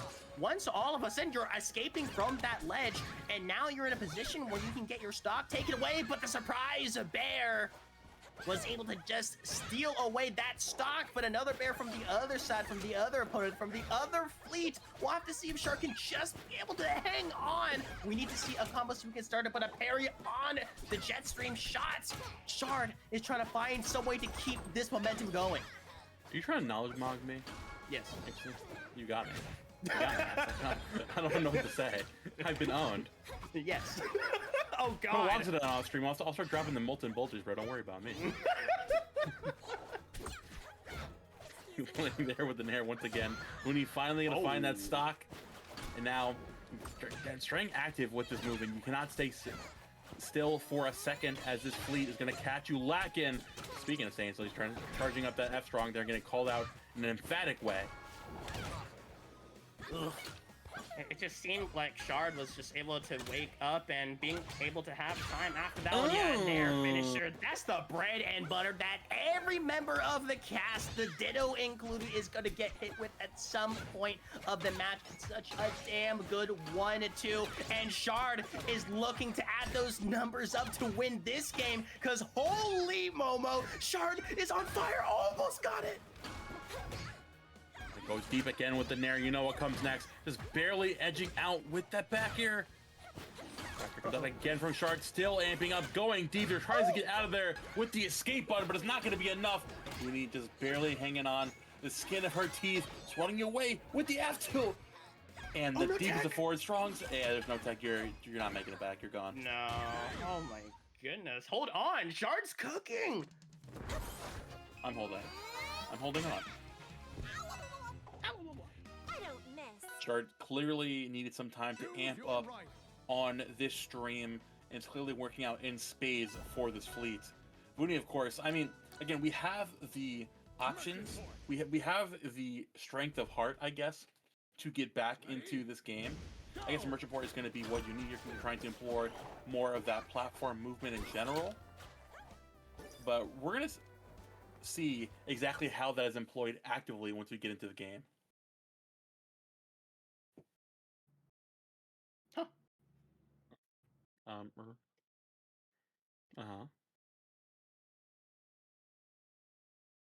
We'll get there. Did you get kicked out? Hello? Is like, if you try and load in as a spectator, like they start a game, sometimes you will not get past the screen where like it shows the two characters fighting each other. It just freezes on there for the entire game. I'm gonna try and rejoin, but that sometimes crashes the game as well, so we might just not see this game, unfortunately. Small indie company. No. Relax. You're supposed to say that about companies that are not actually small indie companies. NA production. Like you know. Isn't also the EU production, right? Please relax. Earth production. Omega lol. You can't just say words. You can't do that. You can't just throw out jargon. I know you're a commentator. You can't. You gotta. There's gotta be a rhyme and some reason, dude. This is where you like reach over on the caster desk and start like slapping me. There's no other way around it. I haven't seen you in person in years. You're making me not want to. when I want to. So when I get you, Mac Pitchum, if you can hear me, hire Wolfie's Crash for Gamo. Oh, we're back. We're back. Yippee! Yippee! You didn't crash. Anyways, back to the game. What are we talking about? Oh my god, the stock count. Look at that. Really, Vuni is in the lead here. We just had to not look. You guys are making me nervous. All right, please give me a second. The tree falls and no one's around to hear it. No, did it really happen? Vuni has a lead and it's gone. Okay. Oh no, Yeah. we just started watching. You just had to say something. All right, my bad. Now, I mean, Vuni's still trying to get some of his damage to get into that so tragic. I can't believe this. God. I'm sorry, we didn't, you know, it's just for the people. It's just so that, you know, we can have the stream up. We didn't mean to stomp it on there, and uh-oh, Vuni making a statement, found the arrow. Go. Is it good enough to dodge? Oh, got out the second one. Can he be able to find You're the third? alive? Tech to his Zeus right there. His shard still hangs on. Goes deep for the corner, not going to find the conversion just yet. Just barely ducking underneath that up special. Oh no! Corner deep, not going to find the backer conversion. Both these players dancing with death right now. Swing back with the F tilt to the F strong. Oh, just to get up in two ways. And you're out of there to the F strong. And Shard taking that game with a 3 stock actually. Because who's going to argue with me? You didn't see it. Well, that was tragic. It felt like that in that Choose your right. one air-to-air interaction. There was like a shot where you could just immediately wave dash grab ledge. That could have been potentially being able to take it, but in the heat of the moment, when it's turning into a last stock, last hit for survival, I understand. Yeah, you might as well call Shard Asia there because they've clearly got the heat of the moment locked down. It sounds crazy if you don't get the reference. Hey, you just sounded crazy to me. All right, it's Asia's the team that sang this, that did the song "Heat of the Moment." What? Yeah. What? It's the name I of don't the understand the band. reference. All right, dude. Become cultured. I am 6. Hey, it's Sapphire. Oh wait, this is a fire matchup. Oh, Sapphire GD stepping up against ZeusDahGoose. Oh, wait, Zeus's name is spelled wrong in the game. It's Z-U-E-S. Right, Zeus? Right, Zeus? No. Yeah, Can you talk to us? Hello. I know you can hear us. Hello. Nah, Zeus? shout outs to Zeus, of course. That's my goat, honestly. Just a positive pillar of the community. It's a great time to work with, to be around, to chat with. And also, pretty damn good at the video game, too. Zeus has got it all. That is, like, the dream right there. Choose your right. Ninth at Genesis. Made it on the top 50 rankings. Fifth What at number was Riptide. this? 12, I believe. Yeah, that's ZeusDahGoose, you know. And I love the little write-up that Zeus had. Was just like, I didn't really expect to kind of get in this position. I didn't expect to kind of get this far, but as a positive member of this community, and Zeus's smile is just so damn bright. I'm I really knew glad since to see. King of the Ville obviously was after Riptide, but seeing Zeus like absolutely dominate that regional, taking over Sandstorm and like pretty handily too. Like it was bad. He was clearly a player that is, if you're sleeping on this point, oh, and it's the streamer, then not man. Rock. Rock. It's not just a boulder. It's a rock. It's a rock. It's a rock. You can like YTP it. It's like, it's not just a boulder. It's a crag. We have the announcer voice now, so we can actually do that. It's a locks it up. W update, by the way. Oh. I feel like we skipped the counter we got in, we immediately see biblically accurate Crag of just pulling a rock. Yeah, rock, before the Zetter could do anything. And here comes the tried and true ladder combo. I know the nerfs have been rough on the recovery game, but let me tell you something. The advantage state is still the same. We need to have a discussion. We need to start a dialogue. What's going on today, guys? Something's in the water. Something's in the settings area. Something's in the rocks. Oh, all right, okay, all right. We found it. We found the thing in the water. We put something in the water to the freaking Krags guy. Anyways, Strong coming out. Sapphire going for a deep double forward air, of course. Zeus trying to find his bearing after clearly Sapphire has woken up in this middle of this game. Golly, only a minute in, and like I guess that's clearly all what the Zetterburn needed. The narrative got flipped, and the command grab goes a little wide. Still able to stay alive though. Ooh, I love the little, like the quote unquote like edge fall off with the rock as well. And oh my goodness, look at this pressure continuing on forward. Tries expecting to roll out, but instead gonna be able to find the second option. No, maybe could have grabbed the ledge afterwards, but great DI afterwards, and the scramble as well. Charged it up. My goodness, both of these players. That's the set we got in our hands right now. Guys are absolutely moving. Both of them looking for the grab. Sapphire just barely not going to take it with that forward air as we linger out there along with that pillar. Just waiting to find the landing back there. Back throw comes out. He's looking to activate here, find all that extra damage, but not going to find it though. Crucial missed one. It didn't lead to the biggest punish, but great arc on the little bit of the boulder, the rock throw, and now the up throw as well. Oh, the hard DI and gets caught out, but the tech is good enough. Great patience in order to get it, and you stole a win.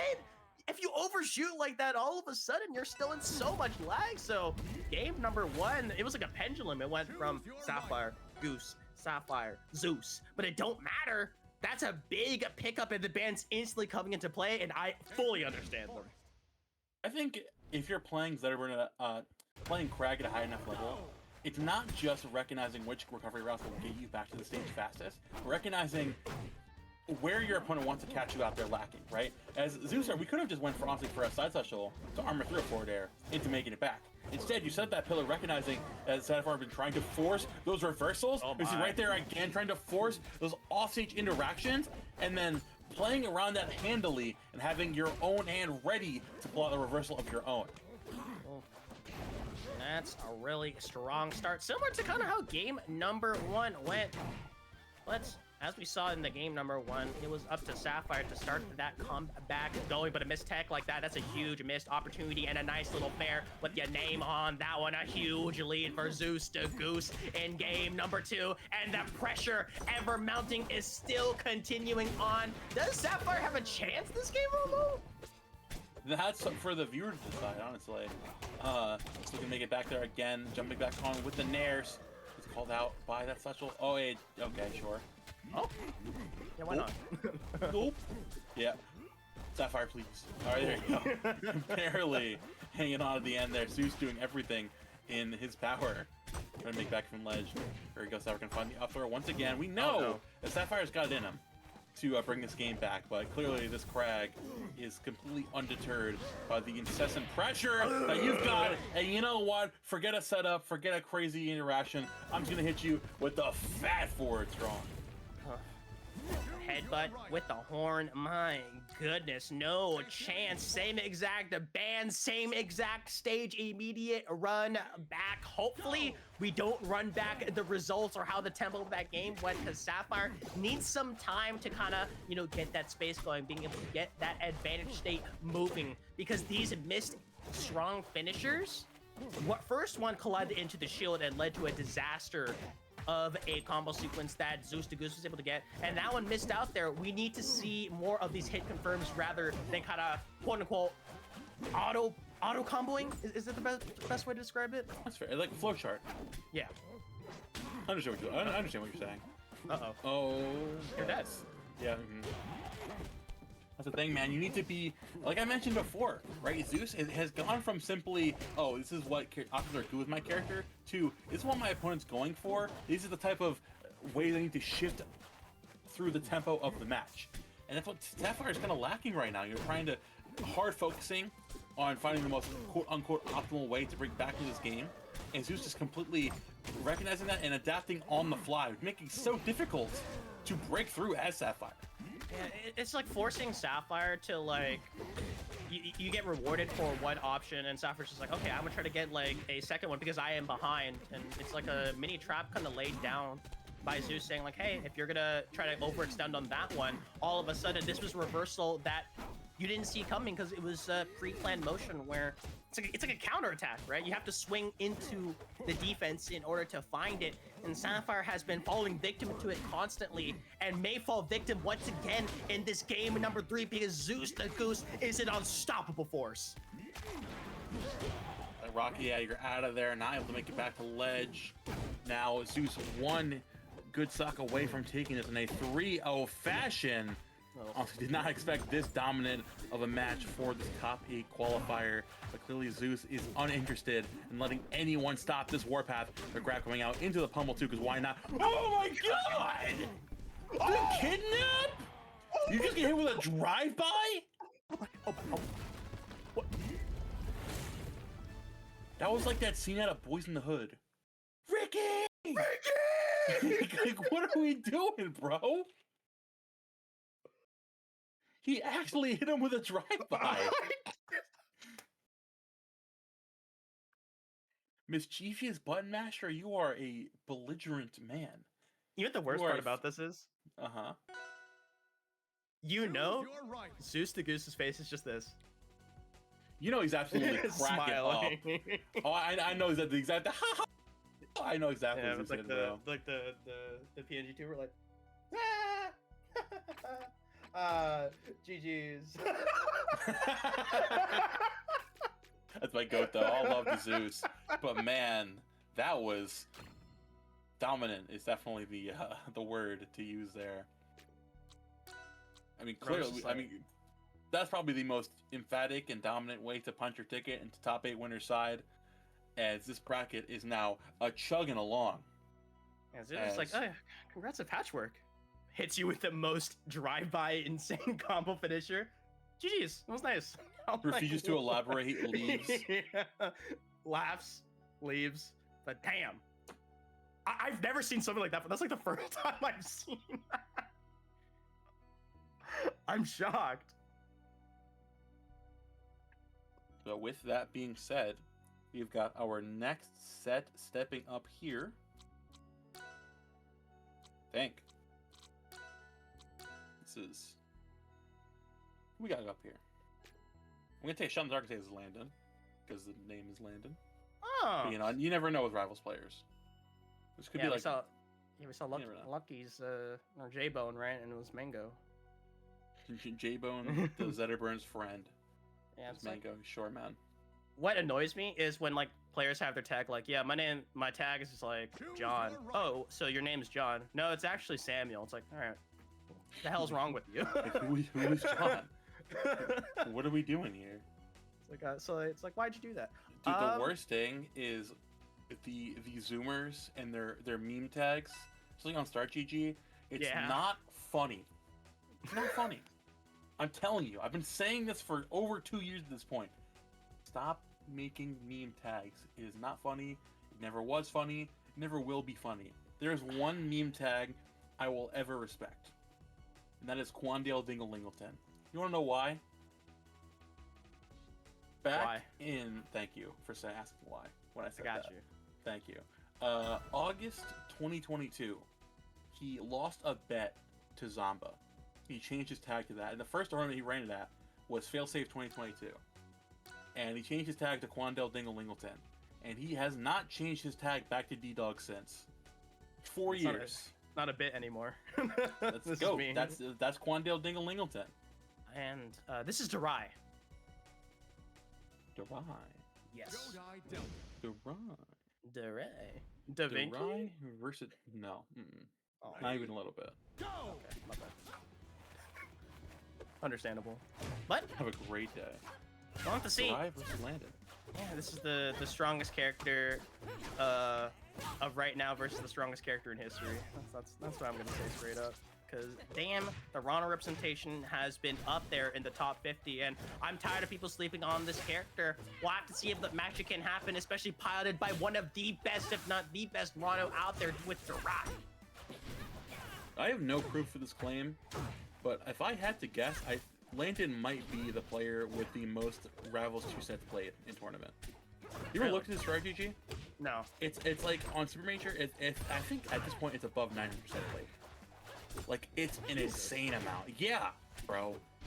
Landon's a very good player. You can clearly see where all that the matchup experience comes from. But like, yeah, I remember like not knowing who Landon was back before like Hitfall 4, and looking at the Super Major, and I'm like, dude, huh? Like, clearly I was missing out. But I mean, a player that also has been around the rose bush, been around for quite a bit. Darai is clearly locked in for this set. Yeah. I'm looking at it. It's has played Claren 348 games. That's recorded for the Claren, and definitely Claren main, so it's been, I think, all the games. But having an all-time count of 417 wins and 168 losses is kind of crazy. Yeah. Let's go, Landon. That's the grinder mentality and being able to get it out there. But Darai, ooh, great stuff with the movement, but overextends just a tad bit and takes full advantage of it. No! And Darai schmixing a little bit too much, but double forward air coming out. And extra pressure keeping Landon off stage. There's a hog that ledge. Goes a high recovery from Landon. The backer as well, going deep there. Not gonna find that needle. You know, the tried and true, or I guess the hasn't really tried anything else in true. Needle drop from ledge. If I speak, be trouble. But anyways, Ew. Ooh. that's it. Yeah, for a drop of blood. Yeah, it looked cool though. Do not try to Sheik treatment Rana right now. I will not take that. Uh-oh. Don't you dare. Uh-oh. Okay, slipping. He's slipping and sliding. But, oh my goodness. But you need to be surviving at this point because the advantage that Landon has ready to go. Great usage of the Nair. The back throw does not combo into it, but nice usage of the reverse level 2 blade. Laser slice rips right through Darai. Landon takes game number 1, capitalizing off of that big mistake at the start of that game, and was able to cross the finish line. My goodness, a disgusting 3-piece combo. Shot through the heart, and you're too vain. Landon's giving this Claren a good name. That was crazy. And we're playing game number 1, where clearly after game number 1, Landon, if there's one thing we are stressing, we're recognizing is that Darai loves representing that space with forward air, right? And there's one thing you mentioned before, right? When Claren does best, is playing that anti-air game, you know? So it's gonna be able to playing around early on in this game, playing around that dual cell platform, keeping the APM active, and what is going on? Yeah, it's like this is like the 5th time this has happened. I think it has happened at least once every single set. Yeah, it's like, you know, for the first time, it's like, it's what happened. The second time, it's like, it's a coincidence. Right? And the third time, we're like, all right, something's happened. Make sure, man. PayPal hit. All right, Darai. I'll peek the lasso. I'm gonna throw the egg. Yes, Vegeta. Oh, God. Oh! A little cue there of the lingering back air, taking you down. Dash attack as well, rushing you to the corner. This is bad. We need to see the kill confirm come into play, and great stuff. Patiently waiting for the secondary option that you're going to pick after the tech and the floating of the dare and staying hard with the diamond cutter was able to execute it out there. So stopping the lead from growing. But the problem is now all of a sudden you're starting from square number one. And if there's a character you want to do with it is Rano. But at the same time against the Claren as well as Len, who's been so damn consistent with these confirms, it's really scary. He's rushing back in there, not giving Landon a second to land and recuperate. Oh. Rolling out of the corner, the up tilt. Forward of course, is not going to take it just yet. Not going to find the back from deep either. Dry with that high recovery and having a nice little reversal chain on top of that. Pushing things back down. Immediately dropping back to that ledge there. Man, the missed wave dash grab. It's going to allow a little bit of survival so far, because this comeback is actually looking quite doable and possible. My goodness, darai was able to just get it, and all of a sudden a nice little command grab like that with the tongue, all of a sudden you're able to get a little bit more, and the dare is not going to finish out on there. So Landon, all of a sudden it's a flip of the script. You're the one who's going to have to try to make this comeback happen. Swatting you back off that ledge, getting way too comfortable there. Not going to find the conversion into the neutral threshold just yet. Dry still rushing this back down. And there we go. Last lock scenario coming back out. Landon, of course, not going to take this one lying down whatsoever. Oh, and my goodness, nice little floor hug as well. Being able to get the 3-piece, try to turn her into a 4, but not punishing on the little bit of the, not overextension, but having to go for the recovery. Great little ledge slip as well, but it matters not to ride. Looking real good, saying that game number 1 was a fluke. ISD, you got lucky. Let me show you exactly what this frog can do. Choose your Fair life. into fair. Daring today, are we? Let me guess. Fair into fair. Let me guess. Drop zone needles. Wow. How original. Ooh, stop. I'd like a fast falling hit up air, drag down into a grab tech chase scenario. We serve combos here.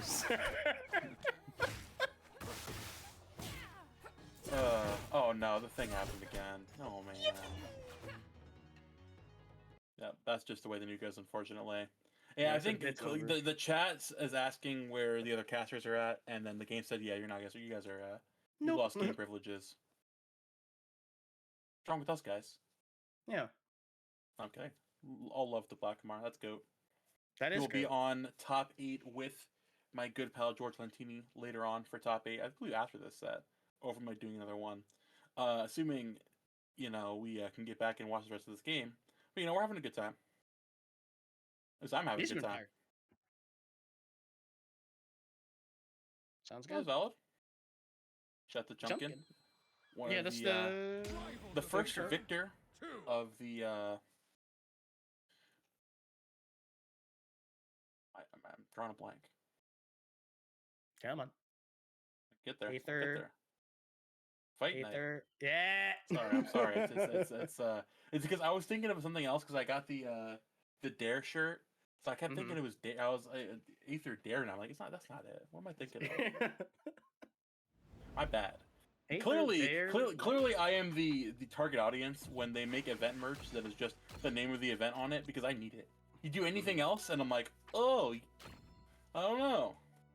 Now, of course, shout outs to Goofed and the Aether Fight Night team for an amazing event. I'm excited to see that set later.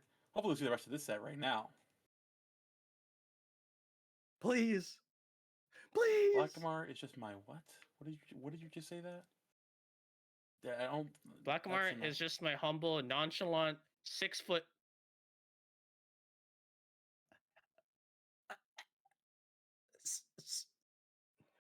Rich AF, good at Nasby Goat. Are you seeing me at Evo?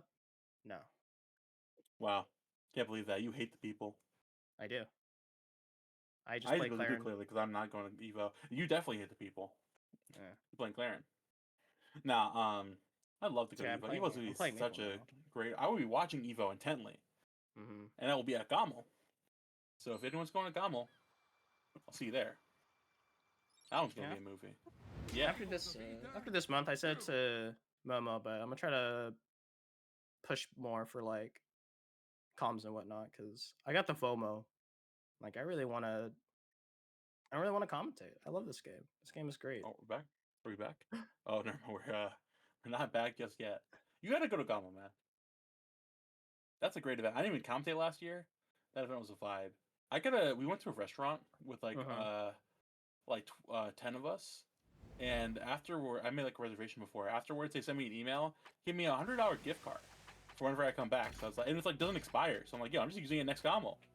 That's enough of a reason to go back. Shoot.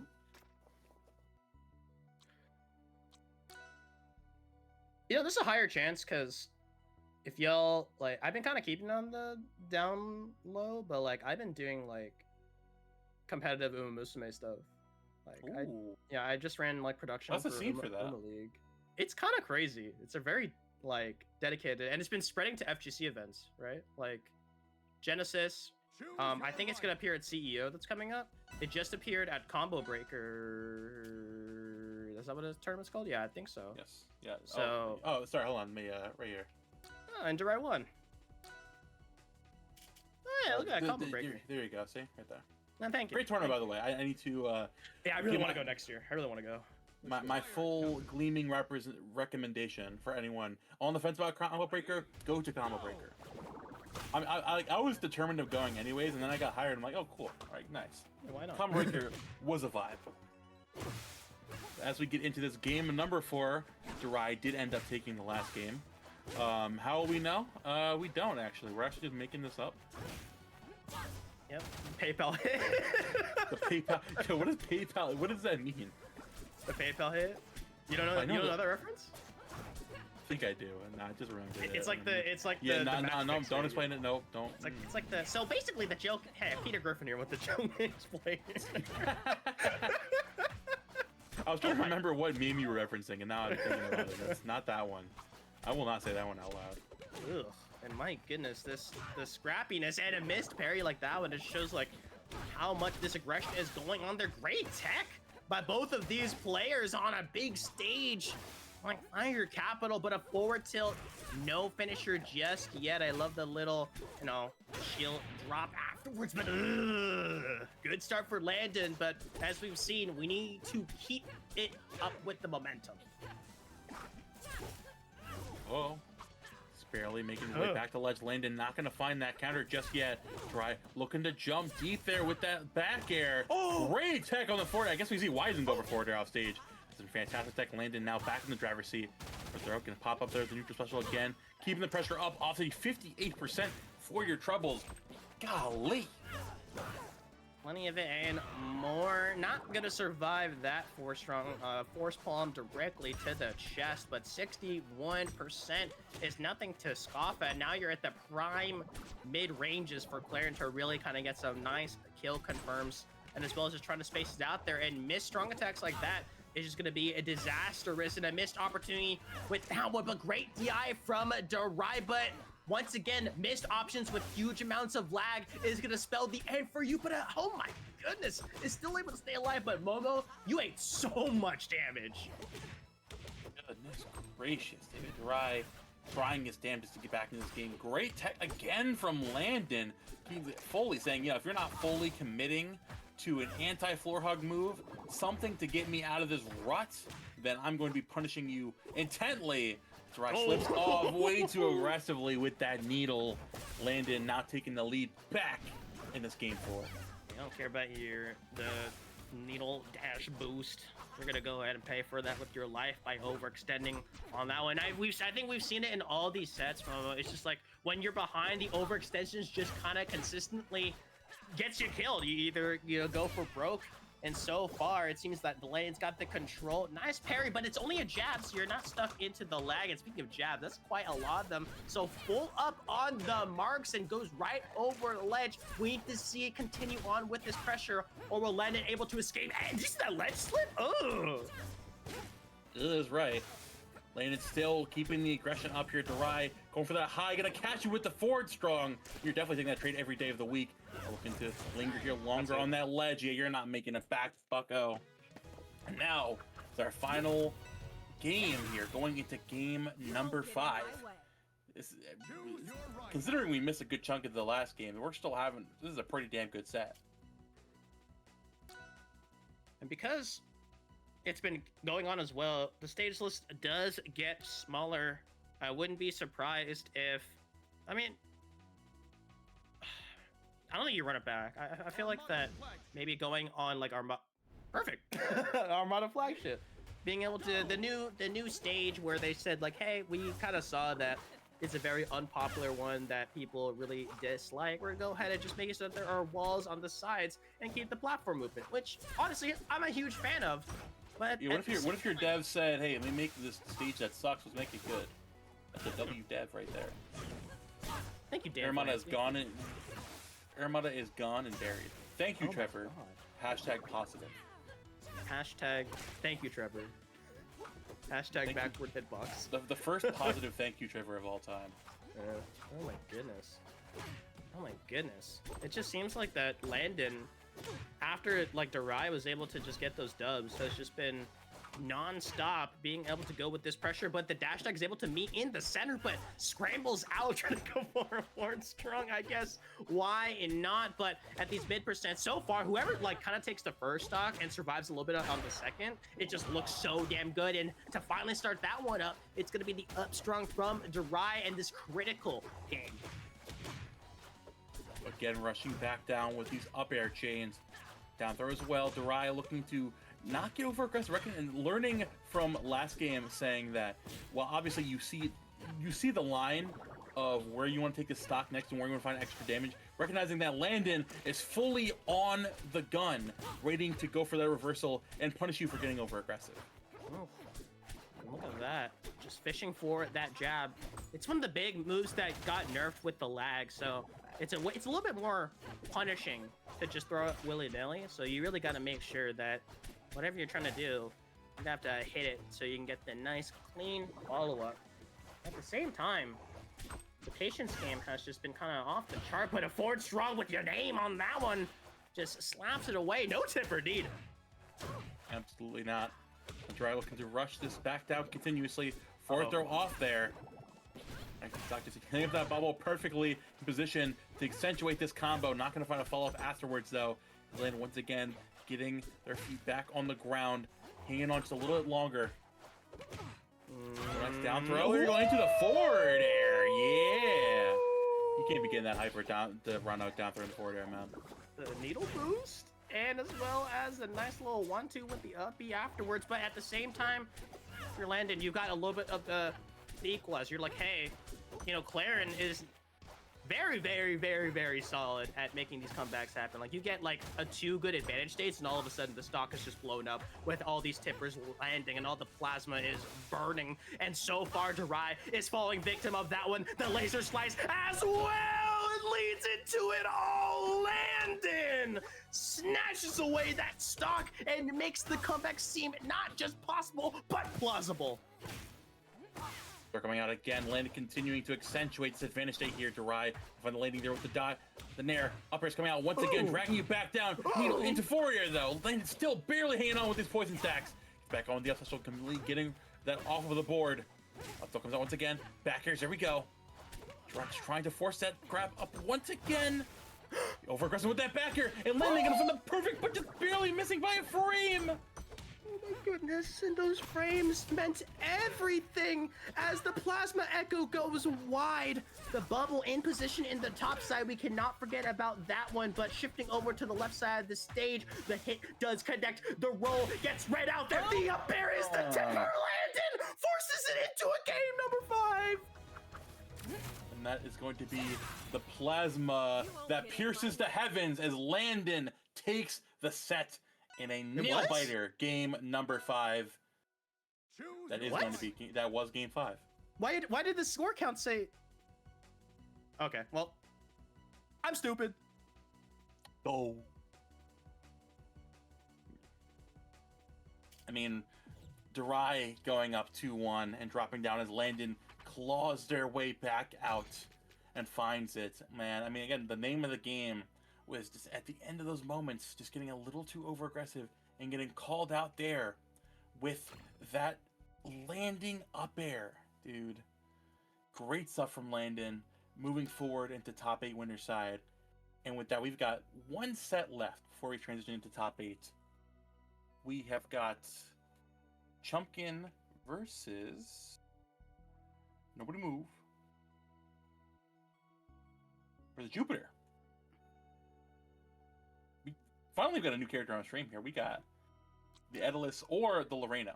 I'll say, if you caught Aether Fight Night, Chumpkin was playing... he ended up winning that whole thing, not playing a single game of Edalus, by the way. Which is really funny. So, I would not be surprised if he's continuing this streak of sticking with Lorena. I'd be very happy if he would too, to be honest. I love that champion. Despite what the general public wants to tell you about Lorena, she's pretty damn sick. She is. I'm surprised maybe because I don't know. I swear to God that when we were watching the darai set, that in the the top right where it says like the game counter, the one that they freshly put in, it had only one marker, so that's why it confused me next to Landon. Real and true, Lentini. That's why they pay you the big bucks. That's why you're on top 8. Lorena simply cannot do it. Yep, that's why they pay you bucks. That's why they pay you the bucks. I wouldn't even say the bucks. That's why they pay you the coins. Yeah. That's why they pay you the big metal. That's why they give you the... I can't even say pennies. It's not made anymore. I forgot about that. That's crazy. Yeah. Rip penny. And we are going to be seeing the Lorena versus Jupiter on the Orcane. This is going to be a set ever. Got the new move, right? The flip. True. The whale bounce. Whale flip? Tail flip? Bouncing whale, I believe. Bouncing whale? Floating fish? Losing a pineapple under the sea? SpongeBob. Okay. Bubbly Ponge. Oh yeah, they're Claren again, dude. We are haunted by the spirit of Claren. Yeah, so-called mains. So-called free thinkers. Here we go, Jupiter on that Orcane versus Chumpkin on Lorena. The Edalus legend has represented the Lorena a lot more lately, and I asked him about it too. I'm like, are you dropping Edalus? Are you sticking? You dropping Edalus? Are you sticking with Lorena, or what's going on here? He's like, listen, man, Lorena's really fun, and the character is pretty not bad right now. True. So I'm like, you can't argue with that logic. No, I won't, because I'm having a great time. Let's get right into game number 1. Going to Jules Vale. Wolfie, you have a strange vendetta against this stage, but we're going here regardless. Vendetta. This is a fun stage. This is my favorite. I was just mentioning that it's like you keep mentioning it in a very evil way. I don't know. I got bad vibes from that. My bad, dude. Jules. Oh my God. You know, it's not a very good situation being stuck against Orcane in the corner. Which, in all honesty, I find this matchup pretty rough for Lorena because of like the escape artist that Orcane can be, and especially with the new flip. Some kill confirms just make you explode if you're Lorena. 100%. I mean, like, the thing is, you gotta imagine. I'll put this to you plainly. I'll put it in a matchup experience of like a different camp. Imagine Zangief versus JP, right? You've got a grappler character who thrives best at putting people in checking scenarios, trapping them in the corner, trying to bait them into a grab. And then you have a character whose entire shtick is setting up a different area of the stage where they can just nope out, snap away, and rush out to the different end. This is how Lorena and Orcane goes. So where you typically have a lot more like presence, like exactly, where other characters would have to simply respect that or even like recognize what's happening there, and Orcane just doesn't have to. Just rejects it. Just is like, hey, like I don't need to like deal with your kit or any of like your strengths that you want to do, because what if if the puddle's in the opposite direction, I'm getting the hell out of there, and I have moves that can kind of catch you down low. We saw the strong attacks, the geysers, the spouts, they were all able to connect, and look at that nice stall and the recovery that leads into reversal when you least expect it, because Orcane is just able to get all of those tools and a 3-stock in the pocket. Dude, an Orcane's recovery is good enough where like if someone sits there and like camps the puddle, saying, "Oh, you're gonna tell we're back here," I'll just sit on top of it. It's like I don't even need the puddle to get back. Unless you're like super deep, and you're forced into a checkmate situation. Edalus. Like, I mean, Edalus is one of those characters where I think it has a lot more. And obviously, you have a lot more presence on stage with the ice setup on the ground. You can slip around a lot quicker. But also, like you've got the one button edge guard, right? Where you can force that arcane puddle back a lot sooner. I think that'll definitely work into Chumpkin's benefit going into this game. Oh my god, Chumpkin! Oh, what is happening? What is happening today? What is happening today? Government mandated SD. Government mandated. Oh my god, what is happening? It's happened 5 times. We got 1 stimulus check and 6 government mandated SDs. So you know what, take it as you will. 006. 0 stocks taken. 0 games cleanly.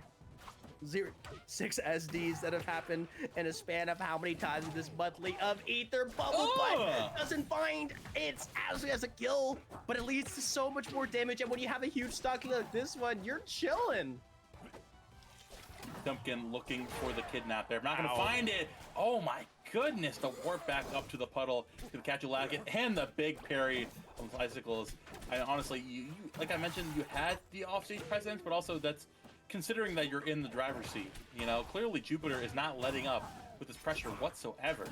Oh, goodness gracious, and it's just slipping and sliding out of there. I could care less if you can do the same, Edalus. I'm able to find the cracks within your defense and is able to go for more, able to go so deep because of that puddle mechanic. It's looking so damn good for Jupiter, so damn good for the Arcane, and it could turn into a 6-stock at this rate, Momo. Oh my goodness, Chumpkin is just trying to find some way to gain a small footing of any sorts. You can land them against me. You can't change. You're slipping Jimmy. Oh my god, up here from deep. Still, just barely missing the mark there with the bouncing whale. And the first stock on Chumpkin's part might be too little too late for this game at least. Because Jupiter, oh my goodness! Reverse Arcane Bear to drag you in? You're slipping Jimmy. Better call. Slipping Jimmy with a law degree is like a chimp with a machine gun. It's like I'm just imagining, like, you know how like Jeff has like the business suit and everything. We need to put like Arcane in it. That's slipping me. Take notes. Round start for strong. That's literally that is the 1426. I knew it. The Magna Carta. I knew it. As if I would ever make that mistake. Yo, I mean, my god. Okay, all right, my bad. Yeah. Goodness gracious. So clearly, Chumpkin is kind of over it at that point. It's like, you know, he's going to be the Chump McGill, if you will. Sorry, we're just going fully into the Better Call Saul vortex in this one. Yeah. Do you have like a losing? Do you lose against like Absic's electricity or? I am not crazy. I am not crazy. This chicanery. Oh no. You'll see the Zetterburn in the back of the courtroom planted that cloud on you an hour ago. He'll testify, you know. My SOG. He's a fuel Babino. Oh my goodness. Oh damn, I'm just mogging him a little bit. It's like stood directly at him. But at the same time, this is the first lead Chumpkin's had. But at the same time, I'm scared because that lead can melt away so damn fast, but the hammers collide. And they're able to continue it on. Edalus on a smaller stage like that one is taking full advantage of it. But even though you're heavy, Arcane has so much power and it's only stacking up there as this Edalus is struggling to land. And Chumpkin definitely slowing this game down, not trying to force any of this pressure, instead just trying to play around the ice on the ground. But clearly, Chumpkin, you find one good opening. He gives Jupiter one good opening, and clearly they're going to run in there and take advantage. Oh. Oh no. Oh spooky. no. Double strong attack, sure, dude. Oh They no. have the puddle into the nair once again, just amping up completely. No icicles out on this side of the stage, which means that you're in for a world of hurt, and you die to F-tilt at 80. I took a bite out of him. Oh my goodness. Oh my god, dude. All right, look, listen. I'll give you the watch and all this money out of the wallet, and you give me $1,000. And Slippin' Jimmy finds the F-tilt, wins the day. Congrats, obviously, to Jupiter for finding again, handily taking this game down. And that's going to be the end of our time here on Monthly of Aether. That was crazy. Like, forward tilt just killing because like you're like trying to DI out, but that's like the biggest issue when you're going against Orcan as like a big character. You get stuck in a cyclone of damage. And clearly we saw that on full display right there. That being said, we are getting close enough to rounding out our top 8 here of this tournament as we take a little bit of a technical break, get things set up for top 8. Of course, I've been Momo. You can catch me down there, Momo on the mic, and on Twitch, Momo on the microphone. As I've been on there much more actively lately. Wolfie, where can they find you? Y'all can find me at Overscratch, which is literally right down there as well.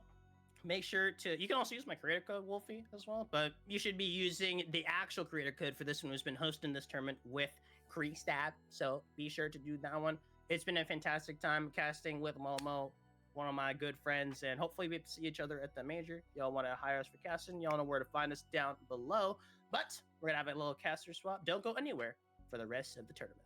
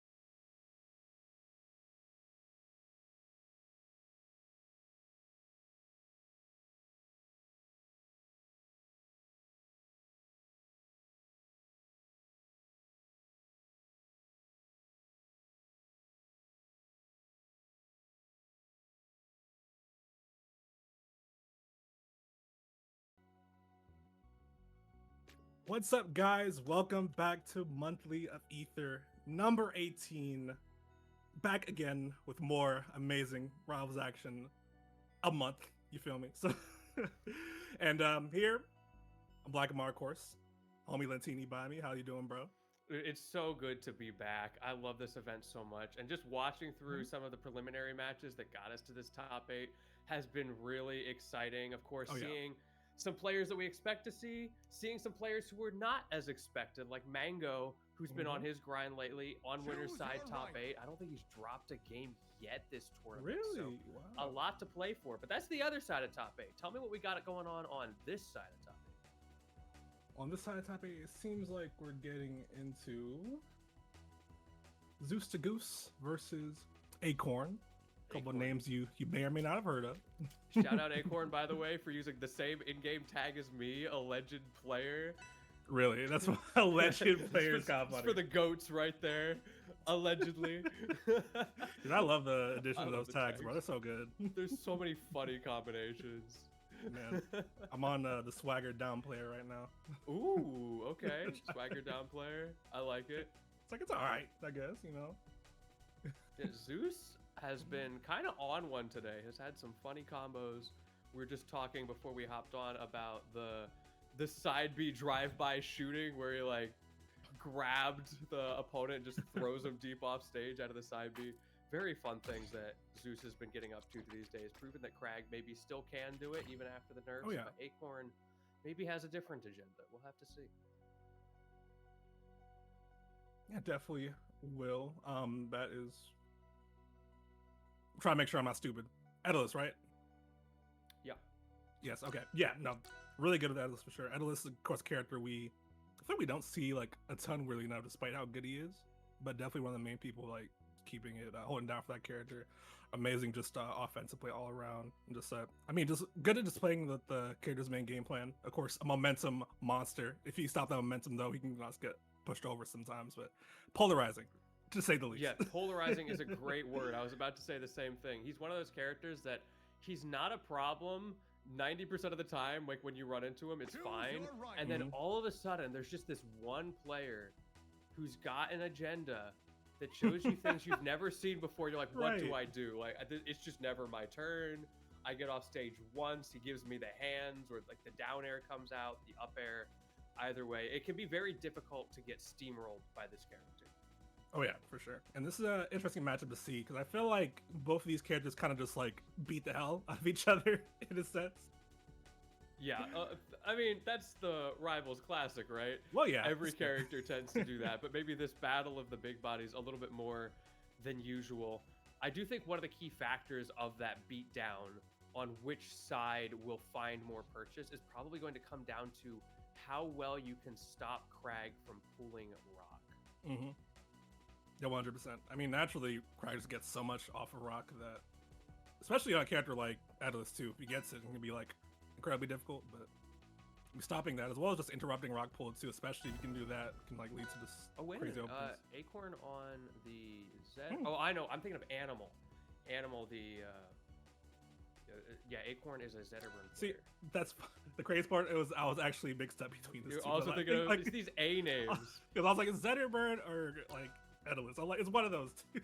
Yeah, Animal is the Edalus player. Yes, Acorn, right. the Zetterburn player. Allegedly a Zetterburn player. Going into game number 1, and we were starting out on a small stage, but honestly, a lot stays the same here. Both characters are pretty capable of exploding each other. It's going to be a lot scarier for Zetterburn off stage than it will be for Crag, so that's a place where we will see Zeus trying to prioritize. Yeah, same token though, I mean, Zetterburn of course has the advantage on stage a lot of the time, managed to take that pummel, fortunately. But yeah, the offense that Zetterburn can put out can definitely overwhelm Crag and they sort of let things escape from them. But right now, Zeus definitely not doing that. Strong advantage state. Keep him going right now. That early lead though, it can be gone in a flash as soon as you get something like that, but the reversal from Zeus. I get it. I mean, you're down right out the gate. You're trying to make something happen. Yeah. And you overextend just like that. For It'll be high risk, but no reward right there. As Zeus going to carry that lead, get a little extra credit going. Dash back a little far, giving the corner control a little bit, but still decent lead, not rushing things, pulling the rock, getting it started. Speaking of getting it started, trying to finish it as well. I think you lost your jump here. Oh yeah, you did. So much damage off that too. Again, we're talking about that rock, bro. This is a party starter right there. And now you're one interaction away from losing the stock once again. It feels like we just got here. It really does. Mile a minute sometimes for sure. That's the way that recovery was crazy, by the way. Such a ZeusDahGoose on that. Refusing to die as Acorn struggling to get this kill right now. Holding the ledge though. Cool back airs. Missed the shine, still alive. What's some grab ledge? Just barely. It's tough. Zeus managed to save just enough resource to get that back air out to force him off of the ledge. And because he grabbed ledge so early, he didn't have the refreshes to wait it out. So well played to Zeus there. Gets another opportunity at this stock, but just like that, it is gone. Even stocks, but not for Zeus. Yeah, dude, he's like just very like good at just saving those resources, bro. Definitely a sort of big difference maker between people who play these big heavies like that, bro. Oh yeah. The grab, that's an opportunity. Love that safe down air usage from Zeus as well. And just the upbeat through the rock. However, you're still going to get dumpstered. Just a great shutdown there from Zeus on the recovery. Oh yeah, the pizza cutter, tried and true. Great again, those edge guards. And Zeus, no stranger. It is so good. It's so big, it's so active. Very strong tool for the character, especially in a matchup like this, where you can have some pretty linear recovery angles, so you really just need something that sits in the same place for a long time. Yeah. Not sitting in that pillar very long at all. Managed to get back to stage, but Acorn trying to get the stock off. I like playing the mid-range they're playing right here. Careful with their swings, but managed to get back, but still not far off. I mean, not too much extra credit on them right now. It depends how fast they can get this kill. Little bit of a trip up there from Zeus. Had a missed wave dash into some awkward pressure there. Double up B to get back onto the stage, but get up attack is going to stuff that out. Back into the scramble. Zeus gets the grab. Smart time to throw it out too. Barely even throw it out at all this set. I don't think at all, really. So it's great keeping the options in mind, just staying alive at a super high percent again, just like that first stock against Zetterburn too. Mad impressive. These mix-ups at the ledge, wall jump back air, then jump off pillar up air, then go high and land on the platform. So many different routes that you have to keep on top of as Acorn, and it makes it very difficult to preempt anything. Oh yeah, definitely one side's having a much easier time with this ledge right here. So just get the dash attack and holding that ledge to take that game number 1. Great stuff to Zeus. Looked pretty textbook all the way through. I think there's like the obvious side of course, Zeus is going to get a lot when you're off stage, but I think the thing that really was the difference maker is you're ending up off stage because Zeus is winning so many scrambles. Just like that. Wins the first scramble, already creating a threat. That's a very good point, for sure. He just feels like so comfortable, which is interesting because Zetterburn is a character you like typically picture as like really amazing in that scramble, but just keeping this control of that, the confidence he's moving with, it's like really hard for Acorn to contend with right now. Yeah, we don't see things like shine being used. Zeus, of course, very good at mitigating that shine, but it is still a threat that you need to make present as a mix-up option so that Zeus doesn't get to do things for free. Center stage. Play a bit more neutral here, but Zeus still finding the way in.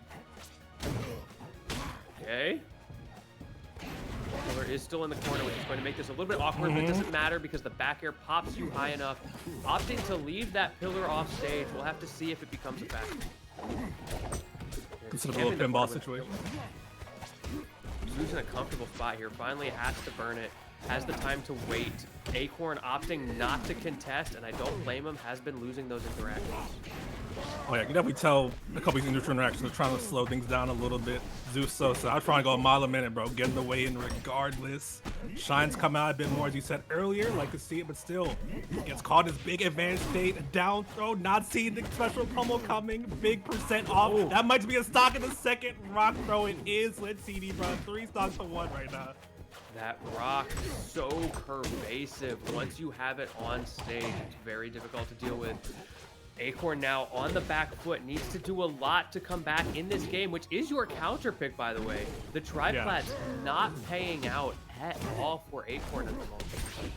It's tough too, because I mean, I see the logic in the kind of figure. I think Zetterburn's good at just holding down the certain stage, especially against a character like this. You can up air, extend combos all you want on those platforms, but just hasn't had the opportunity to get much going, bro. It just felt like all Zeus this whole game, bro. Dude! Reset as well. Oh no! Spike to end that game off. Nah, Zeus looking crazy right now, bro. Choose your right. That's brutal. Dojo. Man, Well, game number 3, we're opting for the same stage. Ready? okay. I mean, how do you feel about that? Huh? I feel like the platforms did more for Zeus, but on the other side of things, like, the platforms were also not the issue. Very much so. So I'm not against it. I feel you, yeah. I think it's just a matter of just getting more neutral wins, like more off those neutral wins. Sure, it felt like Zeus was getting much more off those that second game. Yes. Okay, using that rock to get himself some free opportunity to get to the ledge there, even if it doesn't necessarily get you on stage. I've seen the dash backs come out both sides too. Zeus the dash back, dash attack too. And mid range being played right now. Oh! Again, Zeus is so good at zone breaking though, bro. It was like ready. Bro, you missed a waveland at 30. You missed a waveland at 30. Okay, we turned it around. Calculated. Oh, very much so. Nah, definitely got out of the life a little bit. Fortunate situation right there for Acorn. That was wild for sure. Zeus has such a refined punish game. Oh yeah. I don't know how it does, bro. It feels like every time it's a roller coaster. The forward air. I love the mind control DI, making the DI out free fire. Yeah.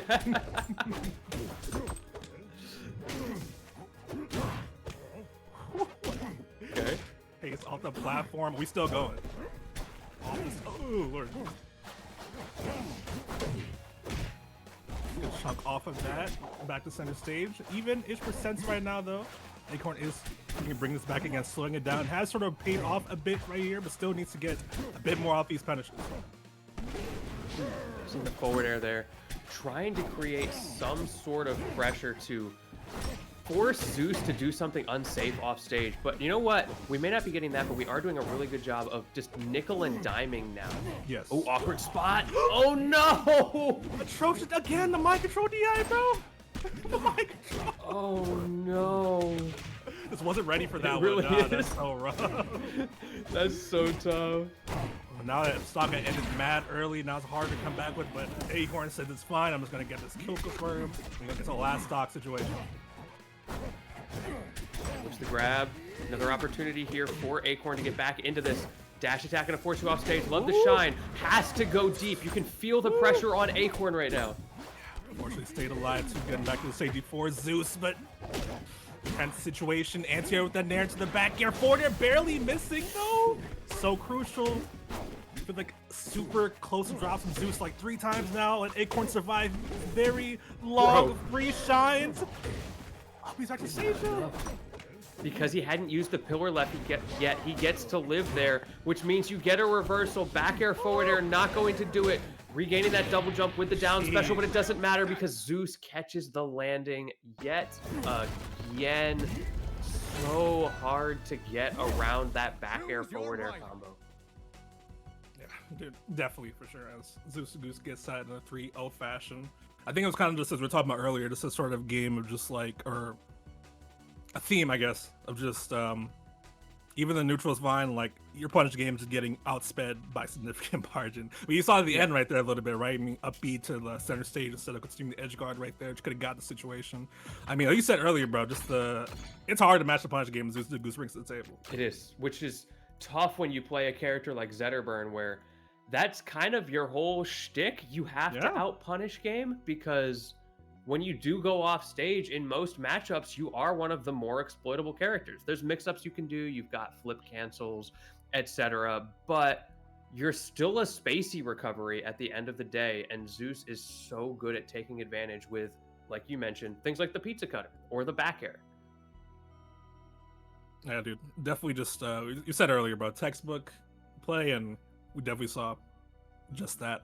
Zeus going on. Seemed a bit later in Winners Finals. I think is this yeah, I think it's gonna be the other We side got of Winter's J-Bone the Time. Zetter's friend here. J- You think he'll let me talk to J-Bone? I love J-Bone. Nah, it's exclusive, bro. You can't reach him without getting. You gotta talk to his friends first. Did you see that one Reddit thread where someone was ranting about how Joey was playing, and everybody on Reddit started making fun of them because of who it was? No, I didn't. Like, they just came to Reddit just to whine, as we all do. Like, man, this Fire. game's so stupid because like you just lost. You're salty because someone dash danced twice in neutral and you got hit. And the whole, like 50 comments in a row flaming this dude for daring to make fun of Lucky. It was so funny. The internet's a funny place, bro. I love it. Yeah, Mang0 on the sticks, for anyone who doesn't recognize the name there, up against Landon.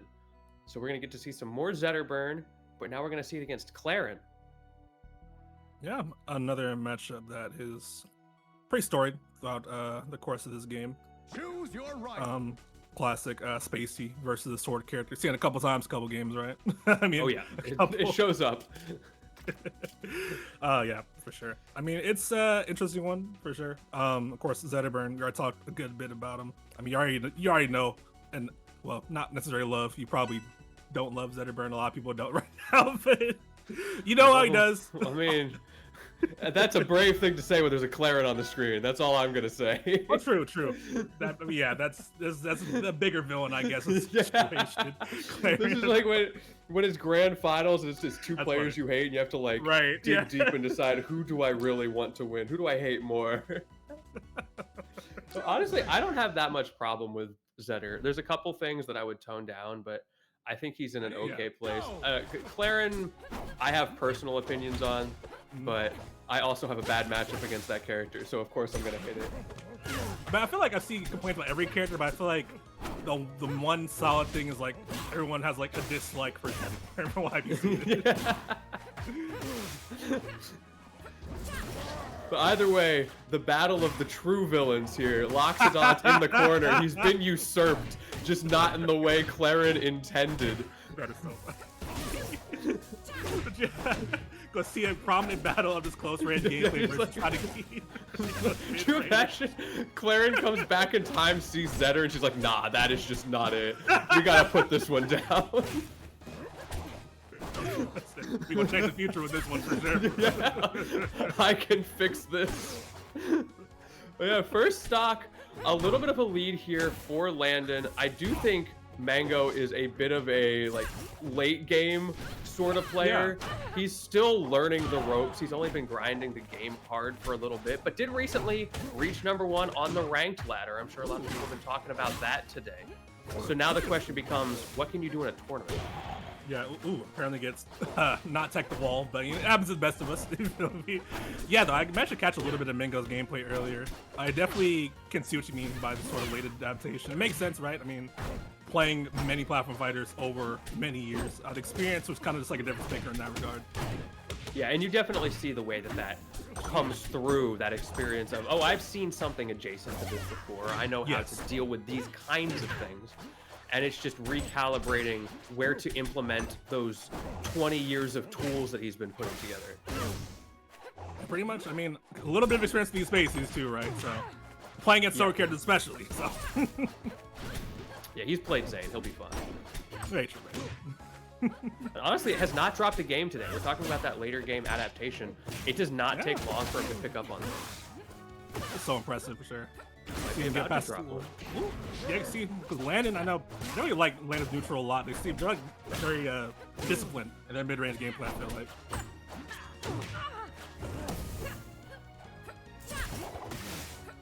The Nair gets punished for it. Yeah, you have to be so careful against Claren specifically, going for those ledge refresh aerials because she can dip beneath them. Double KO screen just to make sure there for Landon. Getting a little bit flashy with it, and now you have that lead. Decently solid one built up too. Run up strong though. Clown flash. I hate that kill screen by the way, but clown flashing on the screen. Last stock going on. Man, these predictions go crazy by the way. Well, I guess there's only 4 people who voted. That might be why. One person went all in with 2,500 points on Mang0. That's the Mang0 Nation right there. Do not go to Vegas. Bro was in the crowd for the OG Mang0 chant. Right. Back in like 2008, the Jigglypuff vibe. Oh!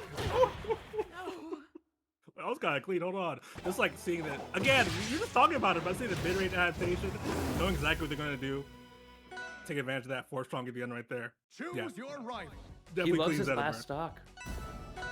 man. Honestly, yeah.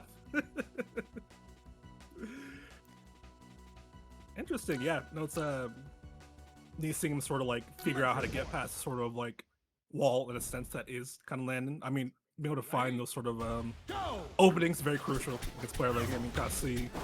I imagine we'll see more of that as this match progresses. So Landon opting for the big stage. I do think that this benefits Clarin in the matchup because she has more room to dash dance to escape and use those safe aerials without cornering herself. The downside, of course, being you don't get to edge guard Zetter as much. So there's some trade-off, but I think it pays out overall. Yeah, I mean, especially with how Landon's playing super mid-range focus. It definitely makes sense to have more space. Ooh, you can get the neutral beast. Yeah, going for that second charge, not able to quite find it there. Well, found the down air though. Mang0's trying to fight back a little bit. Raw forward strong though, very unsafe. No kill, got it off of that. Ooh, I love that. The down strong, slide off the platform to the forward strong. Tricky little mix-ups right there. I like seeing that come out. That's very like Rangunshu coded. A lot of the Clarins used to use that slide off to make their moves safe. And then Rangunshu started using it to apply more pressure, and people have been slowly picking up that tendency. I mean, the name of the game is getting those openings, and more mix-up options you have, the better. But sometimes all it takes is a simple little headbutt to the face. As Mang0, despite the worst starting that stock for him, I'll get the first stock. Waiting out, patience there from Mang0. Not a lot of grab threat has been shown from Landon, so Mang0 is just shielding and getting away with it in the neutral. However, does manage to clean up that shock, catches you dropping that shield. It's a timing game and a strike throw game, and right now Landon is winning on timing. Very much so. It's interesting you point out not many grabs going on. I'm definitely curious why that is. I mean, when the pokes are put in this much work, I sort of see it, but I wonder how that will come into play. I mean, you say that though. Here we go. We got commentator curse. But even still, that's 1 on this stock so far, and you've had a good 5 neutral openers that were just like, I don't want to say random, but just strikes on the shield, hoping to create the right pressure timing. Ooh, nice. I can potentially see that sort of leading to more of these openings come in as Mang0 takes that second stock in. But yeah, if you're only pushing these buttons, it makes it easier for Mang0 to just know what you're doing and get these big punches when they get in, just like this. Downer. Downer. Exactly. It's just a good move. A little bit, right? You know, it's pretty decent. Oh. Dude, he's getting Downer? off, bro. I wonder what that leads into. Ooh. Maybe another down air. But we'll see if Mang0 can close it out. Great usage of the no fun zone there. Now Landon has an opportunity.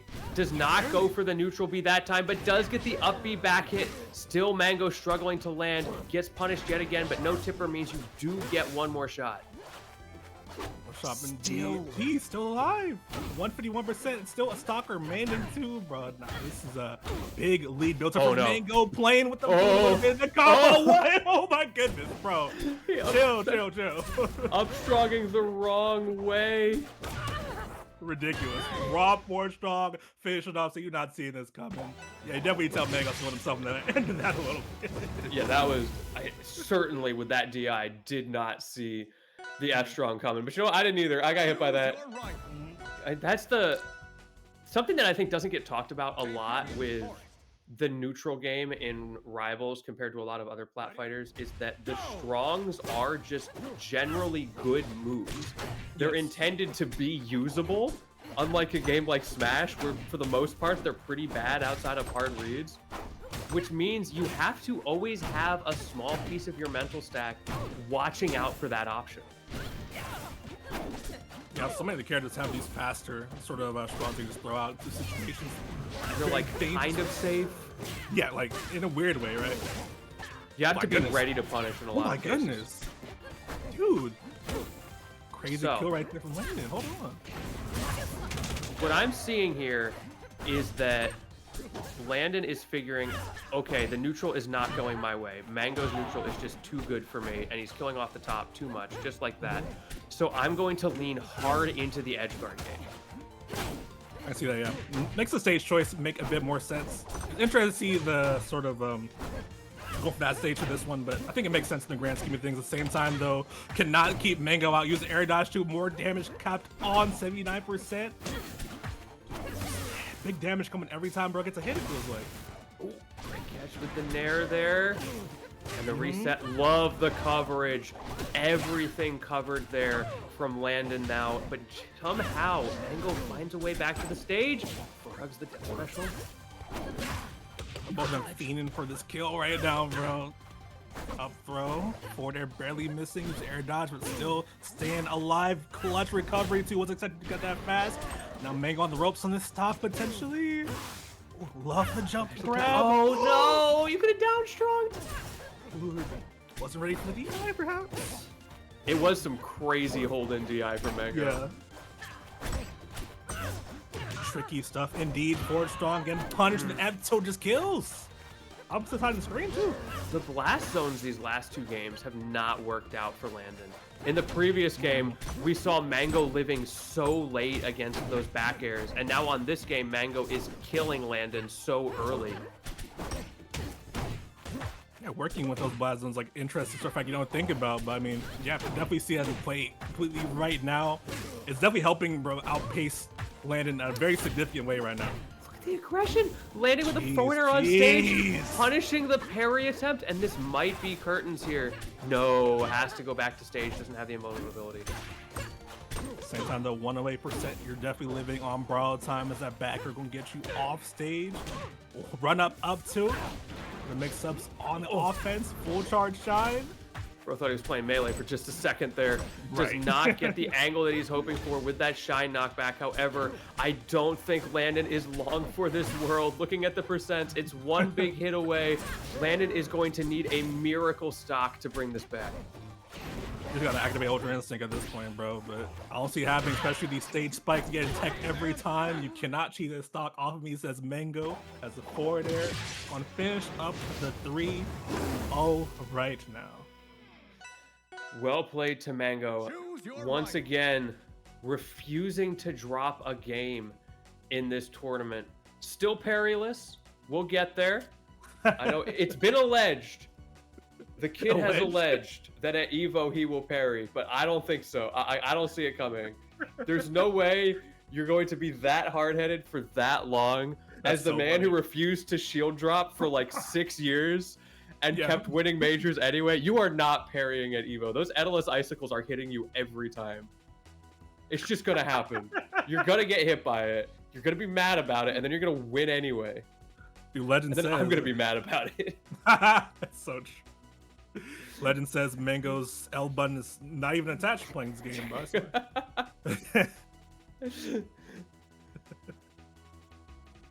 That would Oh, be yes, really he- funny. Like you walk up, you see Mang0's controller. There's just no button there. He just straight air. uninstalling it. Talks to the Goon Wave guys. Hey, can I get a controller just without an L button? Like, huh? Oh man. Hey, I saw you said it should Evo, definitely by the way. If y'all into rivals, well, you probably know it's happening this weekend, but Yeah, try definitely. to check it out. The easiest way to support is just to watch the finals online. It's going to be Saturday night. We've got the primetime Saturday Yes. night slot, which is super exciting. And of So course, sick. you know, watch the pools up until then. Let them see the viewership is good. It does go a long way, I think, with these other, like these FGC events. People from Combo Breaker, people from CEO will be looking at the rivals viewership and thinking about what it means for their events as they continue to host this game. And I would love to see it continue to build from this amazing opportunity that we have because of Ludwig. Yes, over 1,000 entrants, dude. Freaking crazy.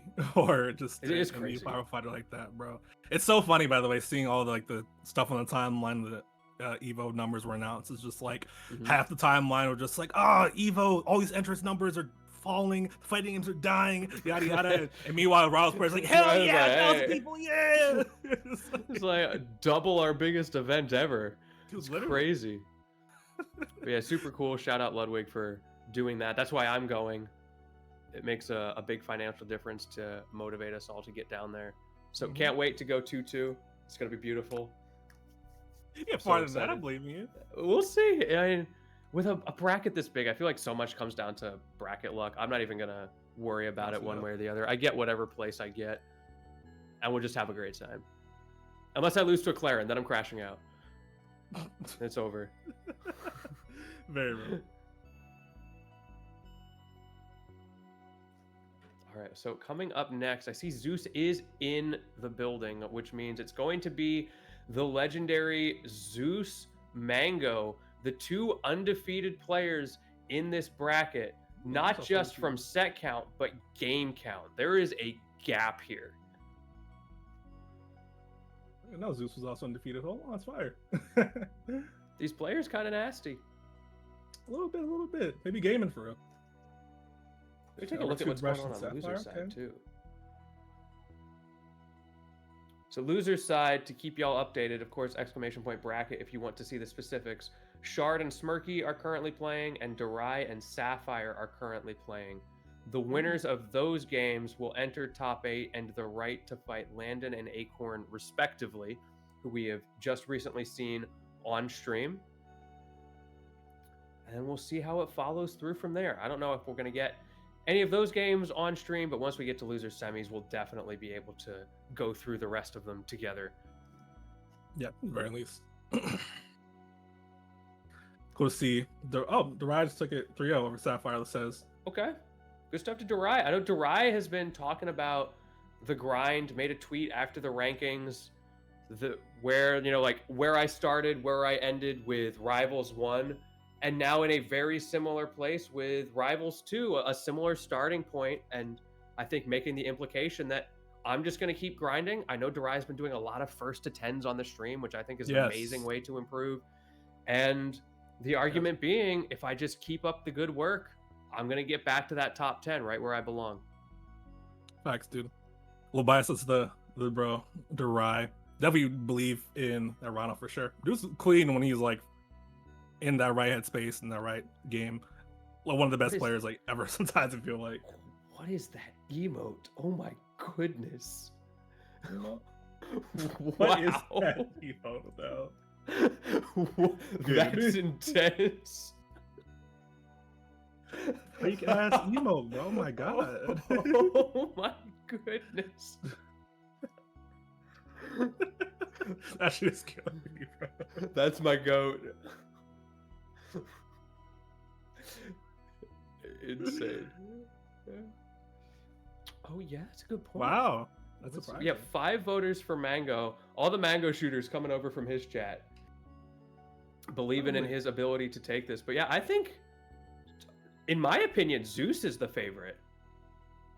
Oh yeah. We'll see what 100%. happens, but I expect the Zeus W here. Yeah, I feel like good. just at this level of play, Zeus has been around the block for longer, and I think more importantly, has that perennial Zeus shenanigans factor. And that is hard for Mang0 to deal with. Yeah, I mean, especially if someone hasn't like been grinding the game for a super long time, right? Someone who can mix you up like that, scary. For Zeus has got like the exodia of doohickeys and thingamabobs on display at all times. You're gonna get hit by something goofy, and it's gonna kill you. If you feel like he doesn't even know how he gets there, but he knows how to finish it. If that He does. He's just going around on a fetch quest collecting the pieces, and somehow it works out. Choose your rival. That's a fun way. Someone in chat saying that they have had friendlies before and they've been good games. If anybody knows like roughly which direction that swung, I'd be interested to know. But of course, tournament is way different than friendlies, not only because you're locked in a tournament and you've got that pressure of the environment, but also sometimes when you're in friendlies, you're trying to grind and practice specific things. So your brain is not in tournament mode. You're not in win at all costs mode. Instead, you're trying to force the issue on certain interactions, trying to add something into your game plan. And so you might lose there and then win in tournament. I'm sorry, but is that a banana Zetterburn shine emote? Oh, you're right. Oh my god, it is. That goes hard. Hold up. Dude, these emotes are crazy, bro. Big fan. That's a sick emote. Jodi Delta. The streets are saying it was slightly Zeus favored. Thank you for the info. Go! Let's see how it goes. Slightly Zeus favored is a starting point, but now we are getting into it with two players who roughly know what to expect from each other. There's not going to be a huge surprise out the gate. I'm definitely interested to see how Mang0 approaches Zeus. Like you said, very eclectic player in a lot of ways, right? Yes. See, again, just getting the air grab right there. For the man who has seen it all, I do still have to question if he has seen this. Come on. Nobody in Melee is doing that to you. Nobody in Slapstick McGee Plat Fighter number 17 from 8 years ago is doing that to you. Only ZeusDahGoose has hands quite like this, as Mang0 has the most bread and butter milk toast closeout with the edge guard. Like exact opposite, right? Basically. It's off the backwards. So I'm gonna do the base. It's simple and clean. I like it. Is Zeus the Mang0 of rivals? Think about it. Other than, you know, Mang0. I'm like, wait a second. Yeah, like, Mang0's here. So Mang0 the Mang0 of Mang0 then? Or like, what's going on here? Yo, dog, I heard you like Mang0. Right? If you like Mang0, you might see this right now. You like seeing this, yeah. The offense. Oh, say that though. Little unfortunate that opportunity. Oh no, not another down air. Clean recoveries. Oh. I love that jumping with the fireball to catch Zeus because he knows he's not going to be able to hit the pillar in time. Now do we do it again? Yep, force the hop. Now you can get rid of that brick, which is such a scary thing. We've seen Zeus use it to great effect, even in this top 8. Helped him get back to the stage. Unfortunately, gets double fared for your trouble, taking that stock. As Mang0 getting the stock lead right now. Power drive into the rocket, off it. Oh my god. That was scary. Yeah. Losing your jump there. Oh yeah. All right. Yeah. So even game so far, yeah, down air does go through the platform, especially against a character like Crag. Have to be cognizant of that as we pull it again into the back air extension. Okay, Mang0. Interesting, yeah, I've seen. We can know what this character is really dope to see. Not the matter of Mang0, but it's dope to see. I haven't seen it before from him. Mang0's leaning really hard into that shine spike attempt, and I'm questioning if it's the right option. There's a reason not a lot of Zetters go for that, and I'll be curious to see throughout the set if he finds a way to make it work, or if he just changes tactics. Because you can just, like, down air there. Yeah, I'd imagine just, like, some melee muscle memory coming out in that regard, right? On the shine spike. But I definitely feel you. If you optimize off stage a little bit. I think the idea is the knockback angle, because if you hold in against the down air, it's techable. The shine will... Ooh, nice catch. Nice, yeah. Yeah, the shine won't be techable because it'll bounce you away, but it's so much more inconsistent. Yeah, 100%. Choose your rival. You know what? He got that. He took game number 1. Yeah, no, super impressive. Sure, again, we keep mentioning it, but the ability to just, like, adapt to everything going on, especially after that first stock, too, being able to, like, keep your head on after that, commendable. He brings it back every game. Even when he's winning, it still feels like he brings it back in the third stock. He just does it more. You bring it back against yourself, that's crazy. Yeah, it's like, wait, I'm nasty. I could be more nasty. Oh, that back air saving him. It did. Oh, now you're in trouble. No, Zeus, you messed up. Oh, does get back to the pillar. Great scouting there. Yeah. This is bad. Really bad. Use a jump as well. After the Nair, 2 great edge guarding from Mang0 and comboed across the whole stage. Okay. Don't worry, they removed that.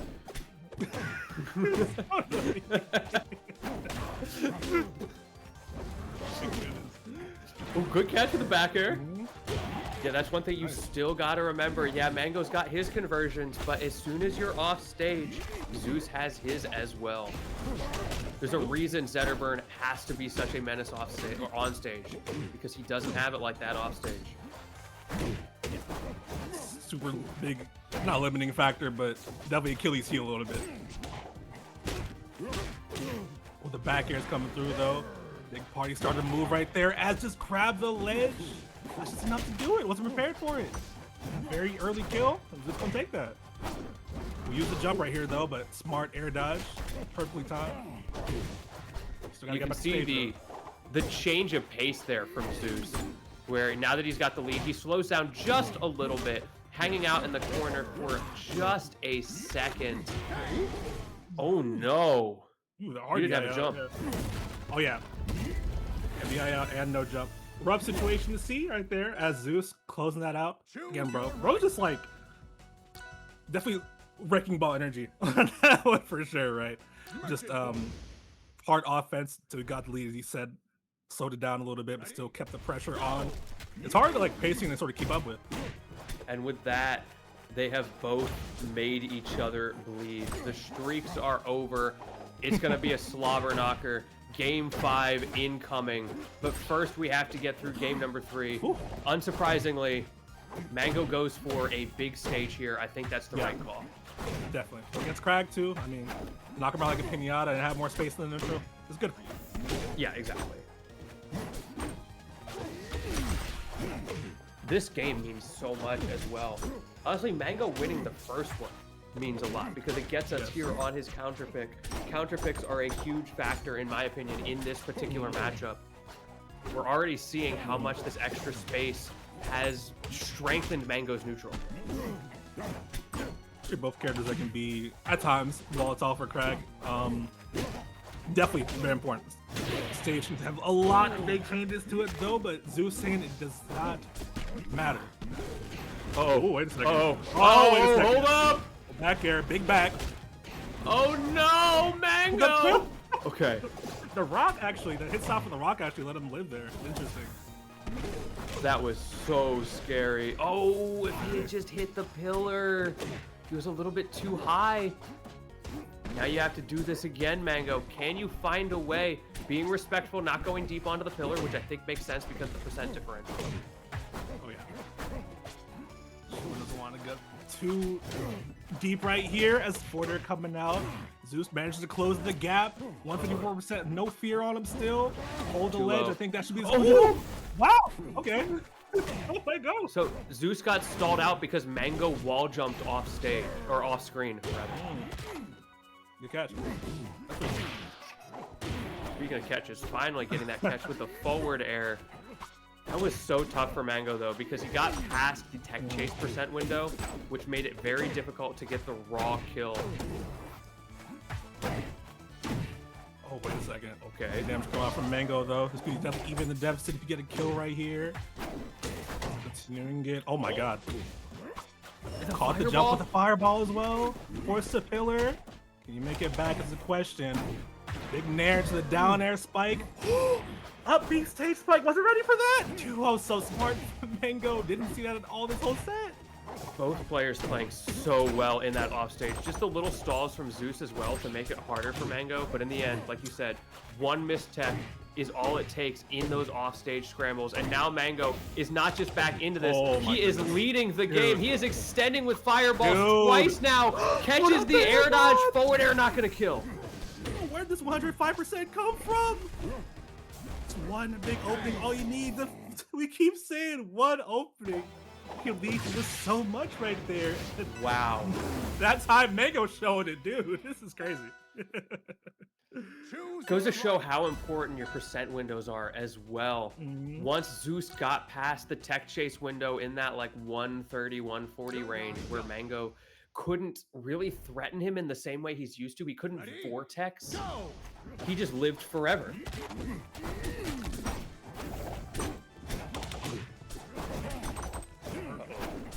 I think we might be having. Okay, yeah, I was like, making sure something me. I'm like, okay. No. Oh no. All right. Uh-oh. It happens. Oh, we're cooked. We have no audio. We have no video. I'm gonna pull up the Mang0 stream real quick. Let's see what's going on here. I guess you can, yeah. We're gonna be a good 15 seconds behind, but at least we can kind of see what's going on. So they're hitting each other. Okay, good start. Good start. Yeah. Mang0 already down a stock in the first 40 Dude, seconds here. Going that's super crazy. deep off stage. That's something we noticed too in the past 2 games. Like Zeus getting those really early stocks. They're just setting the pace of the game so much right now. Okay, nice. We got the Mang0 stream on the Okay. Conduit Gaming stream as well. We are streamception right now, and both of mine just went to ads at the same time, so I have no idea 3 what's minutes of ads. Not 3 minutes. 3 minutes? I also got 3 minutes on Mang0's stream. Okay, we've got the tiny pop-out player. It's fine. We can make this work. Well, if you wanted a break from the ads.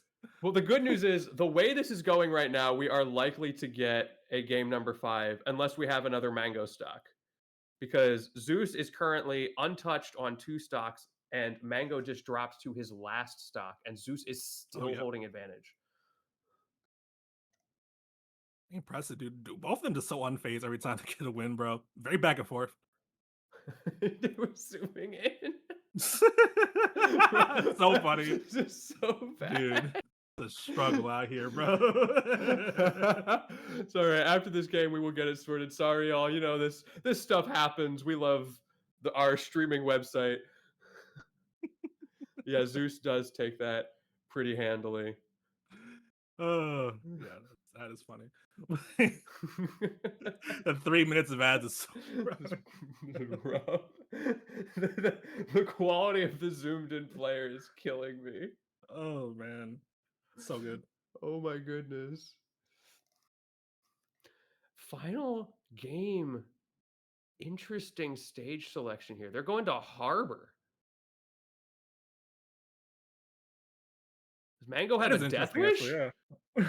Like, yeah, I'm like thinking just like, I know you do kill very early off the top. You got to give him risky. that.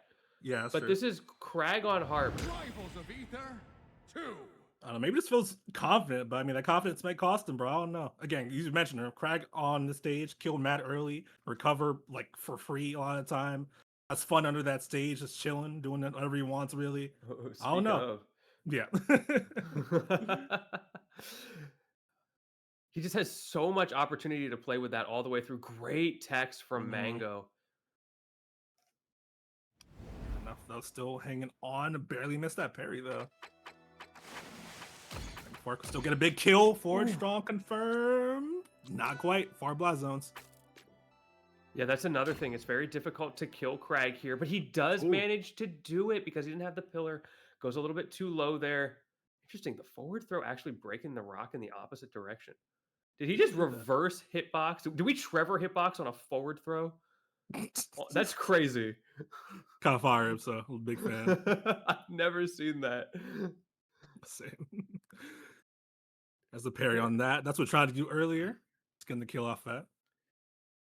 So even stocks here. Mang0 with the first opening, but hold up. Wait, he burned his jump. Ooh, on Did this he manage stage to hit too, the ground? especially, I that don't- can be super rough. Ooh. No, did it? No jump available. Oh, barely made it back. He's still alive. Somehow. But it might not be for long. Ooh. Once again, sent down. That time he definitely doesn't have the resources to get back. And Yeah. Mang0 is on his last stock on winner's side here. I think that kill too a part of this stage too, right? You don't have that wall to always help you in those situations. Or come back to bite him in that way. Sky and smooth sailing. Hasn't always been that way though. Oh, wait a second. Ooh.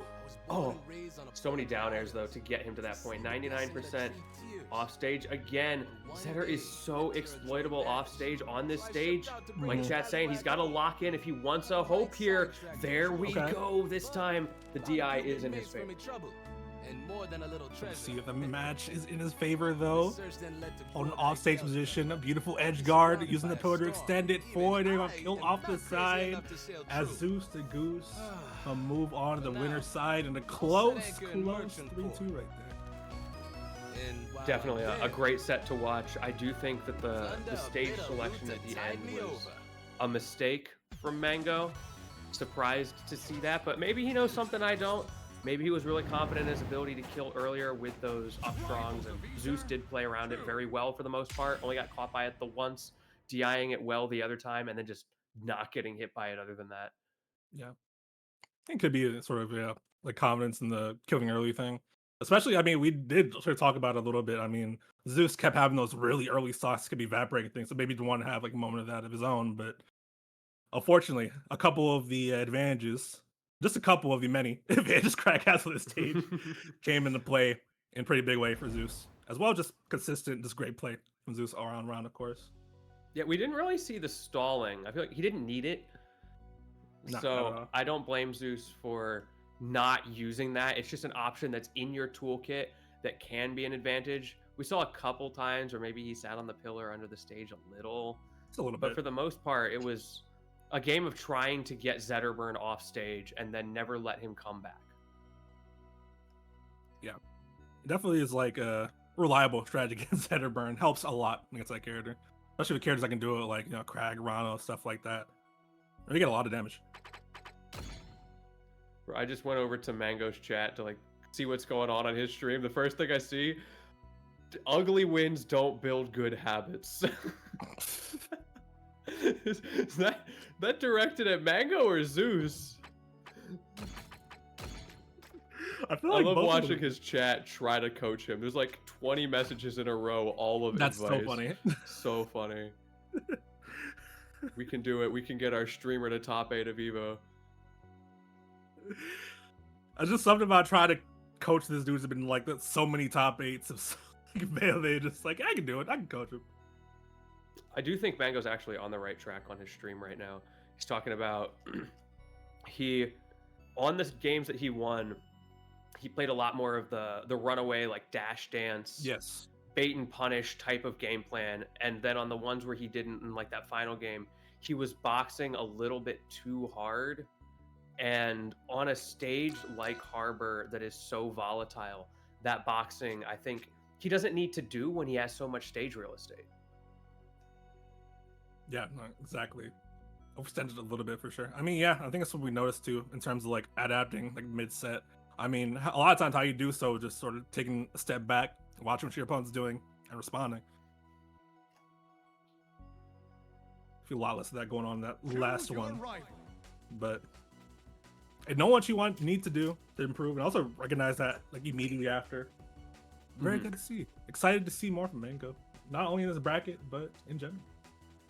So coming up next, I believe once we get our streaming situation resorted, it should be Landon and Darai on stream. Landon took it 3-0 over Shard. Darai 3-0 over Acorn. Lots of 3-0s today. Wow. So Dude, now we'll be. I'm excited to get some Darai on stream. I don't get to see the frog enough. Yeah, man. I feel that. Big I fan. have been. Go ahead. I was a big fan. Rano, of course. Very fast. Needles are very good. Some great aerials. You know the frog. You know the frog. I'll make sure to stream first, by the way. Creased up. Ready? Go! Yeah, as we get into this, hopefully we can get our stream up in a second. There we go.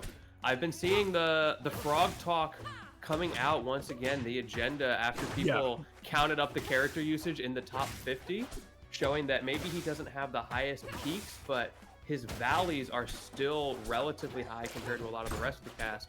Very prominent within the top 50. Oh yeah, definitely a character that I feel like was a little slept on for a while, but recently people have been more and more hyped on as time's going on, as players like Darai or 2Rush are getting better, such like that. That'd be cool to see. Can be a little difficult in this match, specifically in the neutral. I guess he Destruct especially, but still has the speed to contend a lot of things. We'll have to see how it goes. Great start for Darai right now. Extension, tech chase, forward air. I love what we're seeing already. Very patient in the corner. Doesn't quite get the timing there. Jeez. Expecting Landon to land on the stage, but it doesn't matter because you still hold stage control. I think it's so easy as Rano to get impatient there and like do drop zone back airs against Claren, and you just often don't need to, because then she just techs and comes back for free. Good stall. Ooh, the clean movement to the Buddha walk. I love that to find the openings. Again. these perfectly timed get-ups from the ledge. Dude. It's really hard to get that get-up timing right. It really is. It's so impressive to see it so many times in a row. Moving the bubble a little bit. No bubble insurance right now on this side of the stage. Can definitely die a little early right here. Let's come back to the stage, though. I'm surprised. Okay. Not the best DI. Gonna put you in an awkward spot. Stalling out so hard. Love Then that. again, just a little bit off. Dude, forward. ledge play. Great. Oh, Needle no. boost. A boost a little too far, though. Still made it back to ledge. Again, no holding the ledge. Yeah, Landon just let him have that. Again? Oh, dude. going- 3 times.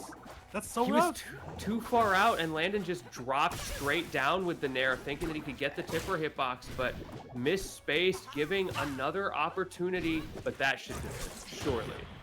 Yeah, okay.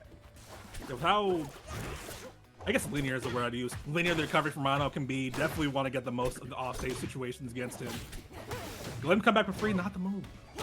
Got those needle stacks as well, just to make it a little bit harder for Landon to space with aerials, which is such a strong point of his character. Oh my goodness. Yo, I get so much off these tech chases, bro. It's crazy. The streets say it's reactable, and darai might be one of the few people who can actually get those RCCs consistently. It's like art for sure, but Rano, yeah, super. You can definitely tell how much he practices, how consistently he gets those. Of the first game on the eyes on that retro Rano are so weird looking. I'm sorry, that just I was like noticing it for a second. Thank you.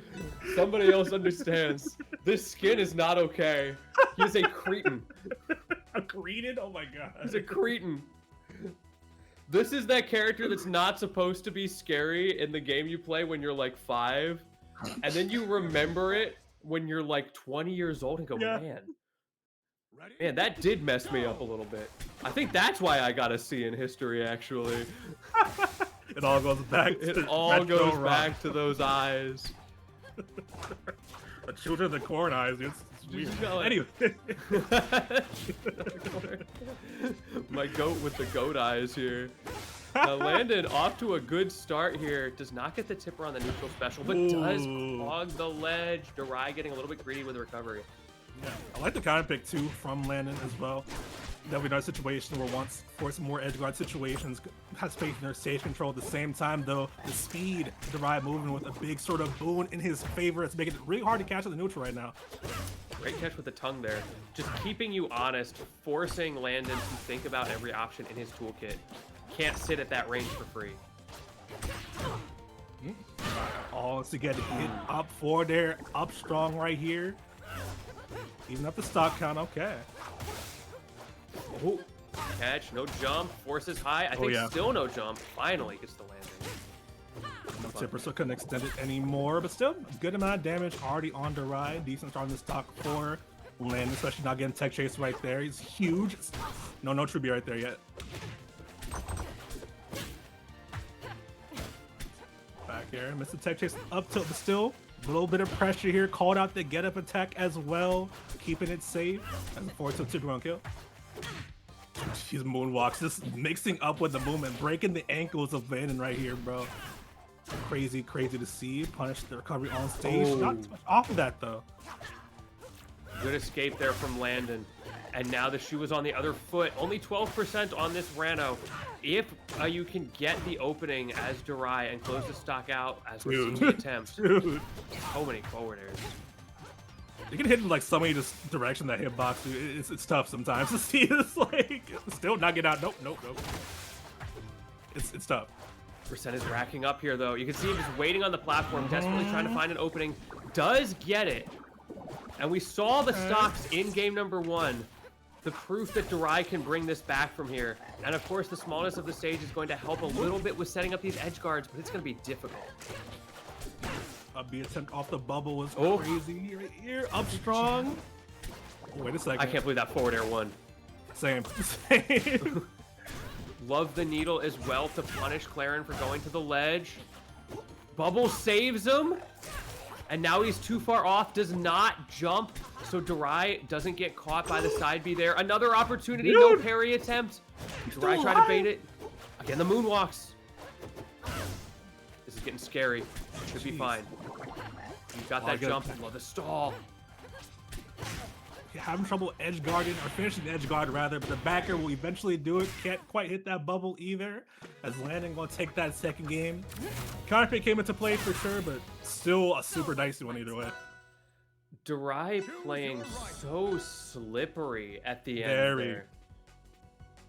That's like one of his biggest strengths, where like so many people, bro, the movement.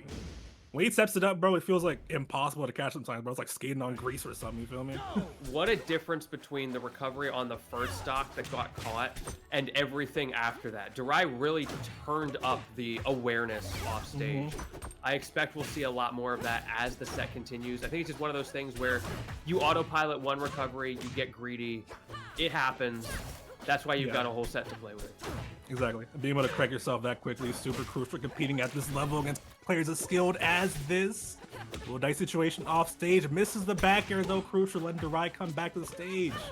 Ooh, love the dash dance and the forward throw DI mix up into the needle, forcing him low, and we just saw that right there is why you don't typically see Darai go low. Manages to turn it around. But still, just a little reminder, like, I can't jump off stage for free. Landon will tech those. Landon will recover faster than this. Yeah, but that's a great thing to keep in mind right there. It didn't make the biggest difference, but still, it'll come into play sooner as the big tongue gonna start a little combo off for you, 26%, a little chunk of damage. Also, worth noting, this is a run back from winners quarters, and they went to game 5. Ooh, that's a good point. Oh yeah. Yeah, winners quarters game 5 here, so definitely a lot of pride on the line here. When you have to play the same person twice in the same tournament, it's either the opportunity for your biggest crash out of the week or the resurgence. Very much so. Overcoming your demons. Because you know, after every set, you're always like, I could have beaten him. Exactly. If I just did this and this, I could have beaten him. It'll be the most painful loss sometimes. I get that.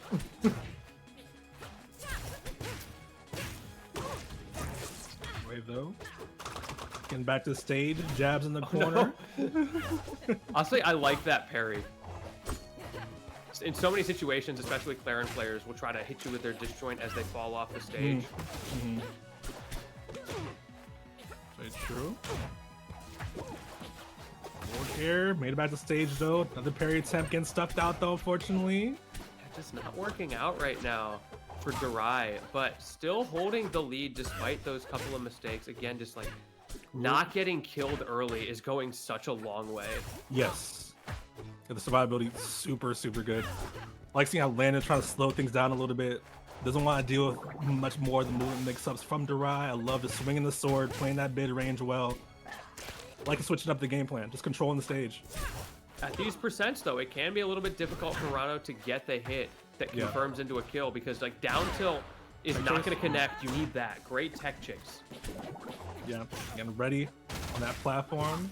And that's a C. It's a latest counter pick too. The platform's going to get so much from the situations like that, but the up air gets a situation for Landon here, a last stock situation like that. Okay, I mean, all right, you got some needle stacks, continuing to rack it up. It forces Landon to play a little more aggressive, which I think plays into Rano's hand. But right now, that aggression is paying out.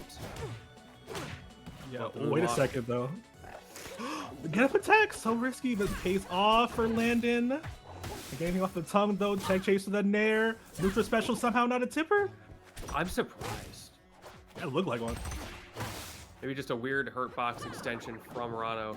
Either way, though, has that lead looking pretty good here in game number 3. Dash attack, once again, has been good with those tech chases, but the high platform makes it very difficult to extend.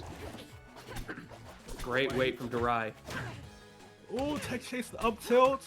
Combo to the rest hit forward tilt. The DI mix-up was crazy. And confirmed to the forward off the needles. Clean finish right there for Darai. 2-1 right now. Shout out to the person who said Darai makes Rano look like a water type. Bro, I've got some excellent news for you. You're gonna lose your mind. What do you mean he's not a fire type? What? Crazy. Honestly, like the Claren not being a fire type allegations, I'll give it up. Like, you're using the sword. You've got a relic to get you there, but It's plasma. Rano, like, Yeah, so funny. Come on now. He's next to Orcane on the character list. Like, it's pretty overt. Frog is blue. I mean, a couple of signs here, you know. There will be signs. Game number 3 does go to darai, but it was an uphill battle. It was. Needed the DI mix up at the end, needed the cheeky forward air spike off stage. It was a great coverage off stage, of course, of Landon's recovery, but that being what it took to win, to me, does put Landon in a decent spot despite being at a game deficit. Yeah, I mean, no doubt making darai sweat quite a bit is a good thing. You can potentially take advantage of going into this game. Let's see if they continue on to the tournament or not. Getting a little combo off. Unfortunately, drops it. Could be huge. Up B's the wrong way. That's heartbreaking. Darai, no. Just because you got the game to work with. Oh, man. Yeah. Like, had such a great extension there. And the way that that affects your mental can be so devastating, especially now as Landon has won a couple of interactions, which in the grand scheme of the set is not a huge deal. But for that to happen right after USD just feels terrible. Yeah, that's about for sure. Especially with how Landon playing this too. I'd imagine just trying to like mid-range it out, forcing more of these hits to come to him and just not overextend at all. It'll be hard for darai to contend with that. I don't know. It's so easy to mess up that B reverse too because you don't have a lot of time to actually input the reverse. Yes. Trade. Great tech though from darai, once again showing the prowess off stage, at least when Claren puts him there. Maybe not when he puts himself there. Another tech on the nair, but the down strong. Yeah. Big down strong chipper, 3 stocks to 1 right now. Snowballing, unfortunately, very out of darai's control. Want a way to get a game 5 potentially, but darai can still bring it back. Not out of the realm of possibility. Okay, does get a stock there. Yeah, like you said, can bring it back. It's never over till it's over. There are very clear win cons here. If you catch Claren in the wrong place at the wrong time, she can hamster death any day of the week. Yes. We need to put a hamster in this game, which is the worst recovery. That'd be so bad, dude. To like little Mac up special. Imagine that little wheel just going up like slightly. That's it. That would be sick. Maybe that'd be the. I guess Crag already has that, but that's like a side B possibly. Yeah. Is Crag a hamster? More at 11, but right now darai doesn't get the down strong because of the tech chase. Fortunate next to Donson that time though. We were talking about it, can bring it back. Only 70%. Not a bad position to be in at all. Yeah, I agree, Freestab. I definitely think of Olympia as the hamster death character. Yeah. Oh, uh-oh. Well, no jump. Use air dodge well as well. Beating the ledge. Yeah, we're getting to a game 5. The brought back close though. Well executed there. You won't get in my way. So Landon bringing us to a game 5, of course. There was the error that came out to get us in an advantageous situation, but it still does not underwrite how well Landon played to that. Ooh, we get on Rockwall too. That's an interesting choice for game 5. Or game... Well, it's game 4 or 5. I'm tripping. Game 5. Okay, the top right. Oh, never mind. Sorry. But anyway. Job 4 strong right now. Getting this pressure off. I'm a little scared because it would mean very early deaths for Rano here. Always a potentially risky counter pick this stage is. Yeah, it's a confidence stage for sure. The belief that you can hit your opponent harder than they can hit you. I do think it will be a decent choice for Rano, for darai specifically, based on how the set has gone, the number of times he's been edge guarded compared to the number of times Landon's been edge guarded. So you want a stage where they're more likely to just be killed off the side outright.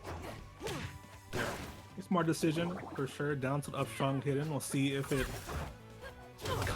works out, comes into play. Couple of back airs, thank you for that coming out. Punch the up B. Clean little fake out the movement right there.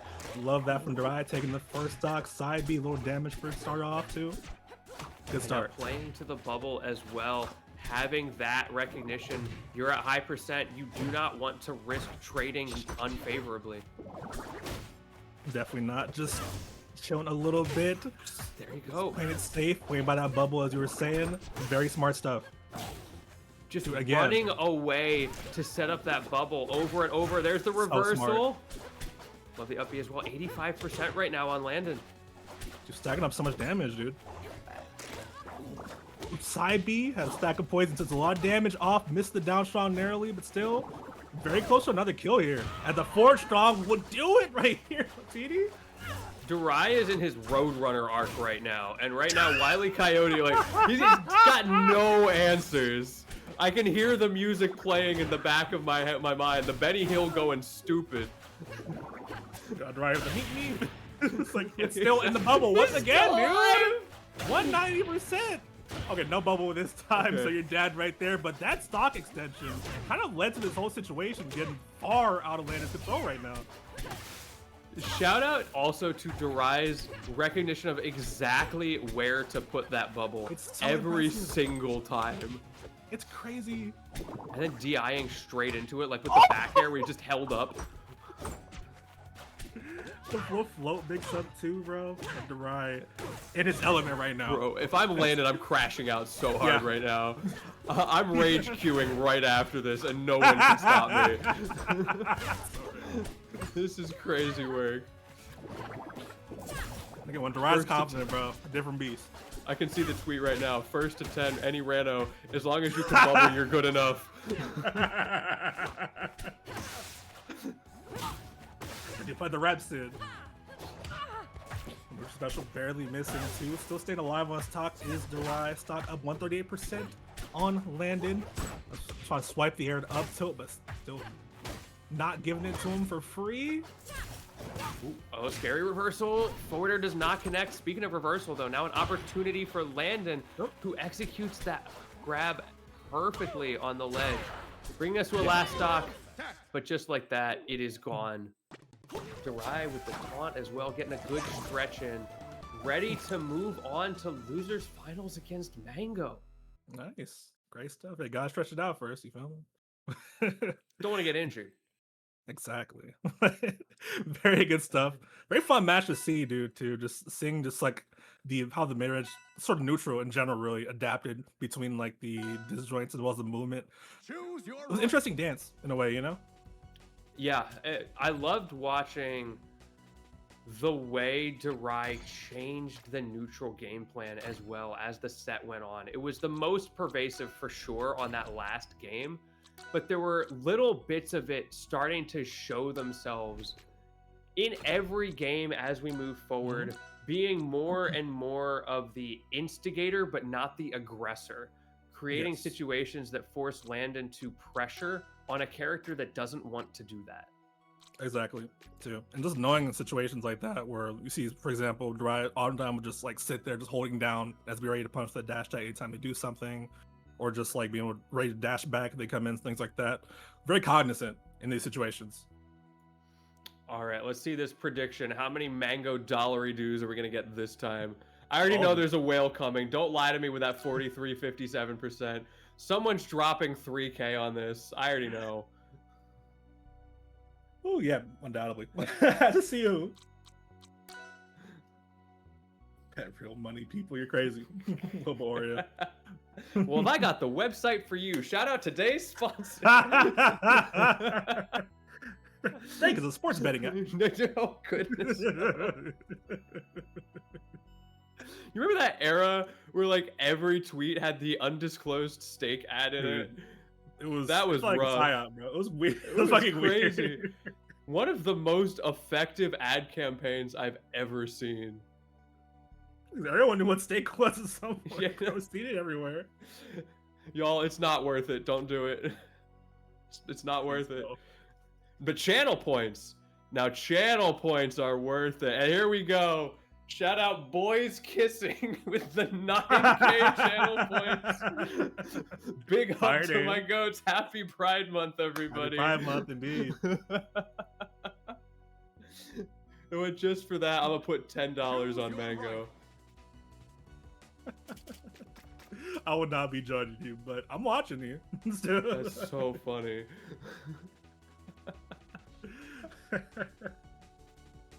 Mang0's pure neutral, doesn't care about Darai's nonsense. What are we saying? We're gonna see.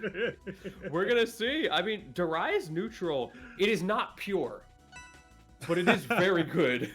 It's very good for sure. Definitely, it's a little bit of a poisoning for sure. Right. Very curious to see just how. I feel like I keep saying I'm curious to see how Mang0 will do yada yada, but the person I watch the least in this bracket naturally, But I'm very curious to see how they contend with like someone like as slippery as Darai. I feel like you don't see that kind of play style a lot or very often. This is gonna be interesting. Like, there is a potential where the neutral just devolves by like game 3 into no one doing anything for 30 seconds at a time. That's a real outcome here.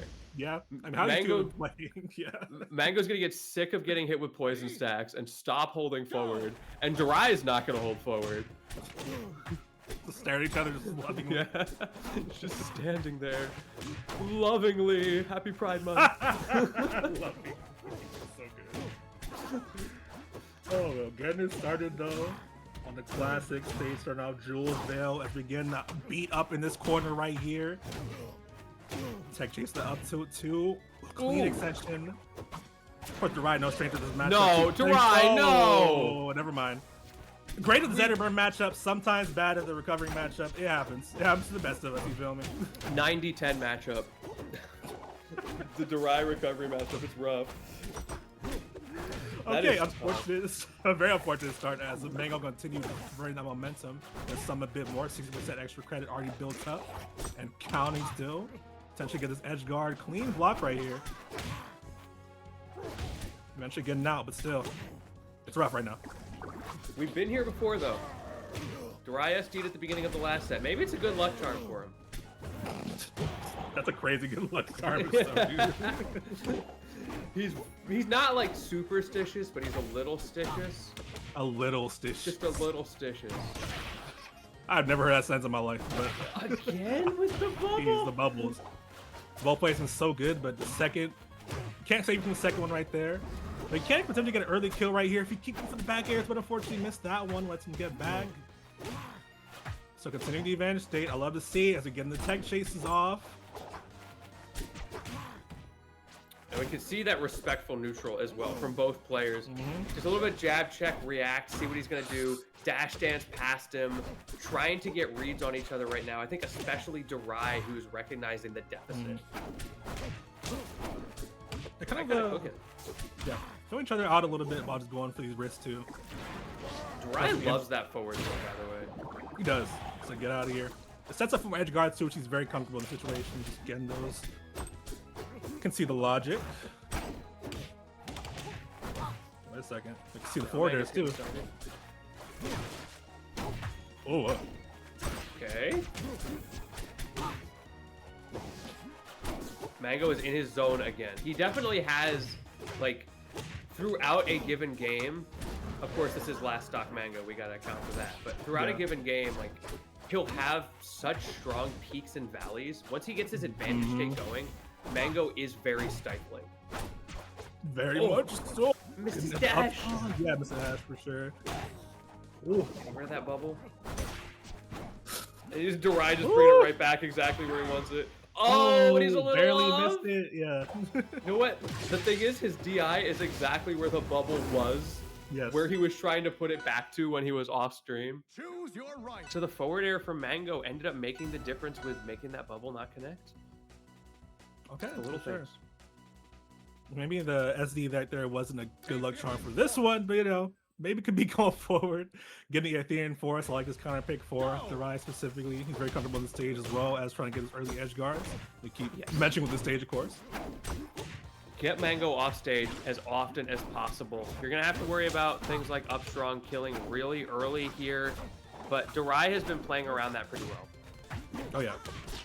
I'm gonna get caught up by too many of them. We're playing hella scrambly right now. It's paying off to Mang0's favor. Kept the jump alive, so still is alive. Empty jump up throw. Stalls the recovery. I love it. Whew. Back in the bubble with you. Bubble boy. 92%. There was a movie like that once. It was weird. Oh, just CC, just punish the shine right there, dude. I love Darai's dash dance. But you know what? At the end of the day, Mang0 keeps finding the opening. He does find the up strong. Very few stages would that have killed on, but this is one of them as Darai tries to fight for the corner pressure for the ledge trap. Can't quite get it, and it's another down air string from Mang0. Holy damage. He is not done yet. Hooks so hard with the shine, forces Darai low, and then covers it. This is that one combo, bro. Yeah, amazing this realization on that all around. And we're still not stopping, bro. We're keep going. The tag of this Pharaoh on Darai. Oh, dude, Mang0's the one looking at Pharaoh right now. Dude, chill. This offensive pressure. That is one problem with giving Mang0 a small stage is there's no escape. He carried him coast to coast. Looks like he's trying to do more. The double Dunkaroos. I hope you're hungry because Mang0 is feasting right now. Holy. Ooh, 100%. I mean, yeah, you played the dashback game or this dashback sort of neutral heavy game so much you kind of forget though. Yeah, his scrapping is just like a little good, right? that second stock combo, jump off ledge down air. And somehow strings it all the way across the stage, turns it into an edge guard, and takes the stock in a 0 to death. Stuff like that, big difference maker for sure. Again, clutch for a reason, bro. Knows how to get these finishing situations. See if Darai can adapt to it, though. It's been very close both times. We need to get the win, though. Continue on the bracket. Darai with a good start. Don't do it, Darai. Don't do it. Okay, we're good. We're good. I was getting PTSD. Right. I can hear the gunshots. The one back air, go and do it. We're continuing on in this stock. Summon the bubble for a little insurance potentially later. Side B, get over here. Trying to the up air, unfortunately, but bubble save you a little bit. Okay, stay alive in the stock for now at least. Protect the stage spike. Good punish for Mang0 as well against the tech on that F tilt. Turning it around, killing off the top. 49% on Mang0. Darai got his stock. Mang0 had to claw it back a little bit for his own. But now we're back to a pretty even game. Even stocks, relatively even-ish percent still. Darai trying to snowball that out a little bit. It's a backer hitting clean angle right there. Impossible to catch that in that situation from Mang0. Again, forcing the scramble a bit more. Some damage off. Ah, so scary. Man, Mang0's back air extensions. This is like 2025 Sophie back airs. Back when that move was just a war crime. Yeah. Mang0 is finding ways to bring it back to the height of its strength. Rewinding patches, bro, in real time. It's great. Actually. Okay. One last chance for Darai to save it in this bracket right now. Bracket life dependent on this. And forcing the scrambles a little bit. A little uncomfortable compared to Mang0, who's getting a lot of damage off right now. Just holding shield, just getting scared, just get stuck in it. Oh, Mang0 going for the F strong in the corner. Wasn't able to find it that time. Darai gets out, but it is still Mang0's turn. Goes for the fireball. Uppy is going to break him out. Breaks him out. Ooh, a little extension of dash tag 2, forward air. Bubble nearby with the back air. Didn't get anything off it. But the moonwalk up tilt. Gonna start the combo and single hit up air to the up strong. Darai is still alive right now. Okay. Beautiful from Darai. Like you said, that single hit up air. What a great confirm. And good recognition all the way through that sequence. That combo and the combo before it, reading and reacting simultaneously to the varying DIs coming out from Mang0, trying to break out of the combo. But in the end, he was able to find it. Still alive. Dope stuff, dude. Beautiful punch from both these players too, by the way. Oh my goodness. We had some crazy combos this set. Great to see the Darai shooters in chat as well. Of course, Mang0 has a big fan base, but I know Darai's got some friends, some believers, deservedly so. But now it comes down to 2 potentially more games that Darai has to crawl back in the reverse 30. Start off with the first config ram being the merchant port. Interesting choice. Not bad, interesting. Yeah, I guess it's a choice, I think, in this matchup that can be argued either way. Yes. And so I'm thinking like more to what the players are noticing about each other and feeling about their own game plan preferences more than matchup knowledge. Right. I think it's one of those matchups can like sort of come down to that a lot too, not just players but character-wise too. I feel like Darai, I would like want to say more comfortable with the space, but I mean, we'll have to see, bro. I feel so back and forth regardless. Trying to get back to the stage, sneaks back as soon as you saw Mang0 retreating, but at the same time, forward throw. Not gonna do it quite yet. No fire on him. Ooh, now he's got it though. Can you do something with it? Doesn't even need it. Just the F tilt. Barely with the tips of the claws. Those daggers are out. But now it's Darai's turn. Answering back in kind. Lower percent. Same effect. Throw 50 feet gonna do it to you every time. Very reliable stuff. Speaking of reliable, shine forward air. Stacking up a little bit of damage. Forced to recover high and get punched for that 3 down airs in a row. Swiping him. Swiper, no swiping.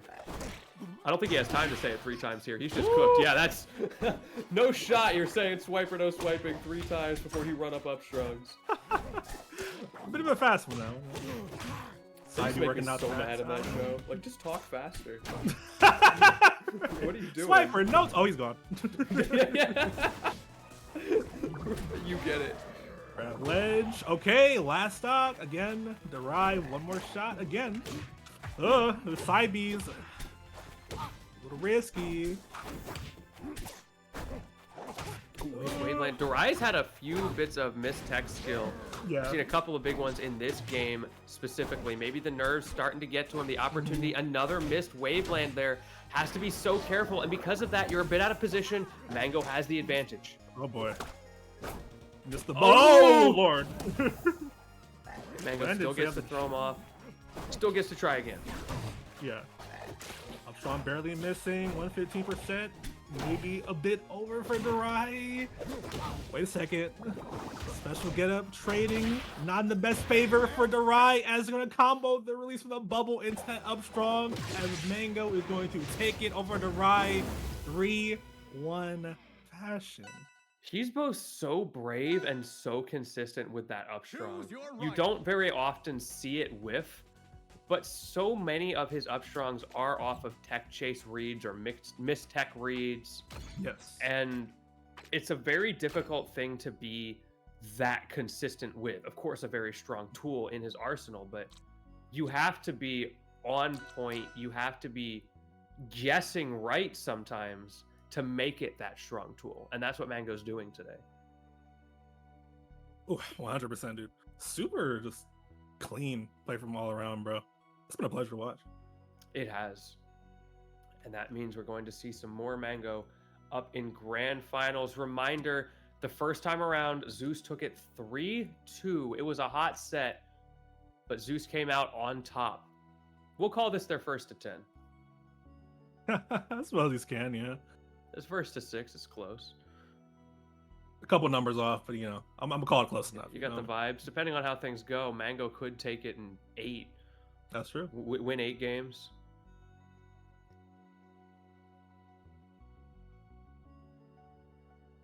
Wait. How?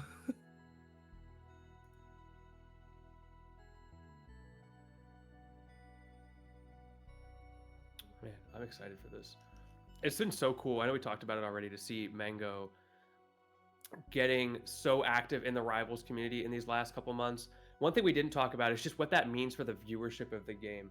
He's rocking 1.1k viewers on his stream right now, which is a lot for Rivals. Having people like Mang0 willing to try the game and take it seriously and show it off to a chat room full of Melee players, Ultimate players who are maybe interested in giving it a go themselves. I think really it means a lot to me to see him doing that. Oh, yeah. And I hope that it pays off for the community, that we get to see a bit of a resurgence yet again out of EVO. We have so much momentum right now.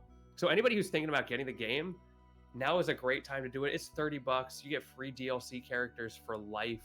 None of that FOMO, none of the having to pay more down the road. Everything you see, you can have right now. It's just the skins that you have to pay for, and even 3/4 of those end up being free anyway if you just play the game a bit. It's super worth your time. And Yeah. it goes to a great team as well. I really respect the Rivals team. Definitely. I mean, a great product, great game for sure. I mean, we around here playing it all the time, talking about it all the time, ranting about it all the time, you feel me, for a reason, right? Really we're good. passionate because we love it.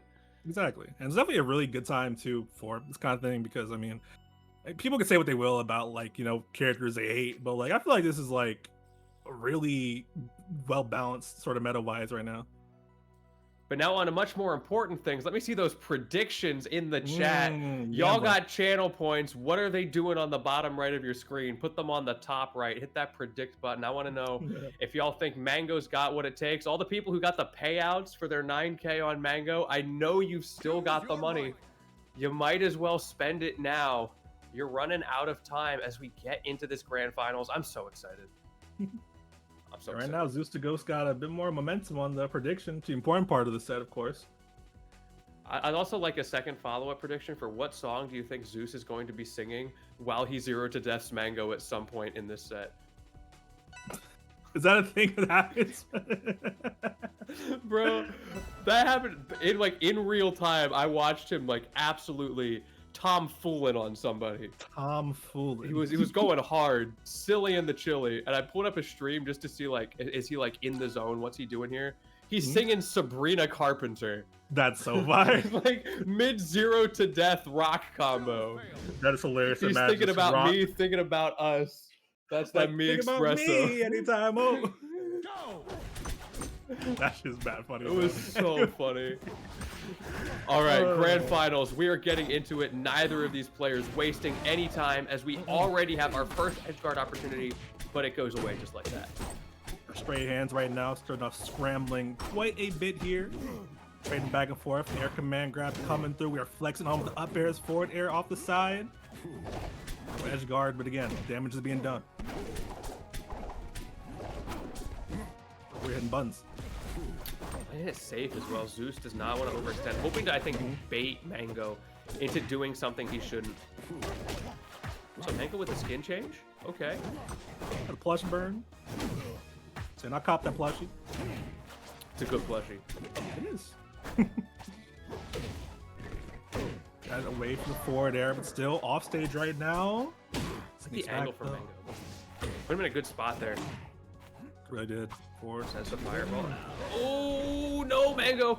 Oh, it was A close. little stressful. Yeah. I was really close. Pixels away from an SD, but this is a game of pixels and beautiful execution to Zeus to get the first stock. That's a weird little single hit of like, what was it? Up tilt that knocked him down. Was not prepared to tech that too. Took advantage of that. Clean stuff. Getting rid of that pillar expeditiously. You do not want Zeus to be able to play against that at these percents. Goes for the shine spike, doesn't get it. Love the empty jump though. No kill off that, but he's still managing to pressure more and more off stage for the rock. It makes it so hard to just edge guard him, dude. It's so good at just playing with it. Get back, using it to get back and such. And the armor of the side B as well, putting him in a good spot. And now getting reversal in this situation. Unfortunate for Mang0. Now down 3 stocks to 1. It's those occasional snowball games Zeus has a couple of times where it just feels like I'm just playing trainer mode a little bit. The momentum, you just play so well with momentum. This could be it right here. Okay, does not get the Nair reset. Mang0 DIing into the stage, and he's low enough percent that he gets away with it. With that sharking of the platforms, Mang0 reminding him, I can down air you. Very true. Down there, pretty good button, as well as that forward air, getting the kill off the side. I think it was DI on the forward air too. Good. Confirm right here. 6-7% on You're so Sebago right there. off.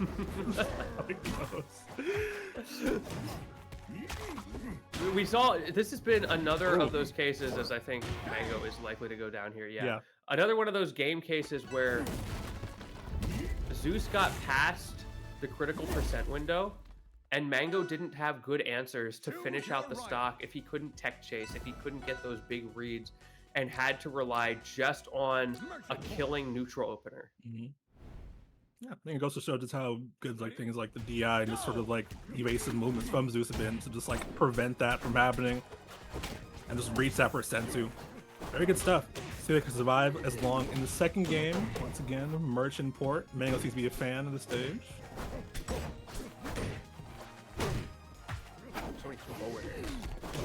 Yeah, just holding the forward right now. No dash back right now. We're just straight offense, straight hands being thrown, claws rather, if you will. I mean, that's the Mang0, right? Talk on your stream about how I need to dash dance away more and then just hold forward anyway. Basically. That's why we love him. Still staying alive, luckily enough. Didn't grab the ledge on time, and now could be potentially danger. Down air barely missing. Oh, man. That almost killed. Manages to get to the ledge. Great reaction there from Mang0, recognizing he's going to go to the ledge. Trying to punish him on his getup. Does so, but now you've got that pillar behind you.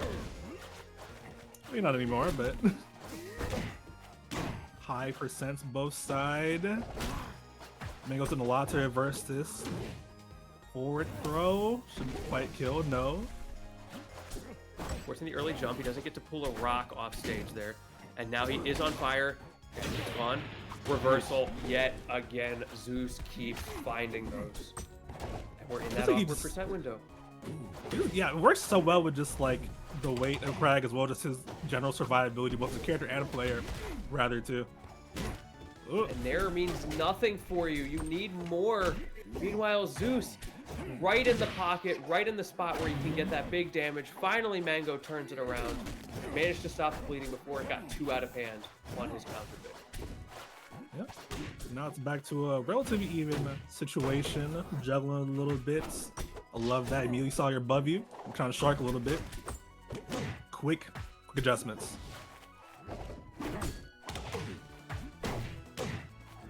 Big down airs.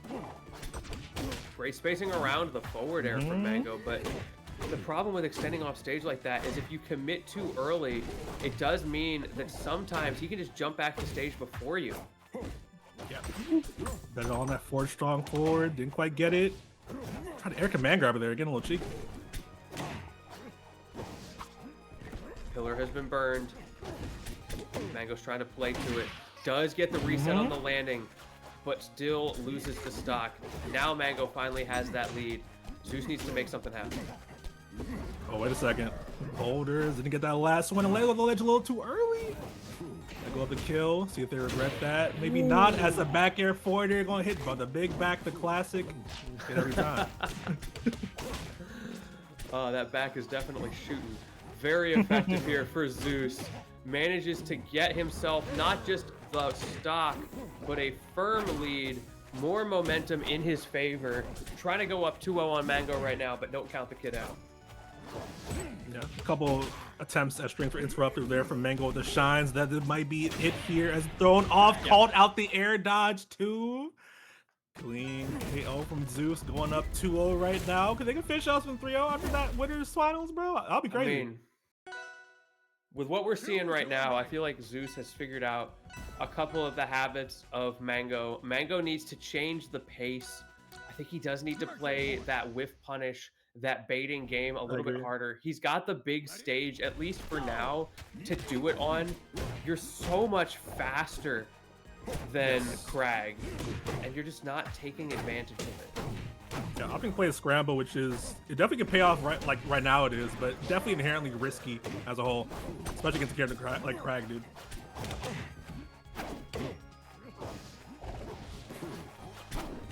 Couple fireballs.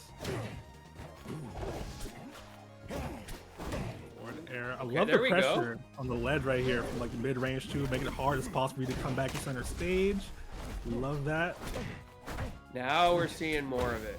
Of course, pressure in the corner, but like dash back, dash forward, shield. That's the kind of stuff just to keep Zeus from getting to do the same thing every time. Yeah, and I control where you go right now, essentially. It's very good to see. Out of the forward air situation, but still. Firm control is Mang0 right now. So many safe points being pressed. Until finally, Zeus finds the grab. Still, that pillar is in the corner, causing such problems for scary. Mang0. Oh my goodness. Text right, but scary for sure. Oh, caught by the down B, barely on the up B. Oh. Went low. Zeus didn't see that coming. Use air dodge as well. Makes it back to stage. Neither person can the KO quite yet. Ah! Scramble. Hammond both feeding for this kill. Breaks down the gameplay. Mang0 has not been able to find an answer to the instant jump off of pillar. He's been trying to go a little bit lower, a little bit higher, but he can't get the angle quite right to catch that instant jump. I think if he does, that alone will skyrocket his edge guard percentage. Oh yeah. You definitely do not want to let this percentage get that high that consistently. Keep that momentum on your side.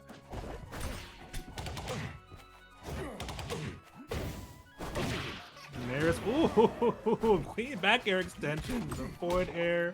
All right. Mang0 waking up a little bit in the set. Oh, yeah. Yet again, it's those back air extensions for Mang0 that are really shining above the rest. Pardon the pun. The shines themselves are not really making much happen. They're not shining, ironically. Yeah. No, I agree. Also, like, the down airs are pretty crispy. Dude, they're just lead us so much, bro. Big party starter for him right there in a lot of situations. Air command grab by Zeus. Not quite getting it. I fiend for something right here, but again, Mang0 decent command. As I say that though, you're not off stage. No jump, no resources left. You're just gone. Have to be so careful. It's very difficult to properly contest as Zetter going deep off stage like that because of how strong Zeus is on the platform of the rock. What am I trying to say? The pillar. Okay, looks like Brent's gonna keep this edge guard should be finished right there. Yep. Mang0 staying alive for now. He's on the board. On the board, that's a start. But you're gonna need a lot more than that. Going into game number 4 here, we talked a little bit about the things that make it easier for him. Now Zeus has the opportunity to take that away, banning the very small stages. And so we go to a medium-sized stage where it's going to be a bit scrappier. Definitely. Want to see, though, if sort of Mang0 sticks with this sort of mid-range dashback gameplay a bit or turns up the offense. As he said, stage is smaller, so that can change how things go a little bit. There we go. Or medium, a little bit of it.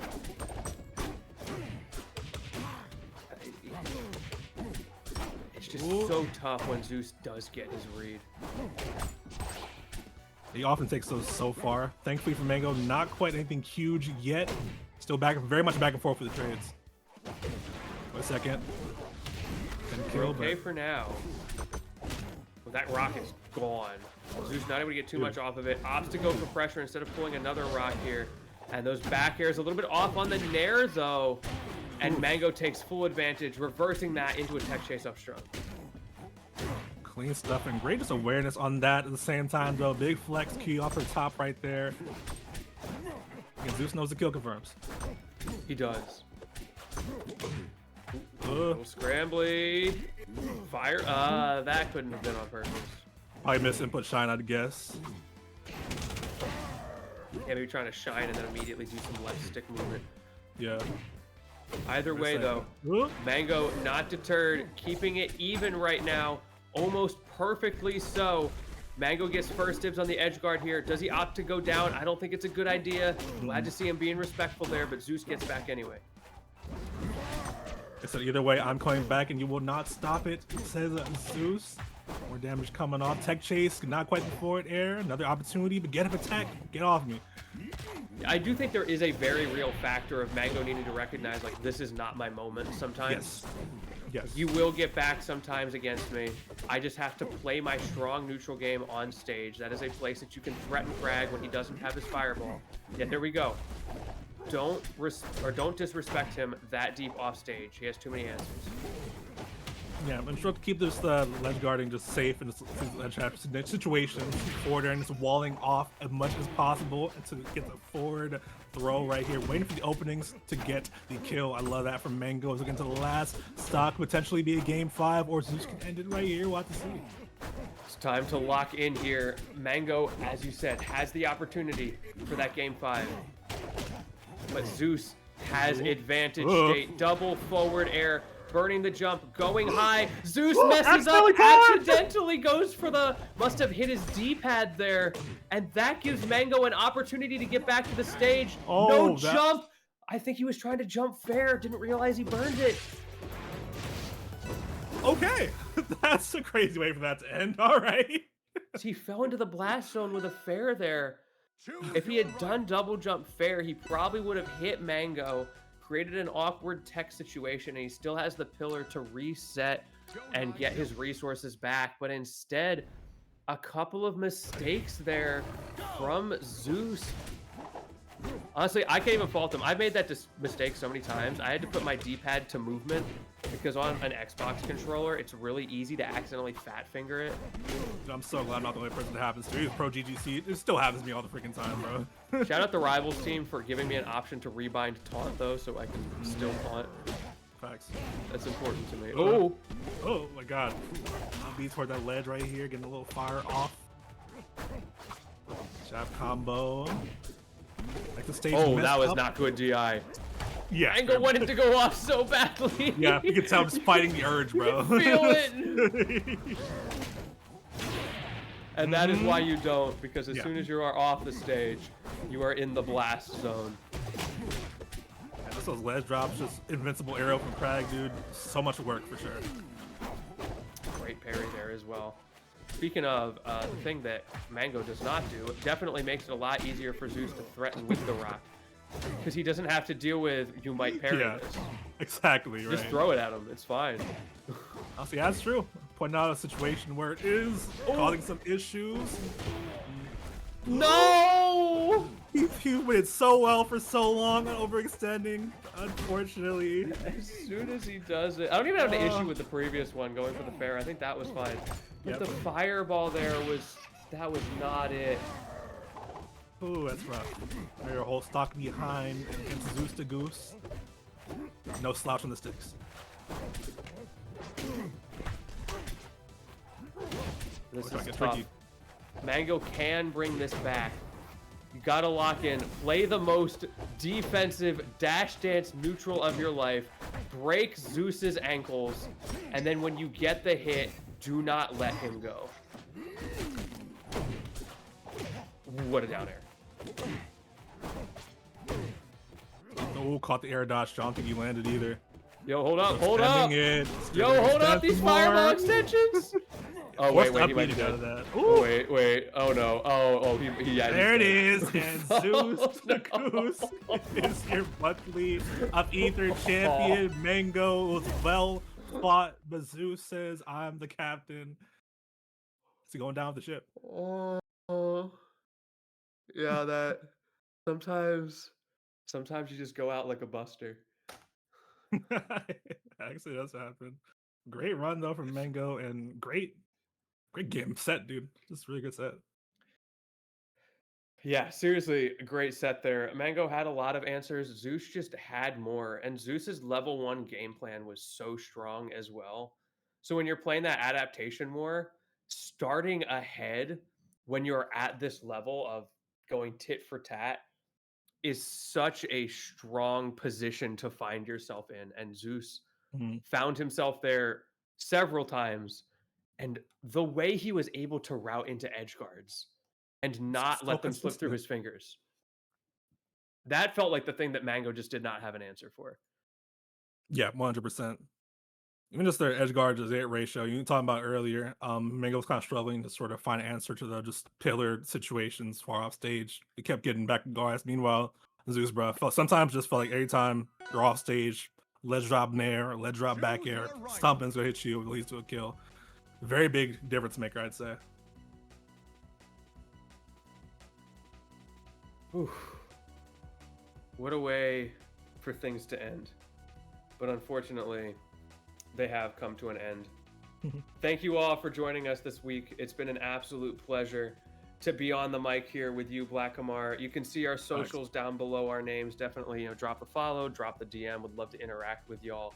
But for now, continue to support the game that we love. We are going to be raiding ZeusDahGoose, so don't go anywhere. Show him your love. Give him a congratulations. But that is going to be it for us. We will see you next time.